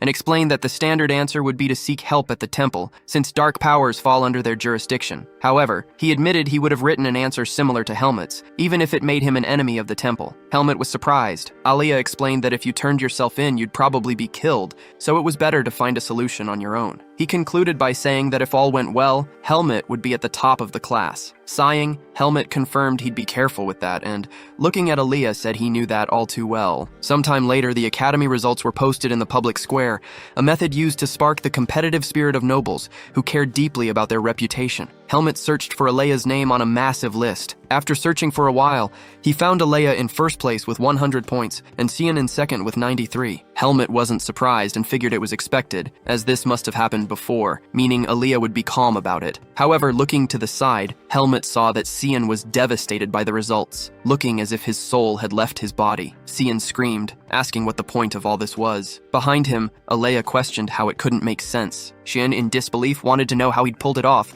since spirit comprehension was a brand new subject. Alea grabbed Cian's shoulder, looked him straight in the eye, and said that 3 months was more than enough time to master a single subject in the curriculum. After that, Cian was speechless. Dejected, he agreed that Alea was right and that he'd been short-sighted. But right after turning around with renewed energy, Cian declared that the ultimate winner hadn't been decided yet. He searched the massive list for the Swordsmanship Academy and saw exactly what he didn't want to see: Helmet in first place and Asuka in second. Confused, Cian yelled, asking how that was even possible, and hung his head in sadness. In the background, Helmet stared at the results, surprised by what he saw. Alea looked at Helmet, noticed his expression, and congratulated him on his score. Helmet turned to him and thanked him. Further back, Asuka muttered that losing by such a small margin was a real shame. Alia noticed that Asuka didn't seem angry, and Asuka replied that he definitely felt terrible, but still thought it was better than losing first place to anyone else. Pointing at Helmet, Asuka warned him to get ready, because next time, he'd win. Suddenly, Cian grabbed Asuka's clothes, accusing him of betrayal and claiming he'd lost on purpose. While Cian cried, Asuka shot back that Cian was the one who'd suggested the bet in the first place, and now he had to take his punishment quietly. In tears, Cian begged Alea and Helmet to have mercy on him, saying he'd probably die if he ran 100 laps. Helmet commented that 100 laps wouldn't kill a human being, and an irritated Cian snapped back that not everyone was like him. Realizing Helmet wouldn't help, Cian turned to Alia. He mentioned that Alea's stamina was also low, and proposed cutting it down to 50 laps. Taken aback by the proposal, Alea didn't react at first, but then a smile crept onto his face. He walked up to Cian, told him they weren't actually that close, and reminded him that Cian wanted to burn off his belly fat, which had been growing from all his snacking. Defeated, Cian collapsed to the ground, resigning himself to his fate. In the middle of a beautiful night at the academy, Cian ran around the track, thinking to himself that the others were absolutely heartless. On another day at the academy, which happened to be exam day, the protagonist team seemed pretty calm. The red-haired boy suggested they go for a walk in the woods the following week, making everyone look at him. One of them asked if it was going to be a camping trip, finding that idea terrifying. As the friends looked at each other, the red-haired boy kept talking. Helmet asked if Asuka had never gone camping before, while the blue-haired boy expressed concern about mosquitoes. As a suggestion to solve this, they could just burn some incense. Even so, the blue-haired youth kept staring, saying he hated incense, but also didn't want to get bitten by mosquitoes. To the protagonist, all of that was just whining. In another area, the streets were completely packed with people, with one specific spot being the busiest of all. That was exactly where Asuka and Helmet were. Everyone was already blending in so well that it was almost impossible to go out alone. Cian was always everywhere, but when he was reminded of the 100 laps, he got apprehensive. Helmet knew Cian had used a trick to make the evil spirit run for him. At the supply store, Asuka preferred to deal with the bugs first, so they were looking for things to fight them off. He also thought it was necessary to bring a lantern, believing the mountains were dark. Then, he heard his friends say the nights were bright because of the moon. Not quite convinced, Asuka thought it was better to bring the item just in case, aware that it was a dangerous thing to use in the forest. While they debated, Cian got their attention by showing them magic scrolls to put out forest fires. Asuka didn't even know those existed. From a distance, the protagonist just watched the two arguing about lanterns, realizing the whole thing had already turned into something like a picnic. Trying to get a moment to himself, the protagonist said he was going to look at the shelves. He thought to himself that he couldn't even walk around in peace, as his worry about the Black Hawk wouldn't leave him alone, requiring him to stay on high alert at all times. He was thinking about this until a large basin caught his eye. In it, a man spun something pink on a stick and shouted that it was the most delicious cotton candy. It didn't take long for the protagonist to see a young woman approach. The vendor began talking to the girl, who seemed to be a noble, and offered her the sweet. After buying it, she approached the protagonist, saying that the whole thing was amazing. She described the way the sugar turned into thin threads that melted the moment they touched your tongue. The young, red-eyed blonde girl said she had seen him in magic class. Since it was common for strangers to greet the protagonist, she introduced herself as Teresa, from the same magic class as him. Teresa said she was interested in him and suggested they talk if he had some time. At that moment, he remembered Alea's words. Because of that, he turned his back so he wouldn't talk to her. Looking out of the corner of his eye, the protagonist said that if she was interested in Alea, she should speak directly to him. Teresa tried to convince him that it wasn't his friend she was interested in, but as she tried to touch him, a hand stopped her. It was the light-haired youth. Now the protagonist was in trouble. Aaliyah glared at him with hatred, as he had already warned him about these things. The young blonde girl told Aaliyah she didn't know he would be there. Knowing Teresa all too well, he told her to stop following him. When he heard the girl wanted to talk to Helmut, Aaliyah's expression grew even worse. He said that if it was so important, she could talk to him instead, leaving the girl blushing and speechless. Just as the protagonist had thought from the very beginning, that girl was extremely annoying. Aaliyah pulled his friend by the sleeve away from there, distancing him from the young woman in the middle of the crowd. As he dragged him, he scolded him, repeating that he had already told him to be careful around those girls. Helmut tried to explain that he was just trying to be polite, but Aaliyah remained stubborn. Seeing his friend's state, Helmut promised that next time he would just ignore them. Tired of the subject, Aaliyah said they would talk about it later and asked where the other two were, mentioning it was hard to go out without them, and that it would be better if they always stayed in the duo's company. Helmut looked at his friend, not understanding the reason for so much anger, unsure whether he liked being bothered or not. The two friends who were having fun got a huge fright when they saw Aaliyah. The white-haired youth was terrified when he spotted the two idiots. Taking advantage of the nightlights, everyone started walking. Asuka tried to explain about the preparations, while Cian said he had only bought what was necessary. Seeing everyone enjoy themselves, Helmut felt like it was a historic moment, but he quickly sensed that he was being watched. Swiftly, he looked back, but saw nothing. Even though he was always vigilant of his surroundings, he started walking with the others again when he spotted nothing. The feeling of being stalked by something evil just wouldn't leave his mind. In a dark and gloomy hideout, lit only by the moon and a faint candle, several mercenaries bowed before their leader. The group's boss thanked everyone for their work, but he was visibly nervous about the arrival of a different, terrifying presence. A demonic figure brushed past them, leaving everyone paralyzed with fear. Even so, the creature ordered the leader to keep speaking, for it was listening. Trying to stay calm in front of that powerful, evil presence, the leader handed over sheets of information and explained that the young target was trouble. He reported that the boy's skill level prevented them from getting close. The red-haired man who controlled the situation wanted to know if they'd discovered anything else, but the leader explained that the data only showed the period after the boy became a mercenary. There were no records of his birth, parents, or real identity, with them only knowing that he was a first-class mercenary and an academy student. The leader added that it was hard to touch someone who was under protection, but the red-haired man ripped the paper with his finger, stating that the Black Falcon takes what it wants and that the dead don't talk. Showing interest in the boy's file, the Supreme Leader warned that he'd take care of the mission himself. Meanwhile, in a completely different and bustling environment, full of people and knights, Instructor Allen held a 32-year-old bottle of wine that he planned to share with the other teachers. A student arrived running and causing a fuss, but the instructor, completely calm, just warned that free training shouldn't be turned into a picnic. Startled, the young man pointed at Asuka, drawing the instructor's attention to him. The blue-haired youth defended himself, saying he was only carrying the bare essentials. On that sunny Monday morning, all the students set off for their practical camping class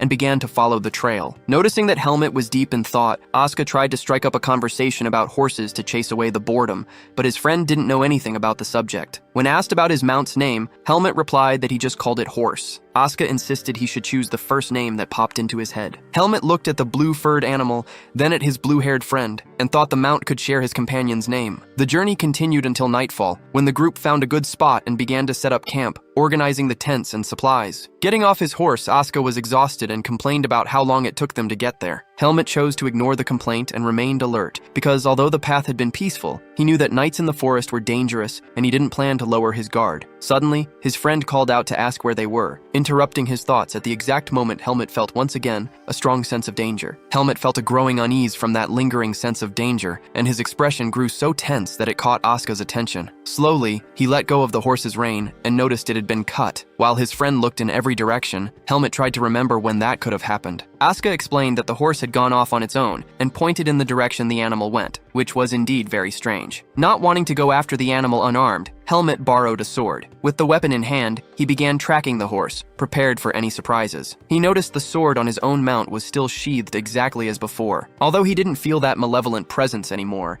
he was suddenly hit by a deep, unsettling feeling coming from the ground, drawing his eyes downward. Hidden in the grass, he spotted a massive trap that he'd almost stepped on. It made no sense for something like that to be there, unless it was meant to scare someone. Realizing this, Helmet felt an overwhelming presence. With his back still turned, he calmed himself as he understood he was being hunted, actually finding the situation interesting. He tried calling out to the horse by its color, but the animal showed no interest. With no other choice, Helmet walked over to the horse, lost in thought. Back at the camp, the quiet was shattered by the shouts of Instructor Allen. He gathered everyone to announce the group formations before dinner, explaining they had to stick together until the very last day. A few communication spheres were handed out to the leaders for emergencies. Helmet received one and stared at the device, looking distracted, which prompted the other group members to ask what they'd do next. Snapping out of it as everyone stared at him, Helmet simply commented that he didn't recognize many of the faces there, which creeped a few people out. One of the members standing closest suggested they all introduce themselves, starting with himself, introducing himself as Andre. Then, Michael, Basil, and the others followed suit. Helmet noticed the red-haired youth remained silent, but figured it wasn't necessary anyway. It wasn't the first time they'd crossed paths, even if Helmet couldn't quite place him. Later, Asuka asked why Helmet was so distracted, and Helmet revealed he'd found a trap while looking for the horse. Asuka was deeply unsettled, since traps were strictly forbidden in the camp,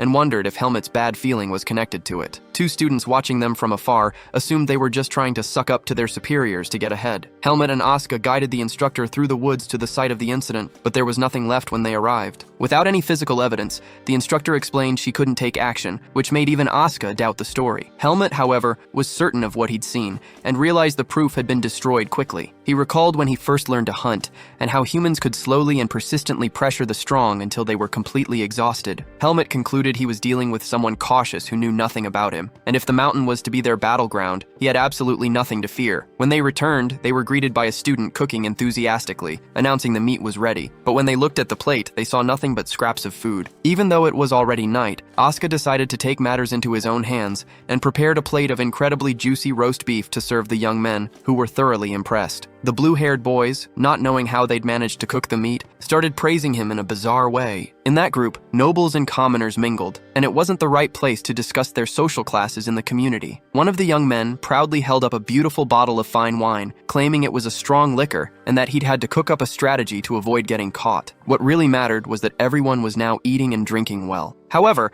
one of his friends asked if he'd only brought one bottle, warning that a surprise inspection by the instructor was coming up soon. Right after that, the instructor arrived holding some empty bottles. She found it strange that she'd collected so many containers from the other groups, while this one didn't seem to have any. The instructor asked Helmet directly if there really wasn't anything, looking him straight in the eye as he confirmed the other boy's story. She declared that he was responsible for correcting the mistakes of his group members and wished them all a good dinner. It seemed they'd barely gotten away with it. One of the young men commented that a critical moment had been passed, and everyone raised their glasses to make a toast. Only the red-haired boy thought the drink might be poison. Meanwhile, Helmet remained distant and looked more uncomfortable than ever, with a sad expression that caught everyone's attention. Asuka explained that Helmet's state had nothing to do with the alcohol, and then revealed that his friend had spotted a trap, likely left by a hunter, even though everyone knew hunting was strictly forbidden there. Suddenly, the conversation shifted to Helmet's skills, and the boys wanted to know where he'd learned swordsmanship. They all expressed a desire to meet his master, but Helmet replied that it wasn't possible because his master had already passed away. The boy who'd asked the question, visibly embarrassed, apologized, and said his master would certainly be proud. The atmosphere turned heavy and sad, but that didn't stop the students from continuing to drink. While watching the group, Helmet noticed that humans seemed to get closer when they drank together. Later, with the moon high in the sky, all that remained of the dinner was the mess and drunk people passed out everywhere. In the middle of it all, Asuka noticed Helmet seemed to be heading somewhere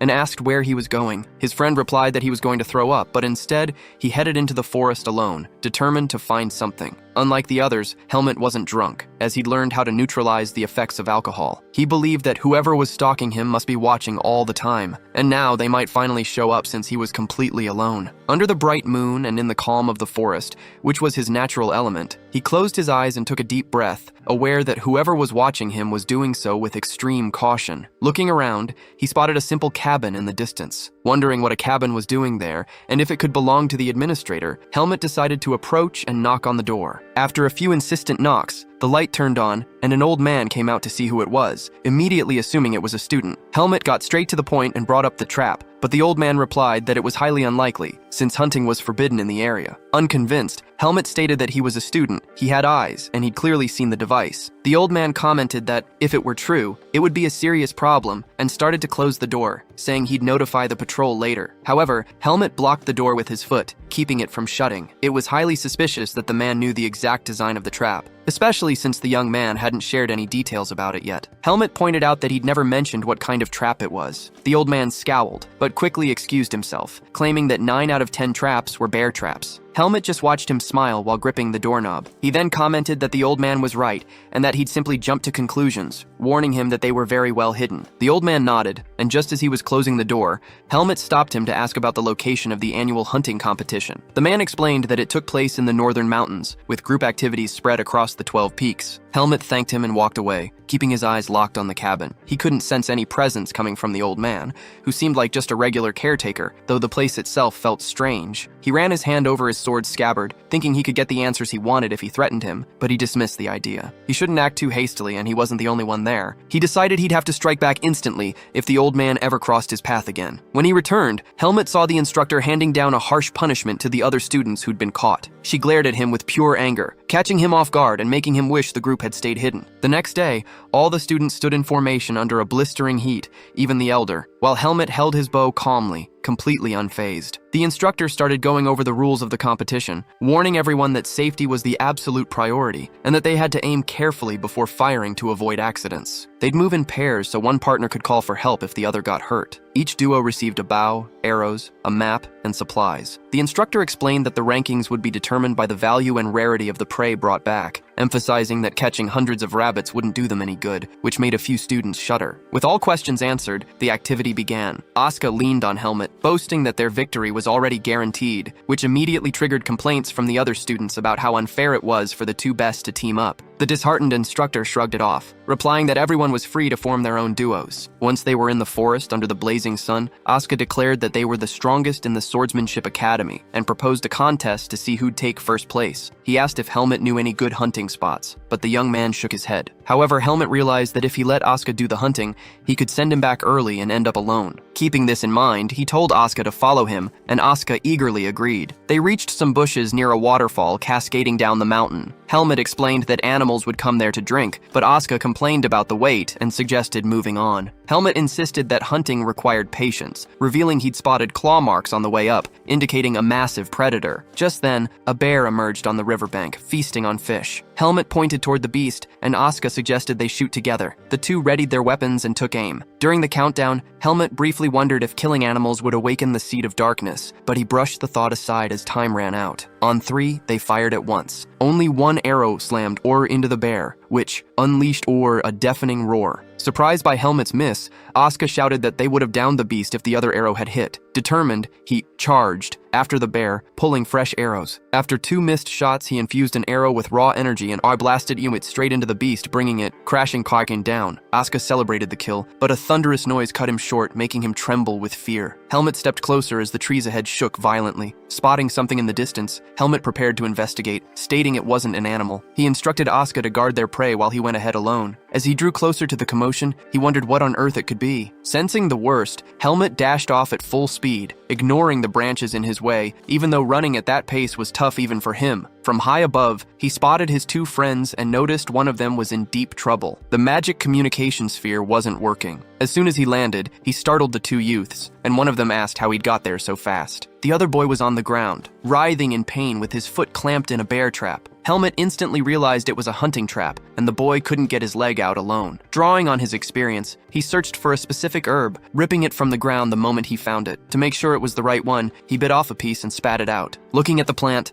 Helmut got an idea and grabbed 2 stones before heading back to his friends. He splashed water on the stones and, telling his companion to stay calm, started crushing the herb between them, while the blonde boy watched in utter disbelief. Helmut asked if the two had stayed together the whole time, but the chatter was just a distraction. Suddenly, he ripped off a piece of his friend's cloak to use as a bandage to stop the bleeding. Next, he drew one of his arrows. Warning them he was going to shatter the trap's locking mechanism, he infused the tip with mana. He slammed the arrow right into the latch, shattering the metal and freeing the boy's leg, who gasped in agonizing pain. Tossing the broken trap aside, Helmut smeared the crushed herb onto the wound, explaining to the amazed onlooker that it was a healing herb. The injured boy remembered the communication isolation sphere and started crying out for help, the pain growing worse. Helmut observed that while the threat of losing his leg was gone, the boy's pain was still extreme. Looking at how easily the trap broke, he realized this was all part of a game, and it was turning into a major headache. He then turned around, remembering he'd left his own partner behind. Asuka showed up, exhausted and annoyed, leaning against a tree and shouting that the golden rule was to never split up, furious at being left in the dust. The rescued youth tried to explain that everything had happened too fast, a terrifying ordeal that he, as a noble, felt he should never have to endure. Helmut told them Instructor Dwine would be the one to save Basil, as he was also worried about infection and didn't want to stain anyone's honor. Shortly after, the instructor, who possessed high-tier healing magic, arrived, bringing relief to everyone. Instructor Patricia praised Helmut's quick thinking and, knowing the trap was real, asked how Basil had fallen into it. The companion pointed in the direction of the screams and explained what happened. Patricia instructed Asuka and Helmut to proceed with caution. As they walked, debating what was real, Asuka begged not to be left alone again, warning that if they stayed idle, someone else would snatch their prey, and offered to take the lead. Helmut, however, wanted to inspect the other traps alone and bolted ahead. He figured if someone was trying to hunt him down, he'd give them every opportunity to try. Walking through a remote area, Helmut sensed something off. Opening his eyes, he spotted a mysterious tripwire. He snapped the wire instantly and charged forward, his guard fully up at extreme speed. Suddenly, he halted and slid into a combat stance, ready to face whatever was coming.